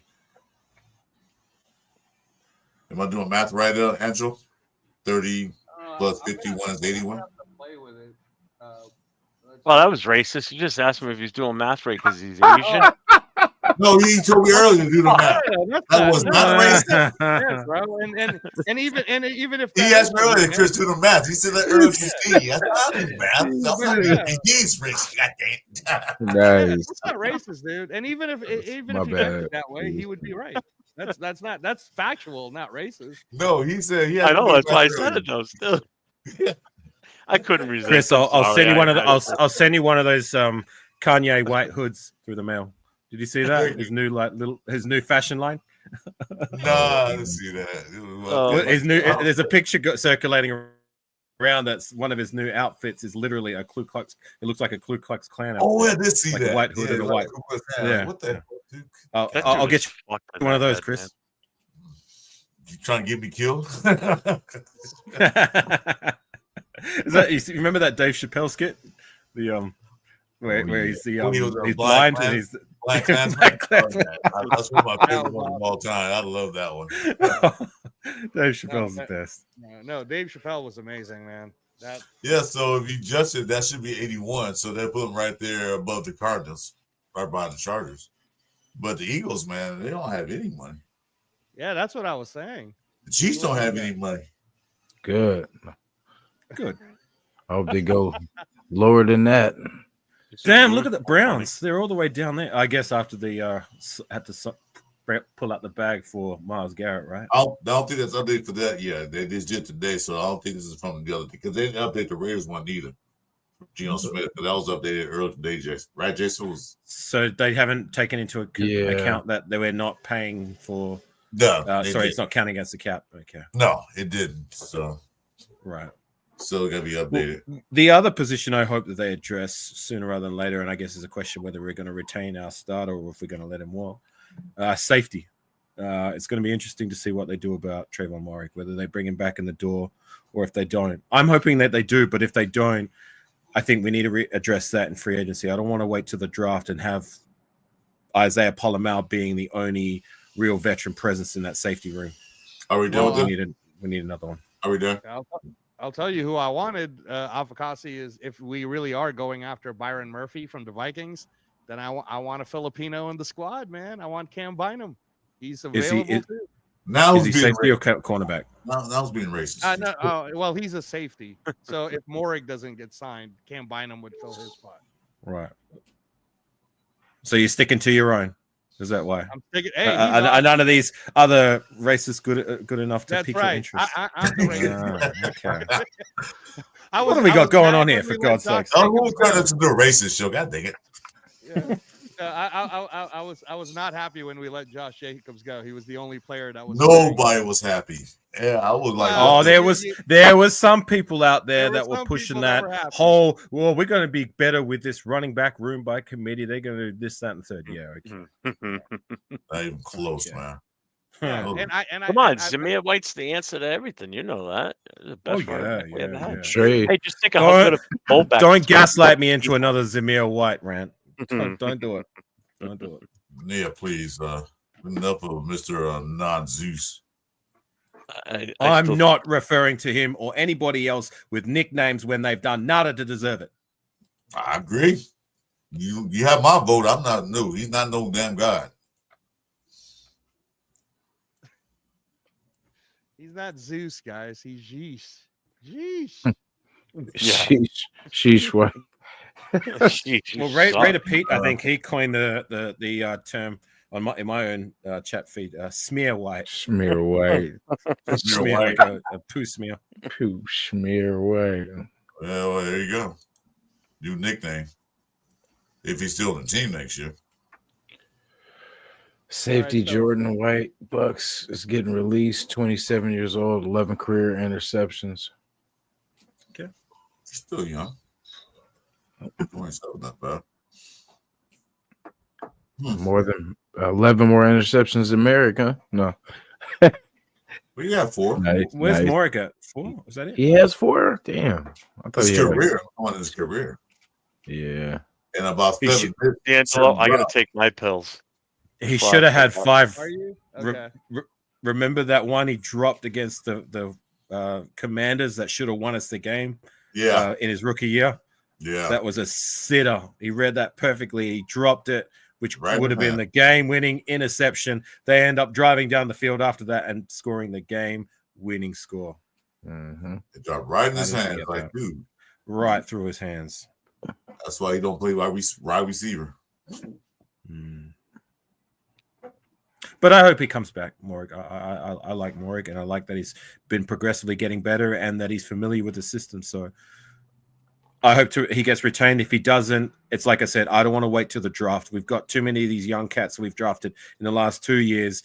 We've got Christopher Smith and Trey Taylor. They're still there. Like, you know, what have they done? You know what I mean? Like, are we going to bring in another young cat and then like have Isaiah Palomel as our experienced head? That's what I said earlier, man. I don't know, man. I don't know if you're on, but that's what I said earlier. Okay, we were like not going anywhere. Why not putting the young guys and see what they do? So we're losing games. Big deal. We're not going to the playoff. We're not going to win the division. We're not going to do any of that stuff. Put the young guys in and see what they got for next year. I wanted to see more of Trey Taylor. I really did. Like, he was a guy who won what the is it the Jim Thorpe Award? Yeah, for the best corner in the nation. Safety. So yeah, I still want to see what he can do next season. But at the same time, it's like I keep saying, there's a bare minimum expectation with players, and you gotta. I'm not expecting these guys to do all this and all that, but like, especially with these late round guys, you got to at least be decent in the rotation and do something some of the time. Like, I'm not looking so much at Trey Taylor because he's still a rookie last season, but guys like Christopher Smith, he's been on our roster 2 years, and what has he done? Nothing. Exactly. Special teams. That's about it. If that, nothing. That's a McDummy pick. So anyway, Amari Burnett, another guy. The linebacker. He actually played towards the end. He looked pretty good. Amari Burney, you talking about, right? The linebacker. He looked decent. Yeah, He played towards the end. So I was playing with the numbers, Chris, on Over the Cap. So the best case scenario for us is if we literally could trade Andre James instead of cutting him before June 1st. Because if we trade Andre James literally for a cheeseburger to anyone, doesn't matter. You said third round. Our cap goes up to 50. You said third round. Our cap goes up to 56 million and like 700,000, right? But if we just cut him straight up, our cap only goes up to 52 million 400,000 this year. So it's a difference of fucking 4 million. Like, Don't if we have we could another find a trade compensatory partner. pick coming our way too? Next year. Oh, Are you talking about the what's that called? The Because we already got the one for Meek this year. compensatory. compensatory. Thank you. Yeah, next year. We got one to get the Meek one this year. We got another one next year. Oh, I know what it was. If if Patrick Graham would have been, if he would have been hired by another team, Yeah, we if he would have lost been him or hired. something, we would have gotten like a third round compensatory pick for him or something. If he would have been hired as a head coach, I think. Speaking of the 2 6s, my bad. So, Jason, we're getting the 2 extra 6s are Bilal Nichols. That's the compensatory for 6, and the other one is Amik Robertson. Amik Robertson, yeah. We're getting Nice. the compensatory Yeah. for that. Yeah. Damn. Just circling back to what you're saying about trading Andre James, like you're dreaming, Angelo. We're going to get nothing for him. I know. I'm just not saying even a bag of chips, nothing. Yeah, I know. So we're getting nothing. So you might as well not entertain it. We've all but confirmed we're releasing him. Why is another team going to give up anything for a guy who's going to get released anyway and could sign for cheaper when he does get released? Yeah, no, you're dreaming. Well, we don't know what SpyTech magic can be done. We don't know that. You know, it's getting nothing. There's no magic in the fantasy world, man. That'll make that happen. None. You're dreaming. Yeah. You never know. I'll hold out hope. You're dreaming. Hey, wait. There's an old show that I know Jeff remembers. This show called Welcome to Fantasy Island. That's where you are right now, Fantasy Island. There's no way nobody's going to trade for James. A pick. Dreaming. Andre James to the Denver Broncos. Not even a milkshake and a hamburger. No. And DJ Turner is tattoo. He's short enough. Shout out Lunatic too. He said it would have been 2/3 for Graham over 2 years if hired as head coach elsewhere. 2/3. Do you guys, speaking on compensatory picks, do you guys remember back in 2012 when we didn't have a round 1 pick, a round 2 pick, a round 3 pick? Our first official pick would be late in the 4th round because we traded everything away. We were in salary cap hell. So we didn't have no salary cap. We didn't have any draft capital. And it was only out of pity that the league said, we'll give you a compensatory 3rd rounder because we were in deep shit. You know what I mean? That was the year where Reggie McKenzie was tasked to like basically just clean up everything because we were a mess because of like the bad drafts, bad trades, and overpaying players who just didn't achieve what we were paying them for. So yeah, when I think about compensatory picks, I just remember that one we had at the very end of 2012 when I remember watching the draft and I'm just thinking, I'm waiting for us to pick. And then finally we come up around 3. All right, here we go. Who are we picking? Tony Bergstrom. God, Utah. Yay. Anyways, I thought I'd share that. I just looked it up. We did have a 3rd round pick, but we forfeited it in the 2011 supplemental draft. Yes, it was lunatic.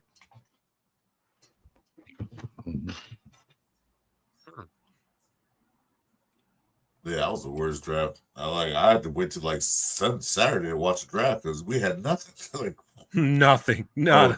Friday, we did make a pick at number 95, 3rd round, last pick of the 3rd round, and that's when we took Tony Bergstrom. Yeah, that's what I said. Tony Bergstrom, who was a rotational guy at best. But I'll tell you one guy we took who's an interesting cat. Do you remember Miles Burris, the linebacker? Yeah, definitely. Yeah. I mean, he was decent for a minute. You know, did some things. Then injury caught up with him. Yes, so I was just about to circle around to that. A year ago, I'm watching the TV and I'm watching the drama show based on The Rock. He has this TV show. It's like a drama series based on his life.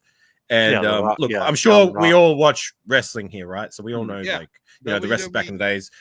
Yeah. So, anyways, they got all these actors playing like the different wrestlers, and then this one guy comes in. It's Triple H, and he starts like going back and forth with The Rock. And then I'm looking at Triple H. I'm thinking, his face looks familiar. Why does he look so familiar? And then I had to Google it. Guess who plays Triple H? Oh, really? Miles Burris. Huh? That's awesome. Yes. He's doing big things with his acting. He really is. So shout out to Miles. He wasn't a football player, so Miles.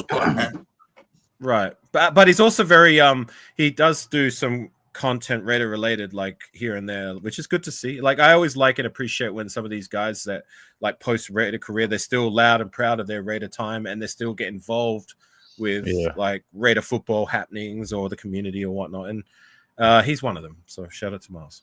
Yeah. One thing about the Raiders, they do take care of their former players. Most of them, the good ones, even though they didn't start, they wouldn't start a team. They still take care of them. Once the Raiders always Raiders, but there's some people who are not going to ever have that title.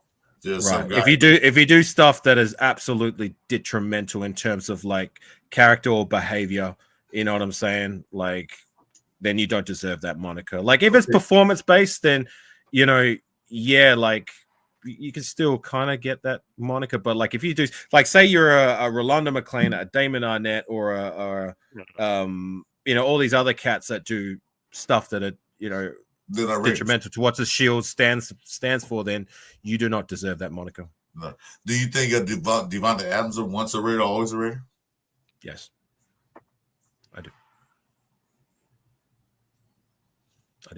Including everyone across the board, except for Jamarcus Russell, right? Or Randy Moss. To that comment, like from my counts, like Randy Moss was a good teammate. By shout out to Stu, who was able to enlighten many of us in the Raider Nation that like Moss off the field was actually a good teammate and a good guy to be around. But like he's very vocal in his beliefs that, like, you've seen the video where he's like, I'm not a Raider. I'm not. He's not a proud Raider. So if that's your attitude, then I guess you don't deserve that moniker. You probably what transpired through that situation. So that's probably why he feels that way. Right. See, that's Randy Moss is before my time, and I haven't caught up to that part of Raider football. But I know that there is a loathe for a guy who, I mean, when you look at his career as a whole, he's considered one of the all-time greats. You know what I'm saying? Oh yeah, I'm not knocking what he did, but I just said what happened to transpire. What happened with Al Davis and what's that guy Lombardi? Telling Al Davis that Randy Moss is no good, and Al Davis traded him away. That was kind of like a stab in the back.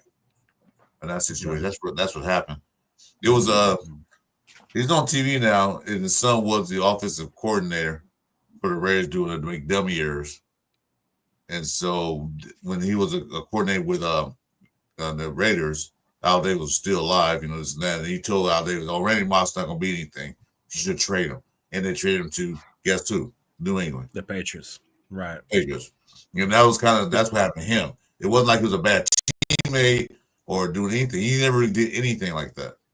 So you can see his animosity why, like, I'm not a Raider. Yeah. Because I just remember when I first started watching football, I didn't know Randy Moss was a Raider, just a shade before I started following football. When I started watching football, they were playing a lot of Patriot games on the TV. So I was able to see firsthand Randy Moss and the destruction he was putting on other teams with his connection with Tom Brady. You know what I'm saying? So, yeah. No, but you said not Raider, that's fine. The couple of guys I don't think are Raiders either, but I'm not gonna mention their names.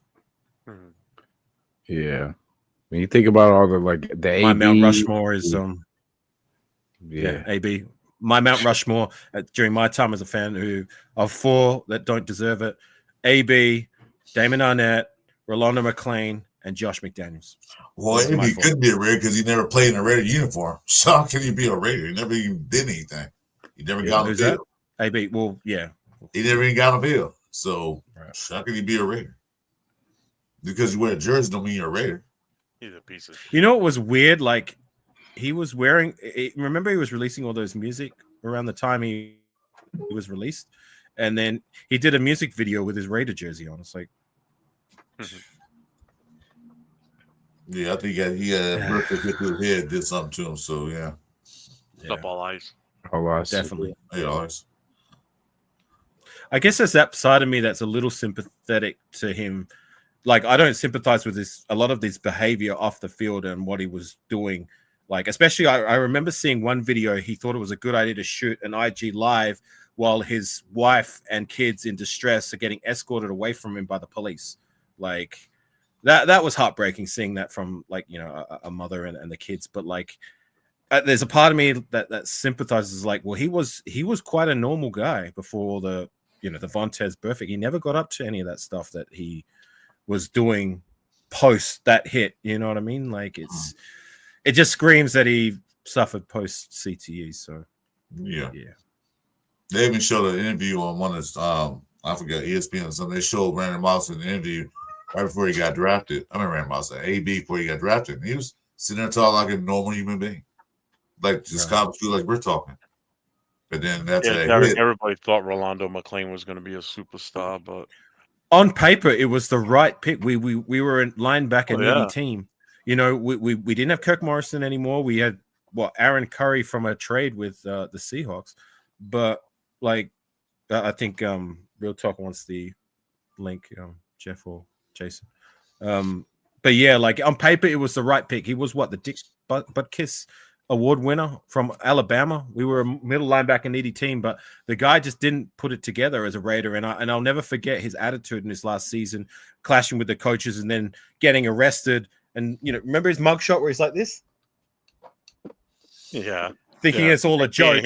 And then he said he was saying like when he got kicked out of training, he was like, I'm not here to be a Raider. I'm here for the money. We traded him away days later. He goes to the Cowboys and hallelujah. He starts playing like to the level where he should have been playing with us, but I'm not missing him at all. And I read that he was still up until I think last year or a little bit before that, he was once again arrested. Surprise, surprise. Wouldn't doubt it. Fuck that guy. Yeah, I hate Rolando McClain. Jason, did you send it to him? Yeah, I'm looking for him right now.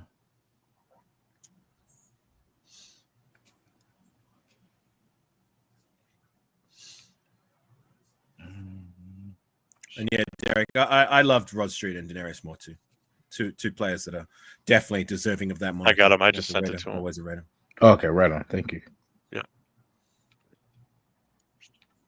805, I sent it to you in Instagram.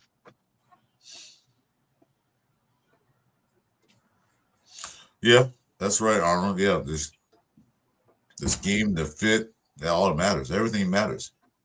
That's what the Raiders got to do now. They got to make sure everybody fits their scheme. Instead of just getting players because they're a name, they get the players that fit their scheme. Right, but that it's on the player to conduct himself off the field. You know what I mean? Like, oh yeah, he was making poor decisions. He still continues to make poor decisions. So fuck that guy.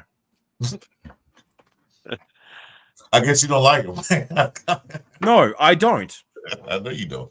I mean, yeah, it was horrible. I like I said when they picked him, I thought, okay, now we got the linebacker core camp. We gonna do this. Didn't show up. I think he missed half a training camp or something like that. I think it was him.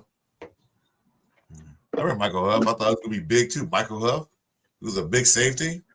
He was all right. Like, he gets a bad rap, but I thought he was like he was decent up. Like you got to remember, he was a second team All Pro in 2010. Yeah, but I said the hype was like he's gonna be the All-Star thing, but he wasn't okay, that. But he didn't. He wasn't as bad as a lot of these other safeties that we've had in during that course of then till now. Like I would take Michael Huff and Tyvon Branch over any safety tandem that we've had in that time frame. Yeah, Michael Huff was a big kid though. Sure. Yeah, Branch was pretty solid too. Yeah. Branch was the man. Yeah. Let me see. We'll wait for Real Talk. There we go. I was gonna say I got to do some homework before midnight, so I was gonna say we'll give it another like 15. If you were to leave the stream, like it would still be live, wouldn't it? Oh yeah, for sure. Yeah, I was gonna say if I have to cut out, I'll probably cut out at 11, just so I have enough time to kind of get it done. What's up, 805? What's up, brother? What's up, Paul? What's happening? What's up? Adam Butler. Yeah. Yep, Solid. we talked about it, but go ahead, give us your take. You mean you don't want to talk about Matthew Butler? I thought that's who you were referring Yeah, to. The mistake. The mistake. The mistake that beat the bigger mistake last season in Byron Young. Huh. Don't tell me about it, Afkasi. Man, I'm 805 still drinking. I'm I'm still drinking on this side. I'm serious. Like I am so stoked about the Adam Butler trip. We all are. It's amazing. It's amazing. I mean, Well deserved. Here's my thing: is the Raiders don't do the right thing a lot of times. They don't. They let players walk. They think they're smarter than what they are. Josh Jacobs from Khalil Mack. Yeah, Khalil Mack. Yeah, Khalil Mack big time. Josh Jacobs is questionable based on your mentality. You know what I'm saying? Like a lot of people can say that you run first. That's cool. I'm with you. Khalil Mack was bad. That was a bad one. But Adam Butler, he's a goddamn stud. Like, bringing him back for the contract that you brought him back is crazy. It's awesome. They stole him. It's Like, I thought he was gonna get a little bit more. I actually would have paid him a little bit more to be down. Like, I'll play GM for a second. I would have paid him a little bit more, but to get him where he was at, damn. Like him, Christian Wilkins, Max Crosby, on the opposite side, RaiderNationJasin, maybe. Maybe get someone later in the draft to just the person that's on the opposite side of Max Crosby. You just have to keep somebody in the pocket. That's all you have to do. Keep him in the pocket. Corral the person in the pocket. RaiderNationJasin can do it. Damn. I just want to jump on with the guys. Adam Butler. Well, we talked about that too. Oh, I'm drinking. Yeah, Love we can see that. We can hear that 8 of 5. Love You it. slurred that out massively. God bless you. Love Have it. fun. Then, well, you know what? I can join you. Yeah, buddy. Yeah, Here's buddy. my bottle of water. Cheers. I don't Actually, get no hey, taste coffee. I just want to be on with, man, all you guys. Salute to all you guys. Like, I just want to be on and all you guys are passionate about the Raiders. I love it. So do your thing. Definitely. 805, good to have you on, brother. Yeah, Butler thanks for thing- joining This is us. the first time I shared the panel with you, 8 of 5. Yeah. Hey, me too. No, Avocasti, no. We shared before. This is probably like maybe like 2 months ago, man. But I salute to Maybe you. briefly. I'm more than happy to share the platform with you, man, because you're passionate. I love it. I know you get pretty comment heavy when I go on my rants, right? Love it. No, Paul. My man. So, Paul, I when we were talking about the Butler thing, I was saying how you can see that there, and again, by the way, if you haven't heard it already, but it's totally recorded. I completely called the Super Bowl exactly how it was going to happen. Oh, here And we my go. whole, again. and my Yeah. hey, it's on. Hey, The Afakasi, boost and the hisses are coming out. I will Yeah. send it to you, dude. All right, I'm I back. called Go the on, give yourself a pat on the back. I'll give No, you a I'm thumbs just up. saying, I called it exactly how it was going to happen. I called Okay, the first Dustin. half score. I called the final score. I called exactly how they're going to beat them. And the whole reason why I'm even bringing it up is when everybody thought I was crazy, I said, So if the refs call this game the way it's supposed to be called, unlike the games they've called for the Raiders against the Chiefs, I said the Raiders for the last 2 seasons have already been showing exactly how you attack the Chiefs. You've So- seen it. Like, and I said, and I kept saying, and our team was ass last year when we were there, and we almost still beat them. It just kind of got out of it got out of hand for us. So now with us having Wilkins, we have Butler, we have Crosby, you. right? If we get someone, and this is what I was saying before, Paul, Sweat's gonna be available, right? So would I rather get Malcolm Kuntz back if it's an overpay, or No. will Malcolm Kuntz at least be an under, like take a team discount? No, because okay, so we still need to figure out what Geno Smith's true contract looks like. Is it front loaded? Is it back loaded? We have to figure out what. You saw it, right? For this year, right now, it doesn't count against the cap. It doesn't count. It doesn't. Yeah, they already yeah, said it. His yeah, his yeah, I I first don't saw year- that. Is that true though? It's true. Yeah. Seals already it's they're reported. tapped. It's 100% reported. Yeah, that Okay. his his Shit. Okay. 31 million does not count against us this year. Yeah. So Seahawks- the Seahawks- extension It's only that they're because talking about the 40 to 45 million that he The could have, extension. it's a Gotta worry about. 2-year or a 3-year extension that Okay. he's looking for. So can I ask you guys, is that based on Spotrac or like what is that based on? I'm just asking. I'm not saying you guys are wrong. I'm going to just find asking. a report. What'd you call it? Before it Spotrac? came out. I'm going to find a report for you, and I'll send it. I'm just Came out asking. earlier today. Spot tech. No, it's- Or Spytech, Spotrac. Sorry, guys. I'm a little hammered because I love the Adam Butler trade. no, Evidently. Oh, passionate. I love it. I mean, But, that was the um, biggest dessert. That's the best piece you Yeah. made. You want to talk about Adam Butler? It's Oh, the wow. report was by Tashawn Reed. Yeah, and that's hard because that for him it's speculation, and that's the hard part. Is Okay. I want to know what the actual Geno Smith trade is. Like, I just want to know it.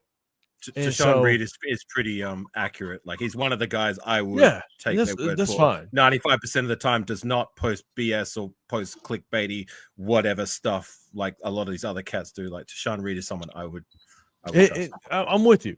And I think we can all treat them all for the most part the same. But like, I just want to know like what is the true numbers. And so here's my thing: is that with the true numbers, if how they construct Geno Smith's contract, it's going to be very interesting to the success in the short term because we all have to correlate Pete Carroll. Pete Carroll is not going to be here for 10 years. Like he's going to want to win now and rightfully so. And the moves that we see, he's going to want to win now. Man, I'm telling you, like all the moves that I see thus far is that he wants to win now. You bring back Patrick Graham. That's a win now move. I mean, a lot of times where other head coaches that get jobs, they're gonna bring their own guys. He brought Patrick Graham, cool, and our biggest chance at success moving forward is on the defensive side, and so I love the fact that we bring back Patrick Graham. And then Adam Butler, that's nasty work. I'm sorry. Yeah. It's good. It's a good thing. That's why No, I've been I'm- drinking the I'm- last I'm 3 happy too. hours. We're all happy. With that said, like, is it really fair to expect win now, being that we were 4-13 last season? I mean, if we can win now, win sooner, that'd be the bullseye. But like, I'm not expecting that. I'm expecting challenge for wild card. That's it. I'm not expecting Super Bowl. I'm expecting challenge for wild card because if you look at Geno Smith last year, everyone wants to say, "Oh, bad year," understandable, 100%. Bad offensive line, a bad run game. Yep. It was a struggle. I have to go back and watch the film on his red zone offense. He struggled in the red zone. I have to go back and watch the film. I'm not going to say if I have a determination on that, but I will say it's a clear upgrade to our quarterback room without question. Definitely. How much of upgrade it to be determined because so many people are asking, do we draft a quarterback? I'm like, Jeff, I'm gonna shout out to you. Aiden O'Connell. A lot of people are on like Aiden O'Connell's shit. But I'm gonna stay as consistent as I can be just because I have the coaching side. I've coached this game for so long. And Angelo, you're a boxing coach. You know it. Here's my thing with Aiden O'Connell is that like there's no way Aiden O'Connell had a fair shot Yep. the last 2 years. Yep. No shot. Total agree. Multiple offense coordinators, multiple changes in receiver prospects. Like, there's no way changing offensive coordinators. I mean, there's no way you have any consistency No. as how complicated an offense can be in the National Football League. So my determination on Aiden O'Connell isn't that he's dog shit. There's no way. Mine's not either. I'm also not saying that he's a Super Bowl winner. I'm not saying that either. But my determination on Aiden O'Connell is that we don't know. We really don't know, because my last year, I took Aiden O'Connell's year as a rookie year. I said that's his rookie season. And so it's hard to determine what we can think of Aiden O'Connell, but I'll tell you right now, with Geno Smith,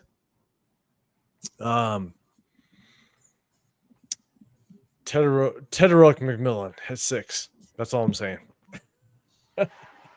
The only You're reason thinking why, T-Mac at 6? T-Mac, man. the only reason why, and do you really like him that much? Because the comp for Well- him is Amon-Ra St. Brown. T-Mac? Yeah, that's the comp. No. Because he doesn't run as fast. So You know what I'm saying? Angelo, a couple nights ago, man, you're live with Jeff. Salute to you, man. And you guys rock. 100%. I love you guys. You're saying Membo. Yeah, Armand Membu. Yeah. Yep. I actually like, if we're gonna pull the trigger at a first round, I like Tevin Campbell better. Oh, you're talking about Will Campbell? He's got short arms. No. No, I'm sorry. Banks. Sorry, at Texas. Oh, Kelvin Banks. Thanks. That- Okay. Yeah, Kelvin I won't argue Kelvin That's the Banks. one I Kelvin would Banks put. I is put- good. If you're said that gonna earlier, pull the too. if you're gonna pull the trigger at 6, Banks is my pick. If you're gonna pull the trigger, I would think more Campbell because he has short arms. So but there's some depth at this O line this group. Like if DJ Glaze, if you can bump him down, or if he excels, that Arizona offensive tackle, you could push him down to guard. DJ Glaze. He's a bad man. No, yeah. If you push DJ Glaze, or no. If DJ Glaze does a very good job, if he continues to excel at the offensive tackle position, Right. So Arizona why are we guard- moving him? Why are we moving him then? It's because if you look at what DJ Glaze showed last year, okay, DJ Glaze, his scenario was he's great at the pass rush, but not good at the run blocking scheme. Last year, he showed at the tail end he actually excelled at the run blocking scheme. Wow. And so, here's my thing: is if you look at the Arizona offensive tackle, he's a bad man that could push down to guard. Keep DJ Glaze at guard, tackle. Right.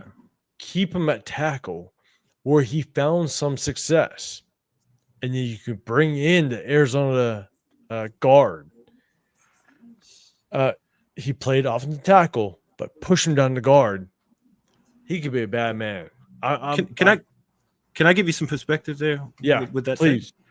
Well, look, like you got to also understand with DJ Glaze, this is a guy we drafted in the 3rd round that nobody had on their radar, and nobody expected to be any more than like a developmental rotational guy at best, like a friggin' what's that cat we took the same year as Coleman, Brendan Parker type pick, right? Yeah. So this is a guy who actually we started, and for a rookie, tell me one right tackle or even left tackle year 1 in their rookie season that outperformed the way DJ Glaze did that we've drafted with a lot higher capital in the last 15 years. I'm talking about the likes of Colton Miller, the likes of Alex Leatherwood, Menelik Watson, all these other cats that we've drafted rounds 2, 3, 4. He outperformed all of them in their first rookie season. I'm not saying he's going to have a better career than them, but rookie year 1, he outperformed all of them. And we're going to tell him, no, you need to push down to guard. Like, why? No, he took Mumford's spot. That Mumford was a presumptive starter. He took his spot.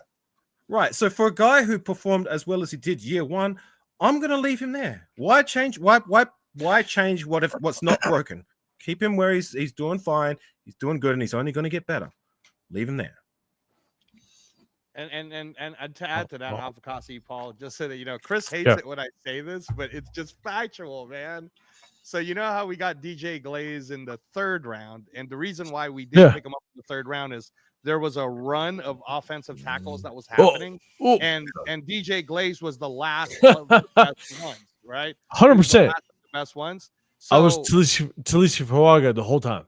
Yeah. So Chris hates it when I say this, but Art Shell was also a 3rd round tackle pick. I'm just he always thinks I'm comparing the two, but I'm like, if DJ Glaze excels to be the starter for the next 10 years, that'd be a pretty, that I mean, he hasn't done it yet, but I'm with Alfakasi on. Well, just to my point, like whatever, it doesn't matter where he was drafted. He was a rookie. This is be his 2nd season. This is where you get to learn more stuff. This is where you get to home in on the skills with the run blocking and the pass rusher. He was a rookie. He didn't NFL work. Like I said, he took Mumford's job, who was presumed to be the starter. Right. He took his job away. Right. So you must be a bad man to take a starter away. Give me a rookie tackle in the last decade and a half that had a better rookie season than DJ Glaze at tackle. Give me one. Well, Talisi Fuaga had a better year last year. But no, I'm talking about Raiders. But no. Yeah, Hold on. Alfakasi. I'm not disagreeing with you at all. You know what I'm saying? But when people want to take a tackle at 6, that's when we have to have the conversation. You know what I'm saying? Like, I think based on my game film, what I watched, DJ Glaze could be a good right tackle for us. You have Colton Miller on the left, DJ Glaze on the right. I'm cool with it. I just want to guard. That's all I want. Yeah, me too. I want to go too. Definitely. I'm just saying, like, what's not broke? Why try to fix it? Like, why take a player who is played well at a certain position and is just getting comfortable and accumulated to the position at the NFL level, and then we're going to say no, we're going to throw you to somewhere else. Like, so Alfakasi, I agree with you 100%. I'm with you. Salute to you 100%. You know what I'm saying? I mean, you don't have to agree. I mean, I'm just giving you. No, I do though, because when you explain it, it's different. Because when you have people in the chat and everybody like rocking, like they ask questions and you have to address it. You know what I'm saying? And so, I'm with you. I'm just say. Good. I just say cheers to Adam Butler. Cheers to. I'm happy. I was happy. Adam Butler. Happy his free agent signing right so far. We finally have a Butler on our team that's worth a damn, right? Exactly. You do know, Alfakasi, that Matthew Butler also got signed to a 1-year contract. You know. Yeah, he did. And he's done what? I know. He did. They signed to a 1-year contract. Yeah, he got signed to it ain't worth nothing. Like what, 600,000? So. Yeah, it was him. Cool, great. Can he do, like, I'm not asking him to do a lot of things, but can he at least do something? Besides beat Byron Young out for a roster spot in preseason last year? Like, one thing, I don't care. You know what, though? Hey, the one thing that we have to keep in mind is between Adam Butler, but Jonah Laulu is a bad man. Towards the tail end of the season, he's a guy that's still on the roster. Jordan Laulu, like, he could be the rotational piece. I'm telling you, like, I forgot about him. He could be a trade piece next year. I mean, based on how well he did last year. So don't overlook. Even though we brought on Adam Butler and Christian Wilkins, we obviously have Christian Wilkins. Don't overlook Jonah Alulu. He's a bad man. Is it Laulu or is it? How's it spelled? Is it Laulu? No, It's Laulu. Laulu. Are you Hawaiian or Islander? I'm part Hawaiian. Yeah, I have a bunch of family in Oahu. So you're Afakasi like me. Yeah. Do you even know what that means? Man, I'll tell you, if I don't pronounce names right, they'll check my ass. So well, one try to pronounce it when you hadn't been drinking so much that might. Yeah. Exactly. Avokasi means half Islander. Hey, he's celebrating the Allen brother. Let him have his fun. Yeah, I'm celebrating. Yeah, I'm just messing with you. 8 of 5. I'm just messing with you. I just appreciate being able to I'm celebrating Alan Butler. Damn it. Yeah, I don't blame him. I'm happy too. I'm happy too. Just having a little bit of fun with you, man. You're good. I love it. Now, I was looking at our O-line guys. So the other guy, and I don't know if you watched them in the draft last year, that I don't know if you guys know, we also have him on that same Dalton Wagner contract. Is this kid named Ayedse Gottlieb? I think he was Maryland, but I remember watching him in the draft too, and we still have him. He's only 24 years old. He's kind of small, but they're developing him. So who? Ayedse Gottlieb. Yeah. Godfrey. Try to say that 1 8 of 5. I tried to, but I'm staying away. Well, we were saying earlier, 805. We were saying Dalton Wagner's right back into another developmental contract, and I was saying, how many developmental contracts is this motherfucker gonna get? But it's also different regimes, right? Yeah. Like this is things like some people can see something in a player, and you pay them for it, and that's Dalton Wagner. That's some people can be okay with that.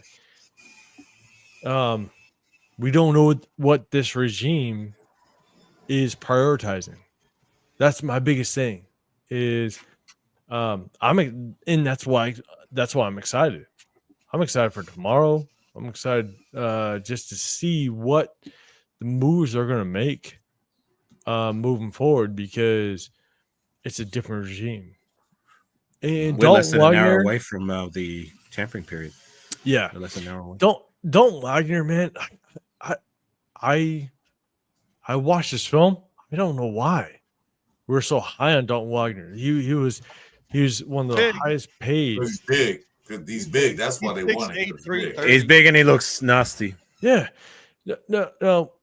As much as I'll say, I don't know why.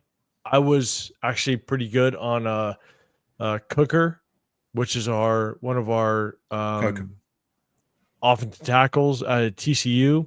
I was big on him. Didn't pan out. So I'm not saying I'm the end all be all. I am not saying that I know what is going on. Okay, let's do that. Cooker was a guy that at TCU, I thought he had potential. I thought he was going to strive to be something.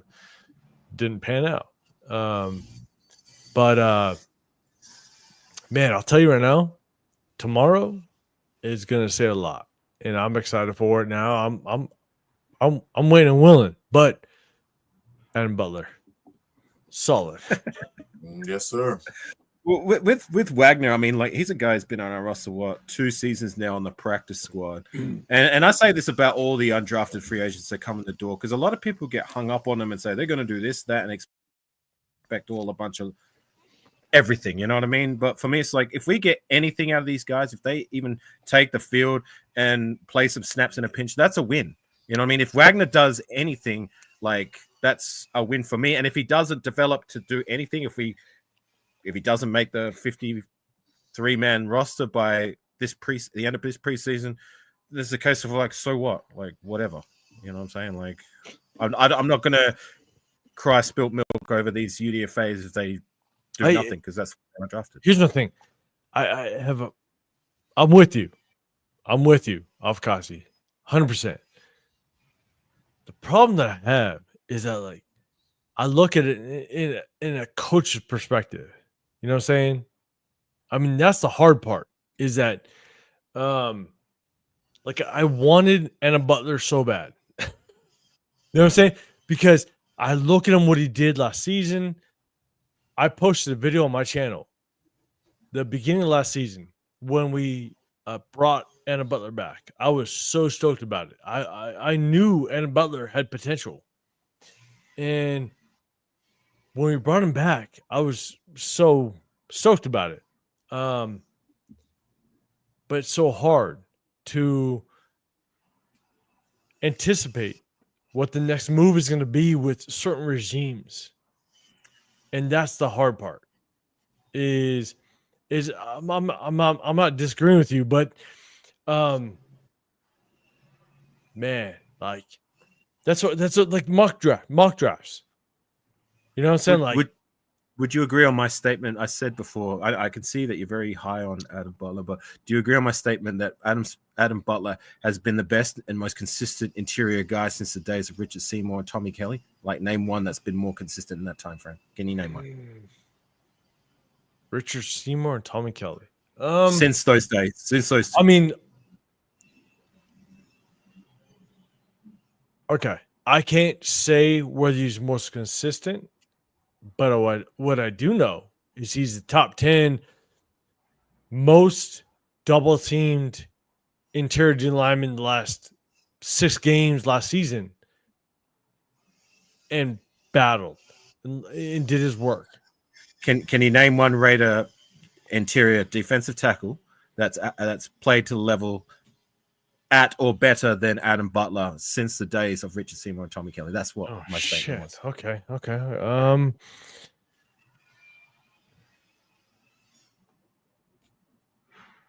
anyone give me a name? Because I can't. I can't. I mean, those are pretty good names, bro. But to my point, why it makes. But we were bad though. Like, we're bad. It doesn't matter. It's been a long time since Richard Seymour and Tommy Kelly have been in the door. That's a long time. I'm talking since then. But yeah, I'm not talking about Jerry Ball. Like, you know what I mean? Like, Jerry Ball was way before them. But to my point, what I'm trying to say is that, like, since then, that time frame, that's spanning like 13 years, we've had interior guys come and go, and for the most part, they've been very, very underwhelming. It's been a position of weakness, and for a guy that come in with to no fanfare and play to his level, that's a big win. That's what I'm trying to say. But it's looking at the whole picture. You know what I'm saying? Like, look at the whole picture in the sense that, I mean, you have Max Crosby, Christian Wilkins, Adam Butler. I don't know if you guys talked about who could be the edge rusher on the opposite side, but, like, we did. I mean, that's nasty. That front four could be the nastiest front four in the National Football League, without question. Without question. I mean, Adam Butler was the most double-teamed defensive tackle, interior defensive tackle the last 8 games in the National Football League. He was. And he balled. He actually made Tyree Wilson look pretty good. And so I am such a build in trenches guy. I want to see us build in the trenches, that to bring back Adam Butler and what he did is so nasty. And I have my concerns. A lot of people will say, Mason Graham, pick 6. I have some concerns on Mason Graham, but that's just me. But I think we're off of that. I think by bringing in Adam Butler, we don't pick Mason Graham first round. That's just me. So would you settle with like we were debating before? What are we going to do with like Cleavon Chase on Malcolm Kuntz, or Angela? You were suggesting that Sweat guy. What was your take on the edge?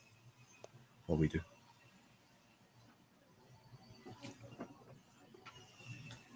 for me, or yeah, because of what Adam Butler's contract looked like, it's actually not as bad as I thought. I thought we were going to pay him more. I think what's so bad is Adam Butler's contract still brings Kuntz in the picture. It's as bad as it sounds. It still brings him in the picture. I don't want to pay him that because at the end of the day, Adam Butler, Christian Wilkins, Max Crosby, like that's 3 high-paid interior defense linemen. I would pay Cleavon Chasen. I that was pay my him. answer too. Yeah, like I would.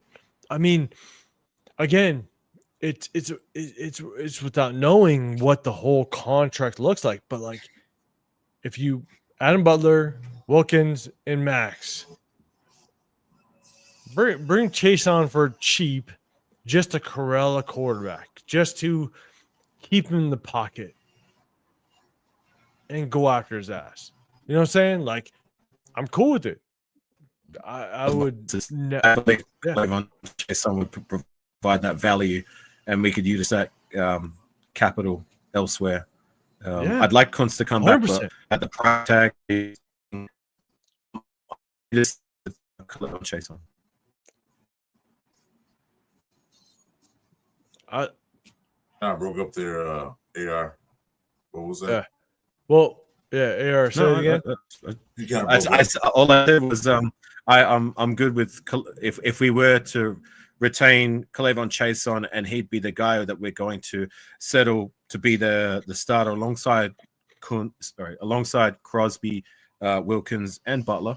You know, I mean that's good enough of a front four for me, and we can re-sign. I believe we can re-sign Chason on a quite a friendlier contract, a lot friendlier than what Kuntz seems to be expecting, and still get value there, and then use that capital to address the other areas like the linebacker, like the safety. You know what I'm saying? So that I agree with your take. Yeah, thank you. I mean, 100%. I mean, like, here's the thing, and for all the viewers and everybody out there, like, we all agree to an extent, but like, that's the hard part is bringing on Adam Butler. It's a change. That's crazy. I mean, to the draft, to free agency, the whole nine. So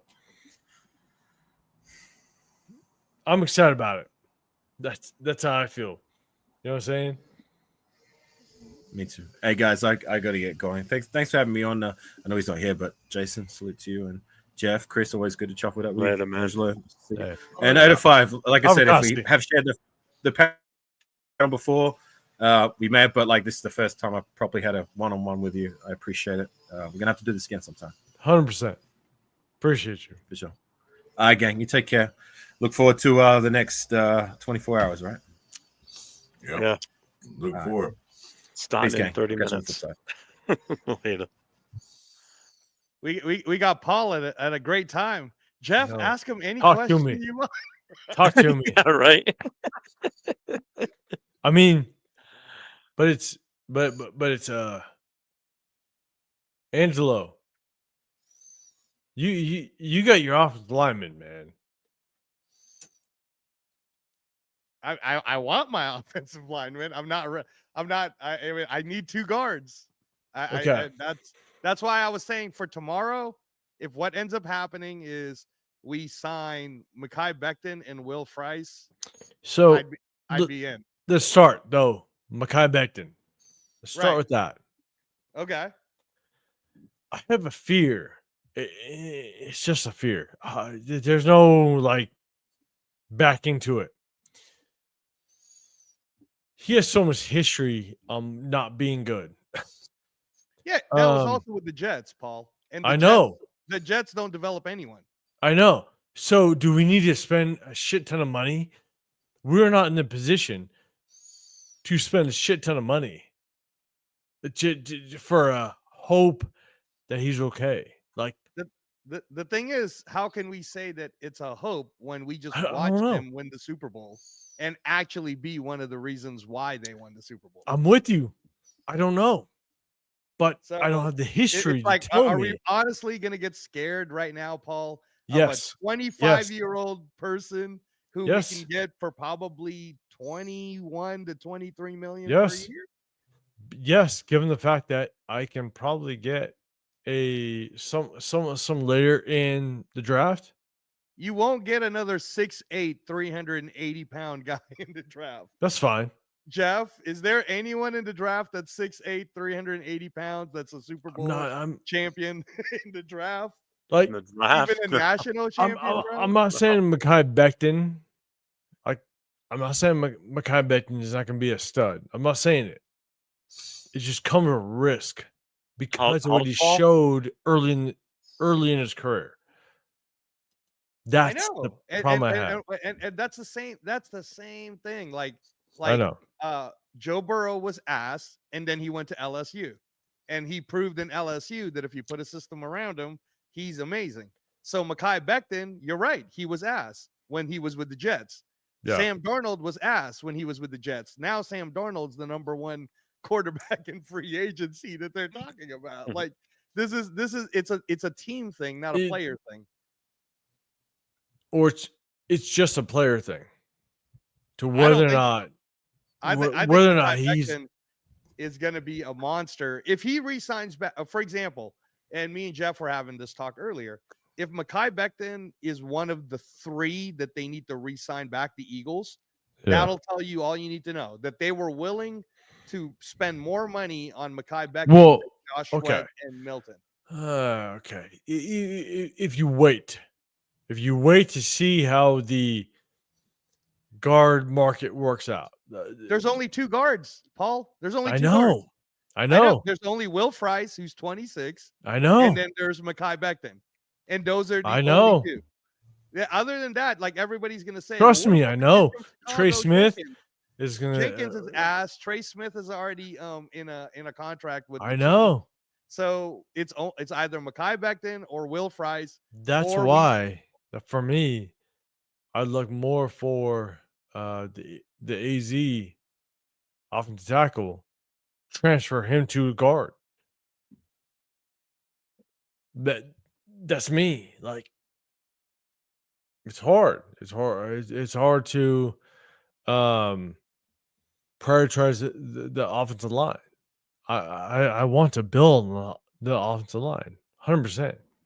Yeah, no, I'm all in on the offensive line. We're gonna get all pissed if we spent all this money on all this offense and we still can't protect the quarterback.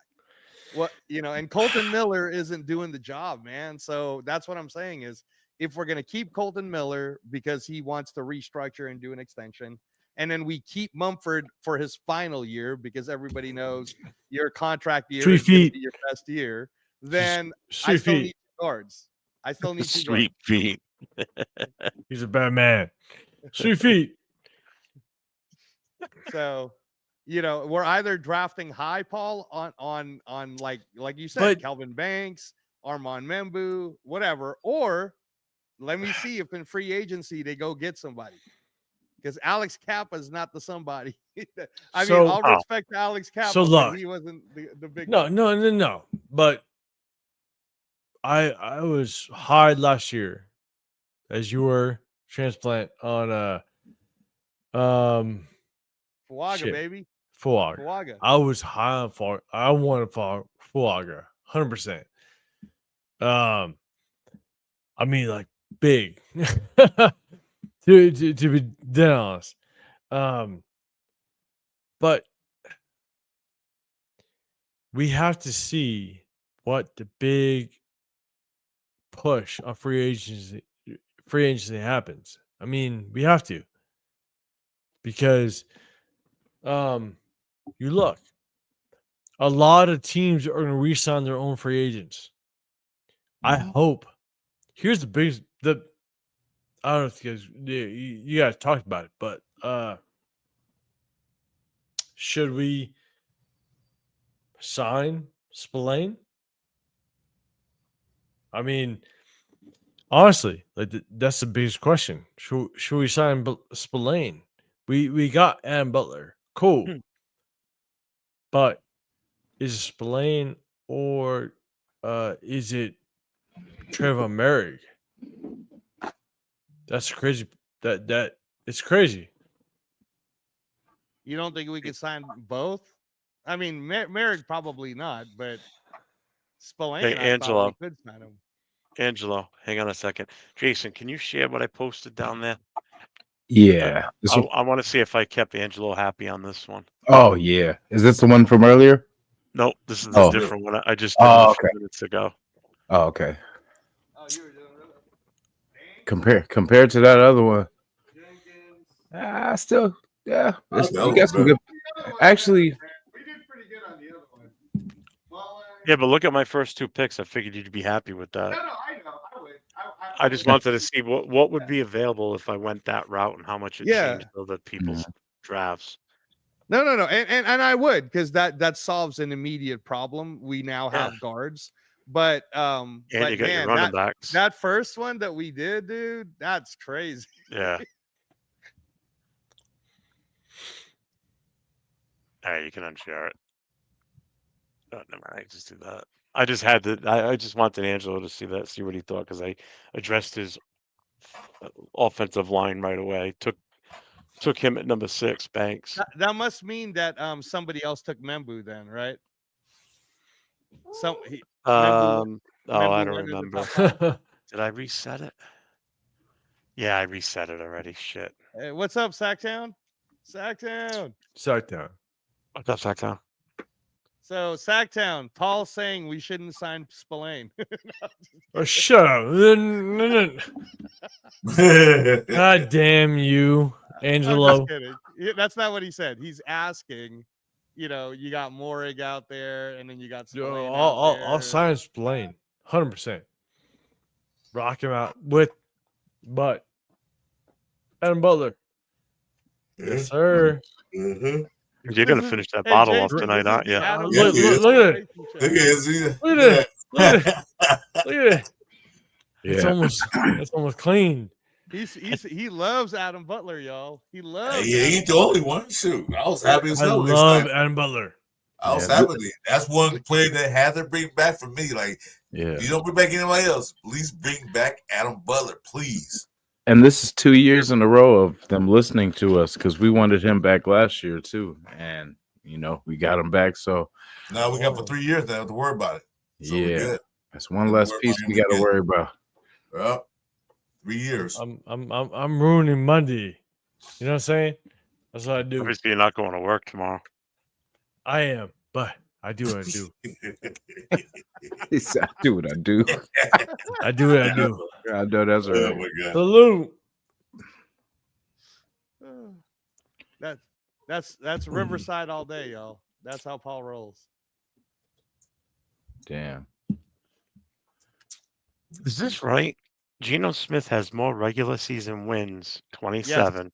Yes. Over the last 3 seasons than Joe Burrow, Justin Sherbert, Tua, Purdy, Dak Prescott, Matthew Stafford, Baker Mayfield, Derek Carr, and Sam Darnold. That's absolutely, dude. Sounds about right. He had 10 wins last year in the NFC West. With a trash offensive line and no running back.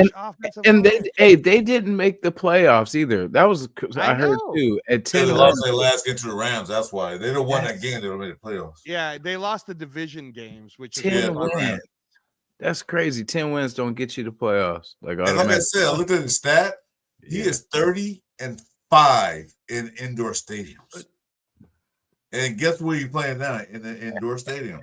And on top of that is natural grass too. So, God. But I bet you Chip Kelly is salivating right now, like, yes. Yeah. Yes. That'd be crazy. I mean, I got high hopes, but I'm not gonna be like I was when AP got the job last year. I'm not getting overexcited. I was super excited that he got the job, but that was a major disappointment. It's like, you know, your prom date turned out to be a guy. I don't want to. I don't want that disappointment again. Really, Chris? Love it. God damn it. But I'm happy. I'm happy this year. I'm more content. Like, I think we can, or I know we can do something this year. So I mean, it feels like it. It definitely feels like it. I feel like moving in the right direction. I feel like we're going in the right direction finally after what, 40 years? Jesus Christ. Kev, to be fair, I think it was just for the price. Andre James was just, you know, because back then when we first had him, we were kind of. It was no offense at all. I was just joking. I was no offense to anybody. I'm with you. It was no offense. Yeah, I think it was with James. It was just a cheap contract. It was kind of like Illuminor. We had got Illuminor. Illuminor stuck around a couple years for cheap, and as long as he was willing to do that, we definitely needed to, because there was other people at that time we were trying to pay. But I didn't like it. I'm not saying that I liked it, because that's why I knew we were headed in the wrong direction when we re-signed him. Because I'm like, you obviously haven't been watching the games, because like he's one of the reasons that we are not doing good up front. So, you know, when we brought him back, I knew kind of what we had going. But the thing is with James, in the zone defense, in the zone blocking scheme, he was decent because he could move faster. Mm-hmm. In a power run, he was getting pushed back like there was no tomorrow. So, and then the Raiders could decide what we're going to be. We're going to be a power running team or a zone team. What we doing? And they couldn't make their mind up. Plus, the offensive line coach was trash. I don't know if I forgot his name. I ain't trying to remember it either. It's James Craig. I wasn't trying to remember it, so thank you. He was trash. So, well, what do we? The Raiders, for me, for the last few years, had no identity. None. They didn't know what they were going to be. Power running team, passing team, a defensive team, whatever, good defense. But we had no identity. I think now we're going to develop an identity. This is what we do, and we're going to keep doing it, and we're going to do it well. That's what I think we're going to start doing. So, got quiet. I guess I say, Chris, maybe, hopefully. Yeah, I'll talk hopeful. That's what this season give me a little more hope and more confidence than the last few years, since we got smart people in the building. Yeah, I definitely want to see them do something with Wagner. You know, if it's backup for Glaze or, you know, something. I want to see put that 6'8", 320 to work somewhere. Yeah, to work on his feet where his footwork here was lousy. Yeah, I was gonna say make him a guard. You know what I mean? Make him a big ass guard. Yeah, he's a good power blocker, but anything else, he was a good pass blocker at Arkansas, but I don't know about the run. That's just he had a problem with. Yeah. You got me drinking now. Transplant, what you got? Oh no, I'm looking and it says I was looking at what Mekhi Becton's projected market value is. So because he's 25 years old, they're comparing the value of his contract to be either Ezra Cleveland's, Quinn Miners, Landon Dickerson's, or Damian Williams around that price. So probably Quinn Miners. How much is that? Yeah. Well, I mean, it's interesting because the highest value was Ezra Cleveland when he got signed. He was 25 years old. His value was $24 million, but his salary was only $8 million. So that's kind of low, right? And so if we're doing an average now, they're saying that a 4-year contract for someone like Becton, the minimum of it would have to start in the 16 million range with an overall value of 62. But I think that's low just because Tyree Smith or Trey Smith, he got the franchise tag. So, I mean, we'd be lucky if we got Mekhi Becton for less than 20 million, but I think that's going to be the number, like 20. But I mean, maybe they'll be able to work a deal. I don't see him spend that much money for a guard or on the No, line. man. I don't see him No. doing that. Because they're gonna need a couple other things too besides just that one guard. Like if I said they can get a guard in the draft. Yeah. A couple of guards. I don't see them paying $20 just for a guard. Yeah, I'm looking at like the best or the ones that scored the highest or did the best. I mean, there's Dalton Reisner from the Vikings. He's available. Tevin Jenkins was ass. Everybody keeps talking about him. He was from Chicago. Eichenberg's brother is available. Miami. Liam Eichenberg. Yeah. His brother? So his brother is the offensive lineman who was actually a starter in Miami. Liam Eichenberg. That's the brother of our linebacker Eichenberg. Yeah. That's the big brother. Yeah. So it could be him. He's available, and he's going to be a cheap one. I mean, again, though, none of these are saying starter to me, though. Greg Van Roten's still there. Yeah. If we want him back. No, we're okay. Oh, let me see. Yeah, no. I'm trying to look for young, and possibly could be good. Yeah, Will Fries is the one that I was thinking because he's a unrestricted free agent. But so Will Fries is from the Colts. See, his average annual salary already for right now would be 14 million. Yeah. So, but yeah, he's good, man. He's good.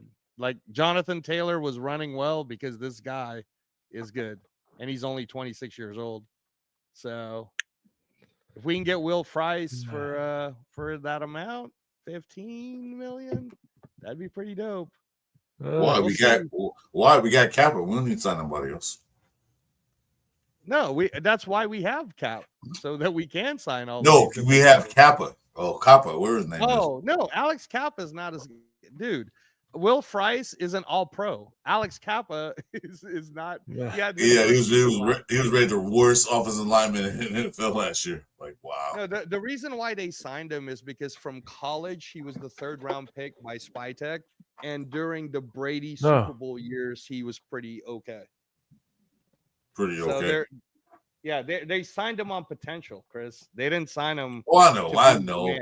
He has familiarity. He knows. They know Spytech and Tom Brady. Yeah, I know. But how much they paid him was like $11 million. That's a little too high to me. I mean, so like Will Fries and Mekhi Becton are definitely the top 2 that everybody wants to get. Those are the 2 if you're going guard. Otherwise, yeah, you do just draft early. That's why I was saying, like, I wouldn't hate the Kelvin Banks early. I wouldn't hate the Armand Membu early.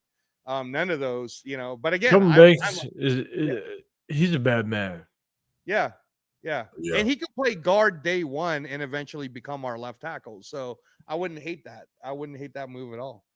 I mean, I think people definitely have the right side. The right side definitely has to be fixed. I don't know about the guy. What's his name? They re-signed him. What's his name? Now I'm forgetting. I'm going to draw a blank. They re-signed him recently. What's that guard's name, guys? Guys in chat, tell me. You talking about Trey Smith from Oh, the Raiders just re-signed him. Our guard. Oh, Meredith. Meredith, yeah. I don't know how good he's going to be. You probably put him on the left side. It's the right side my concerns with, because we got to get rid of Parham. Got to get him out of there. Well, I mean, there's this. Parham's got to go, or convert him to the backup center. There's this theory Yeah. that if they're keeping Mumford, he's the break glass in case of emergency for Colton Miller. You know, like if Right. they're keeping him for the final year, Yeah. and then like I said, man, we need like a superstar guard, at least one. If we can get two, that would be great, because JPJ will be fine, Glaze will be fine, and then I guess we can hope for the best on Colton Miller. Well, you got to remember, But- Copeland was hurt last year. He didn't get hit on training camp, the OTAs, and it took him a little longer to get back to his form. Towards the end of the season, he started playing better. Yeah, no, and But honestly, he is getting older. And Yeah, then that and he shoulder got that thing is old going to be a shoulder problem. thing. It's going to be a problem, yeah. yeah, and But that's yeah. why, like, honestly, I wouldn't mind it. And I know this is a crazy take that people probably won't agree with me on. Is I watched all of the tapes of Glaze after we grabbed him, and he played left tackle his junior year. Yeah, he did. I wouldn't mind if you fucking gave him a try on that during the preseason and let Colton Hey. Miller play right tackle, just so that It's injury hard. doesn't, you know. But it's hard to change left tackle to right tackle. No, you I know. know, but remember when You can He's ask, good. you can ask Jeff that. yeah, no, but Jeff, remember when Mumford got injured 2 seasons ago, and it was Colton Miller that stepped in, even though he wasn't 100% as the right tackle, so he could play right tackle.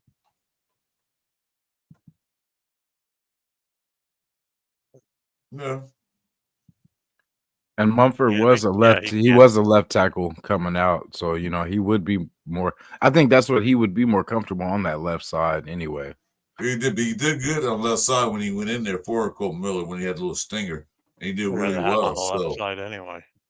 Keep on the So- strong side. well, I'll put him in as like you said, emergency break glass, and if you need it, left tackle, keep him over there. Because Yeah, the right that's- tackle, he didn't do too well Yeah, to me. yeah. No, that's why it's good for us to just like we really need to invest in the O-line. Hey, Sackdown, thanks, bro. I appreciate that. I appreciate you getting all the starting to watch all of those stuff I'm sending you too, bro. I appreciate that. And, And then, then, yeah. move Parham to the janitor's center. closet. Yeah. Go ahead. No. I was thinking that I wouldn't hire him to be the greenskeeper. Jeff, do you remember though, Jeff, when they tried Parham at center and he wasn't half bad? Like, so maybe he could just be the backup because He's too his small to contract play cost us guard. nothing. He's still lighting the ass though for me. He's still No, too I know. light. That's why he would be the backup just in case. He's too small. know. He's too small to play guard. No, He's I'm not talking about heavy center. enough. He'd be the backup center. I know That's that. That's what I'm saying. He would be better at that position, but I don't want JPJ out from underneath. I want No. JPJ to stay where he is. No, you said back. He take JP No, I have a was saying stinger or backup, something like though. that. In Because case he have a JPJ, stinger. just in case. You know how JPJ plays? He plays a reckless abandonment. He don't give up on plays, so he might get out there and get like a little stinger, like got sit out for a couple of plays. Right. Like that situation. Right. And then, yeah, Sacktown, I was saying the Alex Kappa pickup is because Spytek was the one that drafted him in the 3rd round, and he was there for the Brady Super Bowl years, and he did pretty good. So Brady likes him too. I don't think he's going to be the starter. I think they're giving him a try. But you never can't say that because maybe he was playing in a bad position or playing in the wrong team or playing with a bad guard. Because Cincinnati's old line, they were trash too. Not as bad as ours was, but they were trash. No, so maybe I he think was in a bad position. Maybe he come here in a new stadium, in a new atmosphere, and with the right coaching, maybe he'll be better than he was last year. Maybe, hopefully. That's all I'm saying. Because sometimes, when teams change the scenery, they play better. They're more inspired. Right. Because they have those all the time. Each time our players leave our team, they go to another team and fucking become superstars. Right. No, and I agree with all of that, guys. Like we don't know how good all of these. Like we're hearing about Godwin coming to the Raiders. We won't know how good he'll be, right? Lockett coming to the Raiders. We don't know. But what I'll say is those are all more Band-Aid fixes, not future fixes. So that's Yeah. why we either have to draft one or we have to get somebody in their mid-20s, not somebody who's 30 on up. Well, first of all, they might be Band-Aid fixed now. Pete Carroll, like I said, 3, maybe 4. First of all, we got to start winning games. We got to start looking like a contending team so we can draw those other free agency agents in here. You know? So that's one thing. And I just saw a report that Brady reached out to Godwin. Called, talked to him. So I don't know what that's all about. I don't know, maybe happy birthday or something, but they reached out to Godwin or Goodwin, whatever his name is. So that's a possibility. Would you mind that? Anybody? Godwin coming here? I'm in on it. I mean, he was great. He was on my fantasy team until he got injured. He was awesome. Godwin was amazing. Yeah, I like Godwin. I would definitely him or Lockett would be cool. One or the other. Yeah, Jason, that wide receiver team would look pretty good if it was Myers, Tucker, Godwin, Lockett, and then Matt Collins. Matt Collins. I would like Matt Collins. I would love Matt Collins. I would love him back. I would want him back. I mean, he's not the fastest dude, but he's a 50-50 man. That's what we don't have a 50-50 guy. That's what we need, a 50-50. They go up and fight for the ball besides the coach. Personality would be perfect. I don't know why we let him go anyway. Well, it was because I was Nick Dummy, that's right. Yeah. Like stupid. So what happened to AL5? He passed out? He popped back on, and then I guess he popped back off. I think he finished the whole bottle. I think he did. He's happy. I don't blame him. I'm happy too. Man. That was the one occasion I wanted back. Adam Butler got to bring him back. Yeah. They did 3 years, so didn't worry about him for 3 years. Yeah, he'll be a Raider. Yeah. We're on the right. We're on the right That's track. True, bro. That's true. He was having a good time, man. He's happy. He let him celebrate. Paul was having. I remember watching one of the shows. He was talking about Adam Butler about 2 weeks ago. He was talking about it. He said we got to bring him back. He kept talking about it. Right. So. Yeah, Coons ain't getting no 20 million, man. I'm telling you, he's gonna get 8 million in a Twinkie. That's what he's getting. 8 million in a prove a year, 1 year, and with incentives. That's what I say. When here's 8 million, prove that you were like you were a couple years ago, with incentives, and then maybe in a possible second year extension, 15. That's what I would do for him. Yeah. Hey, Super Omicron, don't forget that Trey Tucker is a deep threat, man. He's going to put him in your fantasy team this year because Geno is going to find him the ball a lot. Is he going to be Lockett? I was going to say, is he going to be the Lockett? He might be our Lockett. You know, because Trey Tucker is still really young and he does have that real speed. Remember, they were using him a lot for end arounds last year when they were getting creative. He's fast, man. And Chip Clay loves those jet sweeps and around, so he's going to be a vital part of the team. He loves them. Yeah. No, Trey Tucker is going to be a sneaky fantasy draft choice, y'all. Get Trey Tucker. I don't do fantasy football either. I never have done fantasy football. Oh, it's fun. I'm sure it is. Yeah. We're going guillotine league again? Yeah, we're going guillotine league again, Jason. I got of the we had 18 people and probably for sure 11 already asked to come back. So if you play fantasy football? Yeah, we're doing this league, Chris, and maybe Jeff will want to play with us too. I don't know. But it's Matthew Berry's league, and it's the guillotine league. And what we did was we took all the different podcasters and some of my friends and we put them on the guillotine league. What happens is you do the draft night, which is fun. It's 18 people, right? Because it's 18 weeks.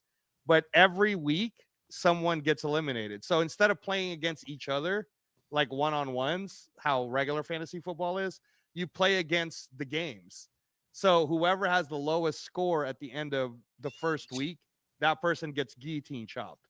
And then it just keeps going until there's one person left. So this year, the final 3 was me, Severe, and my friend Paul from Seattle. So, and then Severe got chopped off. So it's kind of a fun format. And Jason made it all the way to top 10. Yeah. I made some bold moves in the beginning. I knew where I messed up. I let it slip 1 week and then that was enough. And then, right. I was barely scraping the last 3 weeks. And then, there was that week that I was taken out. So. Well, I mean, the other thing too is like Turf just got lucky because Christian McCaffrey got injured and he just happened to take, what's his name? The guy who ended up being Jeff, who was the backup for McCaffrey that ended up becoming a starter? Mason. Mason. So that's who Turf had. That's why Turf made it so far. Is because he had. Hey, when I drafted CMC with my first pick, and then later in the original of the start draft, I grabbed Mason, so I handcuffed him to him right away because I started him from day one. Yeah, no, Because yeah, CMC didn't come was out, a waste. didn't come in until like week 9. Played for 3 or 4 games, and then he played that game of Buffalo and got hurt again in the snow. Yeah, I don't know why they started him in that game. That was a bad choice. Yeah. Ben asked if we called Uber for Paul. I think 805 crashed out, guys. I think 805 crashed out. Dixon. Probably I did. think It was a little pixelated. It was a little pixelated. Yeah. You don't finish that whole damn bottle, man. Like, Jesus. That's a big bottle. That's a lot of whiskey. That's a fifth. Man. Yeah, it's like one of these. I got one drink that whole thing tonight. I got one of these, but damn, I didn't like. No, I'm done. I never touched a 2. Like, oh, that's it. Man. Yeah. So you like that whiskey too, huh, Chris? I love whiskey. Wow. I don't drink it all the time. I drink it now and then, but nah, I like whiskey. I bought it last me another month. Wow. Man. Well, it's 100 proof, so that's probably gonna last longer. Clark Arroyo's all mad. Wagner's trash. Well, he's still on the team. He's still on the practice squad. Maybe that's why they're using him. He's good practice. I don't know. Big boy. So yeah. You can't teach 6'8", 330. Let's see. Panda says if you can get a running back for cheap in free agency, who would we want? There isn't a really. There isn't anybody. Cheap, not cheap, like because the price went up because of what they did for Saquon. So yeah, they did. And really, there's not anyone in the running back market that's like amazing. I'd rather draft somebody or get a unrestricted.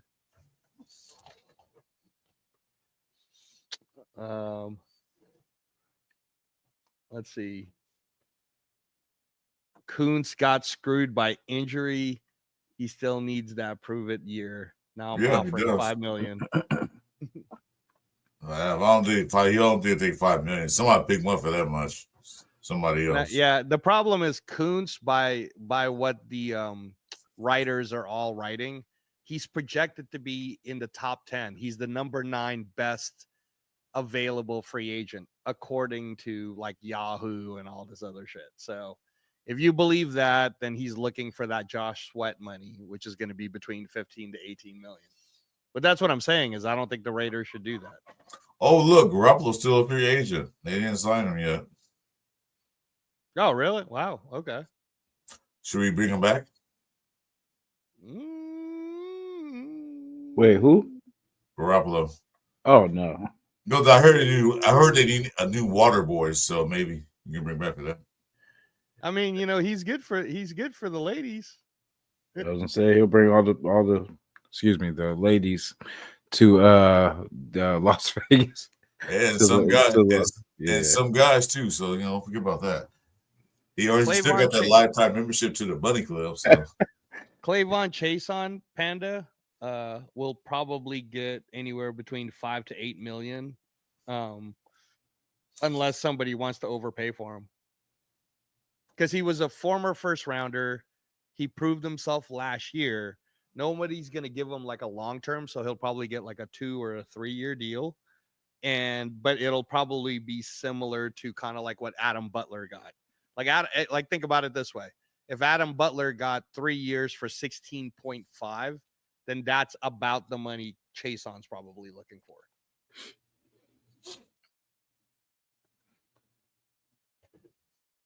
Who we got? Oh, Silver Smoke Raider. Yeah. Oh man. What's up, so smoke? Yeah, no, we had Paul 805 here until he finished his bottle and dropped off. Yeah. I don't think he finished it. I think he just dropped out. And not his baby bottle either. Silver Smoke, you gotta thank Jason, man. He's sitting there doing his homework and he's got midterms this week, bro. Yeah, I'm all trying to do it so I didn't have to leave. But it was homework, and he's sporting that Warriors jersey because we doing good this year, Jason.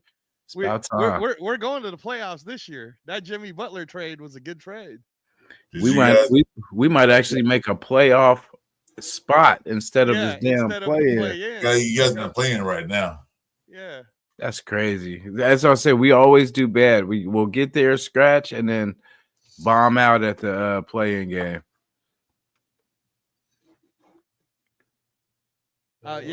Panda, we were doing the cap. So currently, once we release Andre James, it'll be 52.5 million is the current draft after the people that we've already just signed.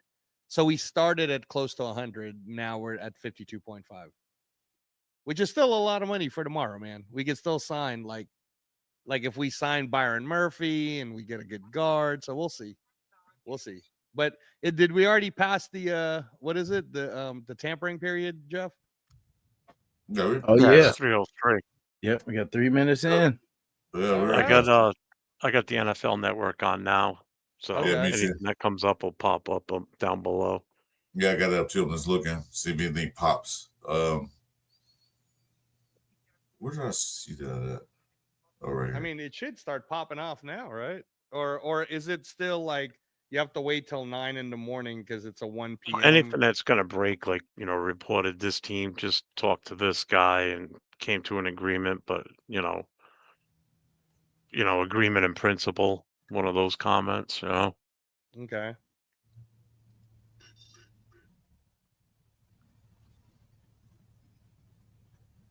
Yeah, I'm starting to look now too, just to see. And then Sacktown, you still on the chat, Sacktown? Put some up if you're still on the chat. Let's see. Cool Kev. What did Cool Kev say about Becton? Limited access to what?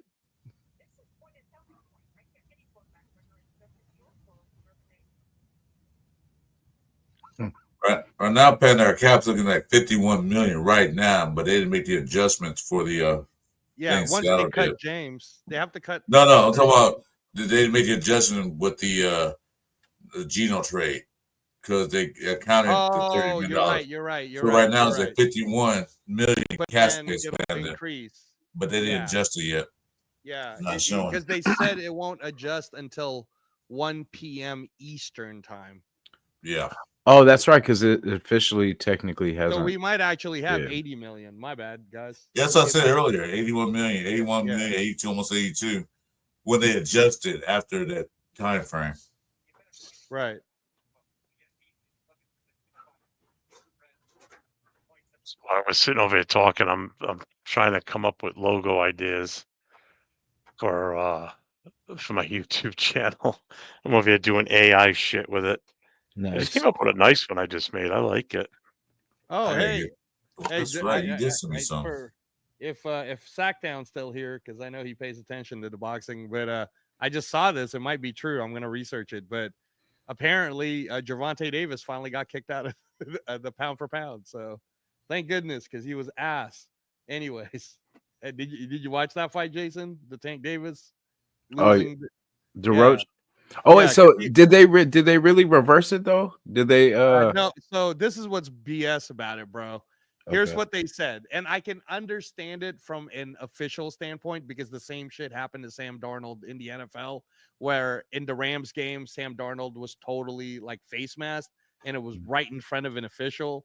But because the game had already been played, like they can't reverse the win or anything like that.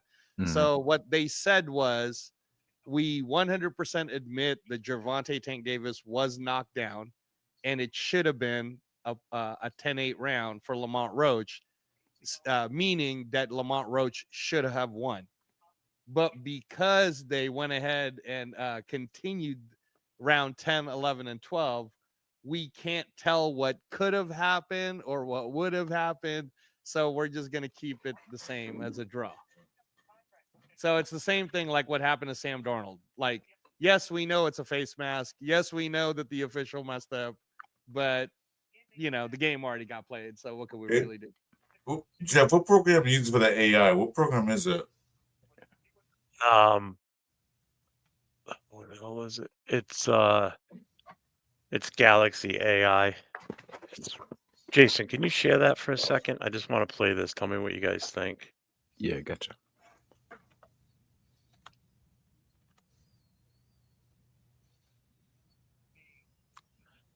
Like that. We just need Mahomes sitting there in the middle of that fire, but you know, that's just. Do you really want to see Mahomes cry in the game? That's all you do. That's yes. pretty good. I'm on every day. Yeah. Hey, Jason, it looks like it's about to happen, so look for it today. But David Benavidez is fighting for the undisputed 175-pound title against Dimitri Bivol. It's $15 a month, huh? I'm about to save that. Yeah, I gotta check. I gotta catch back up. It was I didn't get to do it, but I might do it actually in the morning. Also, I'll be able to watch a lot, or maybe in a little bit. Oh my God, no, Lord, no. Is it Imagine Masterson and Diablo starting at linebacker? Oh hell no! Oh what? No, Nightmare. that's a lie, dude. Nightmares. That actually happened, and we lost. Yeah, Masterson got the shit shook out of him. He got destroyed. Jesus, man. Let me see. First 3 picks guaranteed to boot. Yeah. That's why I wanted that other third pick. But like I said, I'm happy with Geno. But I wish we could have gave him a fourth. And then I would have been cool with us doubling up. Because it's kind of the same thing, except we have to wait a little longer now to get that fourth pick when we had it in the third round. So, but I'm nitpicking. You know what I mean? So. I'm not mad at all. Like I said, we got a quarterback at least for now. For the next 3 years. So Spillane 2 years, 18. Is that what we're doing? Did that just happen, or are you just speculating? That might be a little. I'm not sure. I haven't seen it. As soon as I hop off here, I'm gonna check all the news. But yeah, that would be cool because we do need to bring him back. That's one thing because I think he's important to what Patrick Graham does on defense. And he's the best linebacker that we have, pretty much. So he was a steal from the Steelers. Pretty much the only linebacker we have. Yeah. See, yeah. Yep, they've been listening to us so far. So, we got the quarterback. We got a backup guard or guard. We brought back Palomau. Yeah. More to come, though. More work to do. I mean, I guess we're waiting to hear about, Spillane, right? Like that's a domino. That should be the first big one that goes. Yeah. Because otherwise, Jeff's right. We're gonna have to draft like a star linebacker or something. Or they could bring Greenlaw, man, but I don't know what he gonna want. Yeah, but see, we got Bernie. Here, man. Isn't there still Gainer, Bernie, Eckenberg? Because I feel like we got pieces. It's just, it's kind of like our running back. Man, you're really desperate, Jason. You said Bernie. Well, because, we were talking about Gainer and Bernie last year. And then what do we got them for if we're not going to, if we still have a need for linebacker? What are these bums doing here still? He played all right towards the end, but linebackers, bro. He played all right towards the end. But like I said, that was towards the sorry teams, and teams don't care about, they're already in the playoffs. So Yeah. we still got that Muwaga inside linebacker. Yeah, we were looking at his mugshot earlier. That was, remember that? So, I mean, they got linebackers, but are they starting caliber linebackers? Blake Lynch, I never heard of this guy. Yeah. Brandon Smith, never seen him on the field. He was amazing, Chris. No, I'm just kidding. He must have been so amazing. I missed him. I'm just kidding. That never saw. I'm just messing around. Yeah. I didn't see I him. know. I was saying that. He was that good. I didn't see him. Whoa. So The other one is I wonder what's going to happen with Cooper Kupp. Like, who's going to trade for Cooper Kupp?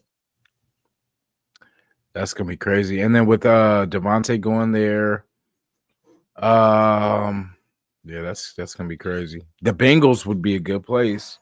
I'm telling you, with my guy, Joe Burrow. Yeah, but Joe Burrow already has T. Higgins and Jamar Chase. So you think they're going to get Cooper Kupp too and all that money? I don't think so. The reason why they're trying to get rid of Kupp is because of the money. It's like 31 million or some shit. Yeah, but they're paying Devontae 46. So make that. Yeah, I was gonna say they're paying him. Yeah, But so I think it's only 26 guaranteed though. 805's in the chats again. What happened? 805, he's in the chats. Oh, bro, did you finish the bottle, 805? Salute He you fell guys. down. Yeah, I think Like, fell out of his chair. That's what I picture too. Like if his feet up in the air and shit, like Just like, back in. I'm waiting for like a breaking news. Breaking news. Illuminor was always on the ground. That's the thing about him. That's true. Every play, this dude was picking himself up. Always getting pancaked by the defensive tackle. Like, dude, come on, man, stay on your feet. Yeah. To be fair to him though, he did pretty good with the Giants last year.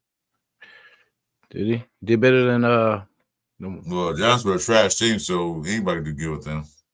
No, I know, but I'm talking about like when you watch them play, and like for Tyrone Tracy, he did pretty well for him because he followed his guy, the Basilio. That's why Basilio was a good offensive line coach, so he followed him. Oh, Coach. Oh, the other one, guys, is Von Miller, right? They're releasing him anyways, so I wonder where he'll end up. Because shit, I'll take Von Miller. Why not? Good. You know who would too, though? I think Max Crosby probably would too. It'd be crazy is if he went back to Denver. Yeah. He's towards the end of his career, though, so yeah. He might go back to Denver to retire, but he's towards the end of his career. He was a nice dude, but I couldn't stand him when he was on Denver. Like, I was like, damn, this dude is always, and he just, he was helping our quarterbacks up and all this kind of stuff. But nice dude, but I'm like, damn, we'll leave our quarterback alone then. But yeah, he was a beast. And then DeMarcus Ware, because like right when he faded out, it was like DeMarcus Ware, and then Hey, Jason, I saw this one person put this post because Devontae Adams signed with the Rams. They said it would be pure karma if Stafford gets hurt and Jimmy G becomes the starting quarterback. Did we say that earlier?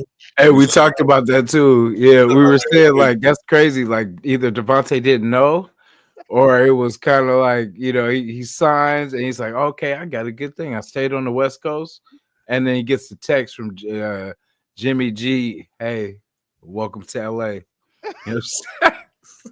Cool kid. Would you trust Palm cooking your food? I wouldn't trust him. Oh, that'd be so funny, bro, in the preseason. But Jimmy G's not on the Rams. He's still a free agent, so they have to re-sign him if they want to keep him. Yeah, that's probably not going to happen now.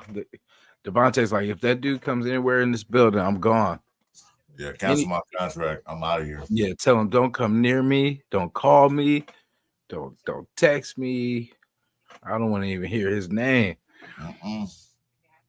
Damn, where's Garoppolo go? The Browns? Back to Frisco. Damn, that'd be crazy. He would take that. He'd take that backup role now. He'll take anything right now because he's. Or maybe I go mean, New Orleans. Maybe go New Orleans and have a car. And he got paid. I mean, he's probably still getting paid from us, right? No, they sold that. Okay, good. Sold that. Good. They paid him out. And they paid his bar tab at the Bunny Ranch too. Hope so. At the Diddy Ranch. Yes, sir. No more of that. Yep. Shout out to everybody, man, that showed up too in the chat. From everybody from Jeff to Angelo's to Chris's chats to Alpha Kasi to 805. Appreciate you guys all for coming and showing love to everybody here on the panel. Appreciate you. Ooh. It's time change, man.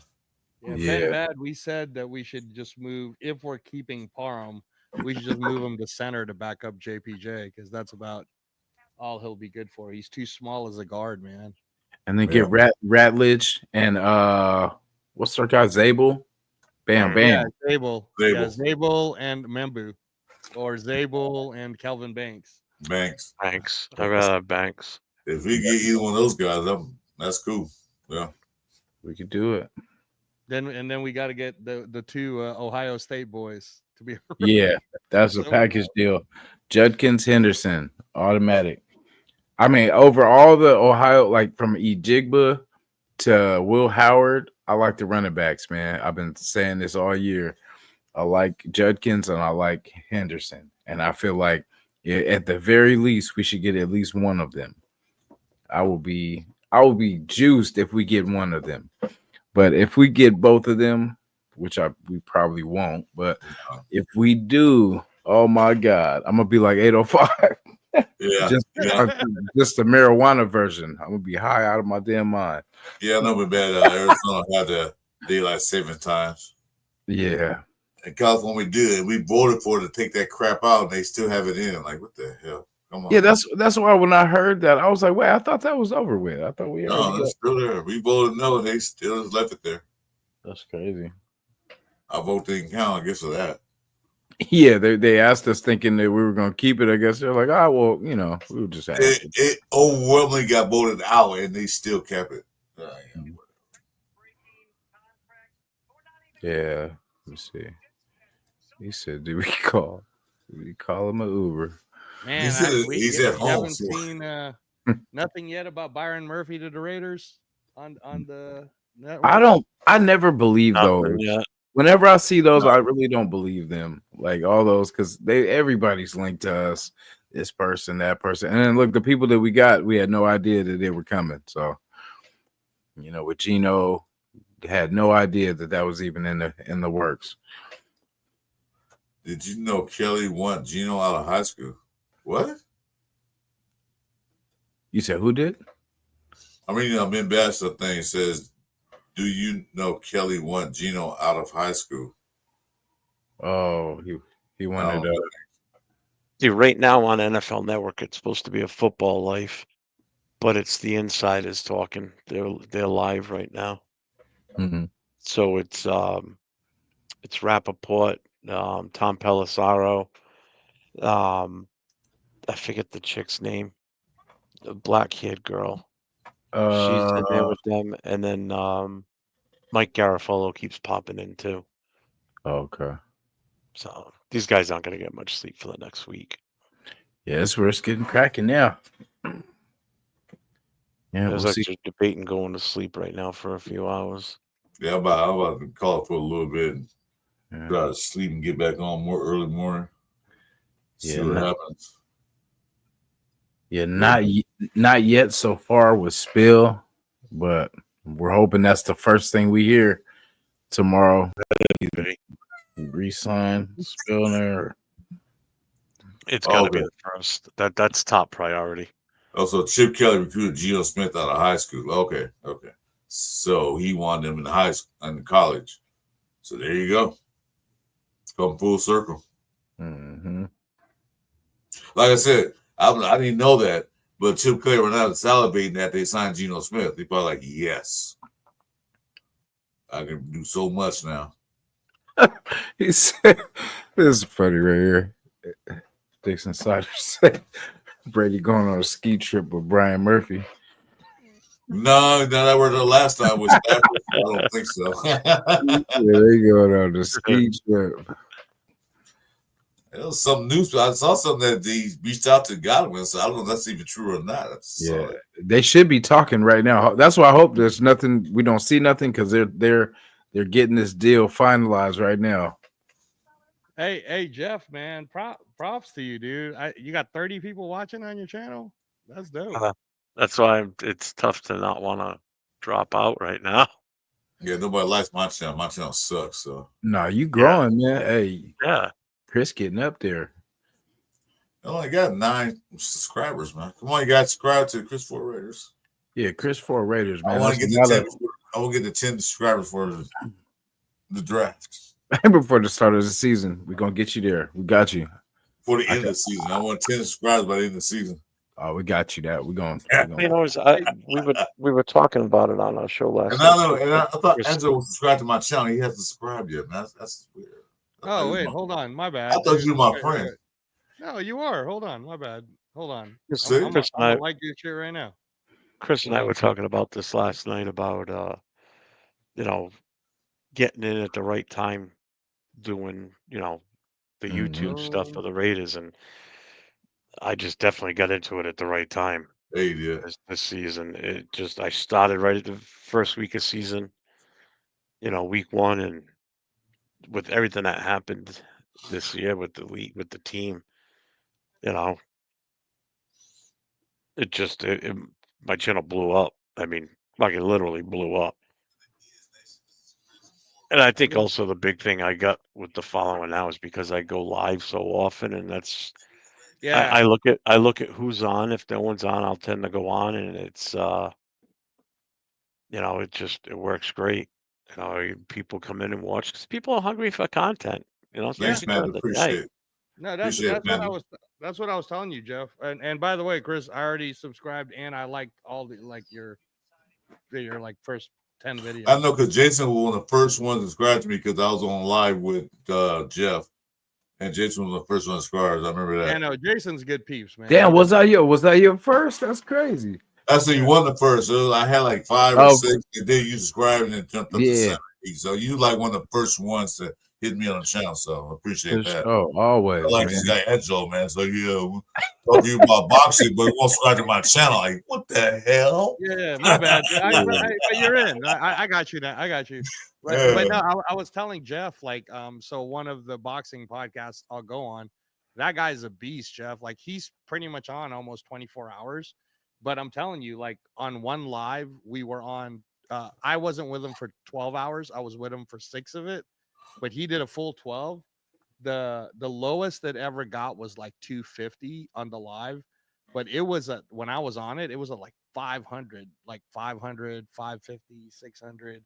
And we were just, and it was the funniest shit, Jeff, because all he would really do was he would challenge people to come on the channel if they want to challenge the fact that he's putting up. It'd be like if you, Jeff, said the greatest left tackle ever is or left guard ever is Gene Upshaw. And if any and then he would do something like he would prove why. And then he would say, now if any of you don't agree with me, come on in. And then people would try to come in, and then he would just school them. And then anytime somebody like tried to get, the funny part for me is I always go in with good knowledge, right? And we're talking boxing, of course, but some people will come in and they're casual, so they don't know shit, or they think they know what they were told, so then they'll be told something. But they have no clue. Yeah. And I'm usually pretty nice when I'm on it because I'll be like, but then the guy, the host, BF, he's hella funny. He just starts nailing them. He's like, "You stupid, why would you come on this channel and say that bullshit?" And then he would be like, "That's why everybody knows you just suck Tank's dick because you don't even know your own facts." I look at the market value for Chase on right now. This is Spotrac. The market value is $3 million a year. No. I know, but you're looking. Okay, no. No, I'm saying that's what I'm looking. That's what I'm looking at because they got Kuntz at you're 20. looking at Sport Track, right? You're looking at Sport Track. Yeah, for now, I was scanning through it. Yeah. So you have to look at the bottom, Chris, and then like see the comparison of what he should be, and then you do That's like what I'm looking your at. own average. That's the 6 million. That's what I'm looking at. So 6 million. Yeah. So that would be so that's the inflation rate then. Damn, 6 million. Yeah, I'll pay him 6 million, I guess. I would too. You said that's Spillane? No. That's the Chase on. No, So what's the 20. Oh, for Chris, Chase. what's the Spillane one? Look it up. 20. What's the 20? Shit, 6 for Chase sounds better than that 20 for Kuntz. Oh yeah, no. Kuntz can have a Twinkie. Kuntz, yeah. They go about a year. So for 2 years, Chase On's at 6. 2 years for Spillane is 20. Kuntz for 2 years is 40. No. That's funny. No. Not even close. I would not do that. Hey, Ben, you got to put a pause on that, dude, or no Diddy at the end of that. Everybody wants 20 million. Kuntz and Byron Murphy. Yeah, Byron Murphy. No, is that correct? Because I thought Byron Murphy was the defensive tackle from Texas. I know. That's why I get these Bryans and the Byrons. I think it's Byron's Brian confused. Murphy, bro. Yeah, is it Byron? Is it Byron? I think that's a fair Byron? trade-off. Lose Hobbs to get Byron Murphy. I'm good with that. It's going to wait. He said. Well, I don't know if you'll be all the way happy with it. Chris, what is the projected annual for Byron Murphy or Brian Murphy? Who's he play for? He was with the Vikings, but he's a free agent now. Oh, that Byron. Okay, Byron or Brian? I don't know. Byron, B-Y. That is confusing me. Is it BY? B-Y-R-O-N. Like Byron. you confused about the Byron guy we drafted. They called the wrong person. Yeah. Yes. Yeah. Let's Young. see. Yeah. And he was a D-back. Defensive back. Yes. Cornerback. Well, I'm looking at right now. Right. They're worried about us guys. They say we need to get some rest. Byron's value was projected at $22 million a year. Who's worried? YouTube? Yeah, they're saying we got a big day ahead of us. But you know, we here for it. We here for $22 million a year. I'll take a pass on that. I mean, he's good though, bro. He's good. Yeah, but which one? Byron Murphy. Yeah, from the Vikings. Yeah. Yeah, I'll take a hard no on that. Yeah. He might be good, but he didn't do that good in that last week as they played. He got torched. Yeah. Oh, wait a minute. Oh no, that's not it. I thought there was Godwin news. Sorry, guys. I was like, uh-oh. I'm trying to chase. I'm looking. I was looking. And Javon Holiday, like you talking about, valued at $15 million. Yeah, safety. Yeah, that's if we don't get back Trayvon Morig and we don't have Marcus Epps anyways, we have no one at safety except for Palomal, and he's not going to start. So no, he's not free safety. He's a box safety. He's not going to play that free safety thing. Yeah. He's not as good in coverage as he is playing the box. That's why I was wondering, like, who is or how about Cam Bynum? What is the projected price for Cam Bynum? Who's that? Cam Bynum. He's the safety for the Vikings, but he's a free agent. I don't know all the players or teams except for the Raiders, so you gotta give me a name, but you gotta give me a team too. So help me out. Yeah, Cam Bynum is with the Vikings. And he's a safety. Yes. Free or strong, it doesn't matter. Safeties. He said Easter buddy. 17 million. He said, I just want That's not bad. I'll take that right now. Easter Bunny is still here. I'm sleeping good. 26 years old, so It's about the same that Morgan's asked for. Its value's at 15, so about the same. Hmm.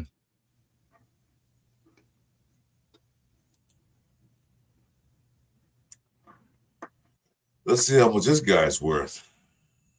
Yeah, let's check you out. All right. So the negotiation period during the Oh. period beginning at 12 noon New York time on March 10th and ending at 3:59 p.m. New York time on March 12th, clubs are permitted to contact and enter into contract negotiations with the certified agents of players who will become unrestricted free agents upon the expiration of their 2024 player contracts at 4 p.m. New York time on March 12th. So technically, this doesn't. They can't do. Nothing's going to come out until after 12 o'clock tomorrow. My time, Yeah. 9 o'clock your time. 9 a.m. Tomorrow morning? Yep. Yes, that's good because I can go give me a couple of shut-eyes, something to eat. Yeah. Yeah, I can come back and check it. There's nothing happening right now. If anything happens right now, they're getting the phone calls ready, who they're going to call, blah, blah, blah. If anything else. Yeah. I think on that note, I think I'm going to call it a night. go get some sleep before this shit starts. It's been real fun for the past 6.5 hours. Chat, I enjoyed talking with you guys. Hope to see you. I will see you again. Please subscribe to all our channels, especially Angelo, if you like boxing. No, Sam won't finish. No, I don't have my channel yet, but make sure you guys subscribe to Turfs, the Ultimate Raider Fan 32. And, but Middle five. What's good, fellas? I'm still drinking for Amar, and he stopped. Who's Amar? Who's I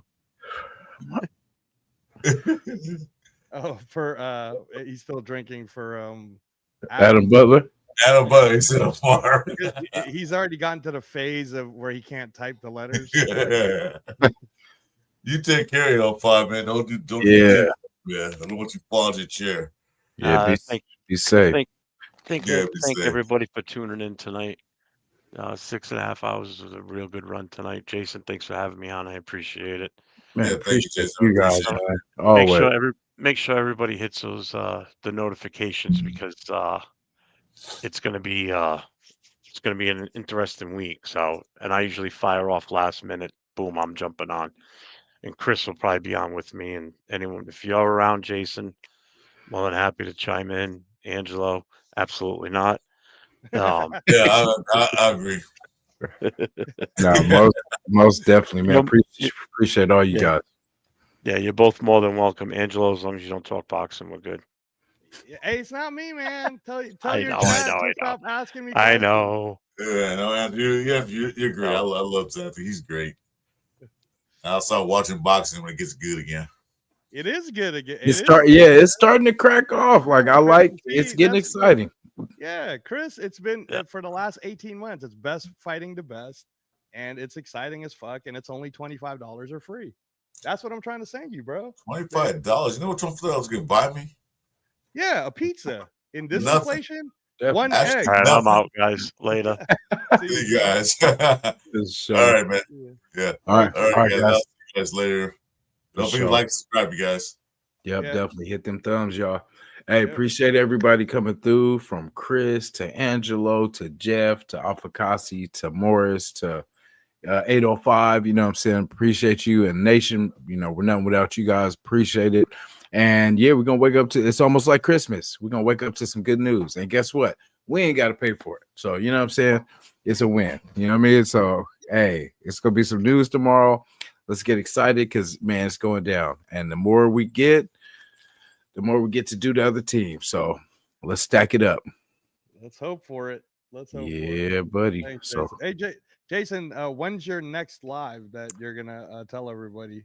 Because don't you normally do like that guys' night out live or something? yeah, I've been my friend. He moved, so I'm letting him kind of get settled. But he moved to AZ, so I'm waiting for him to kind of get settled, and then we're gonna jump back on it. But yeah, we will be back.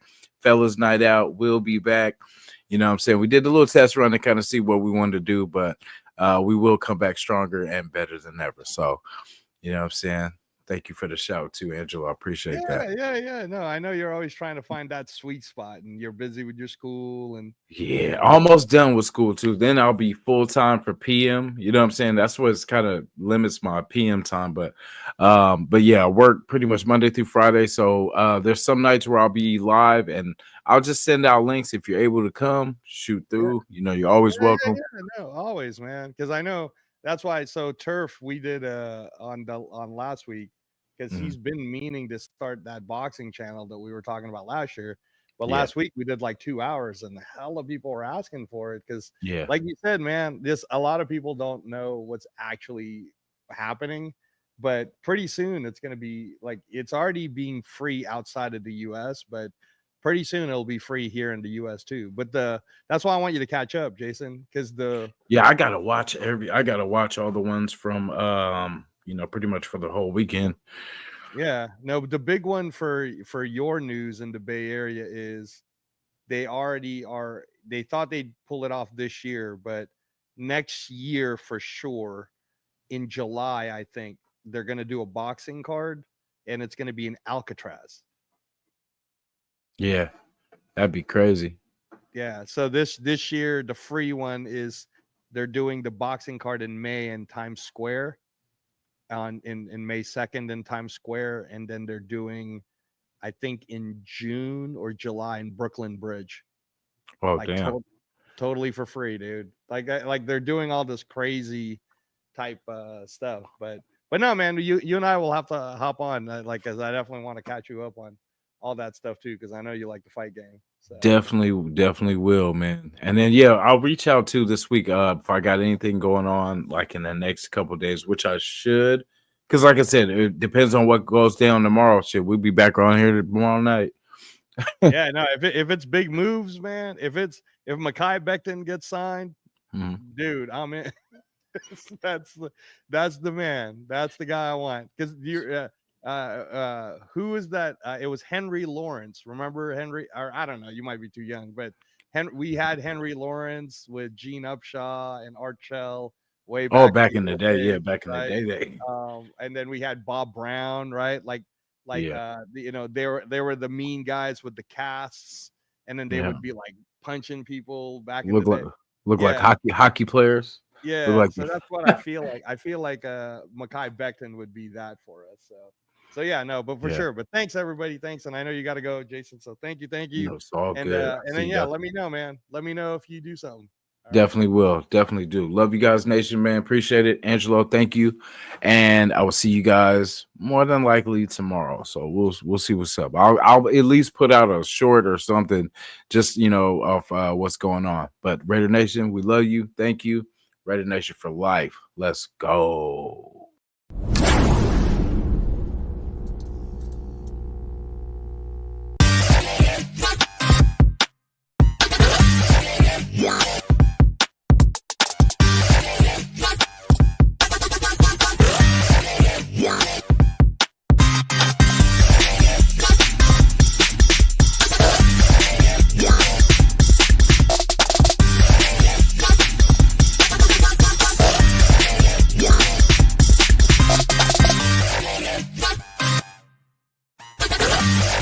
Yeah.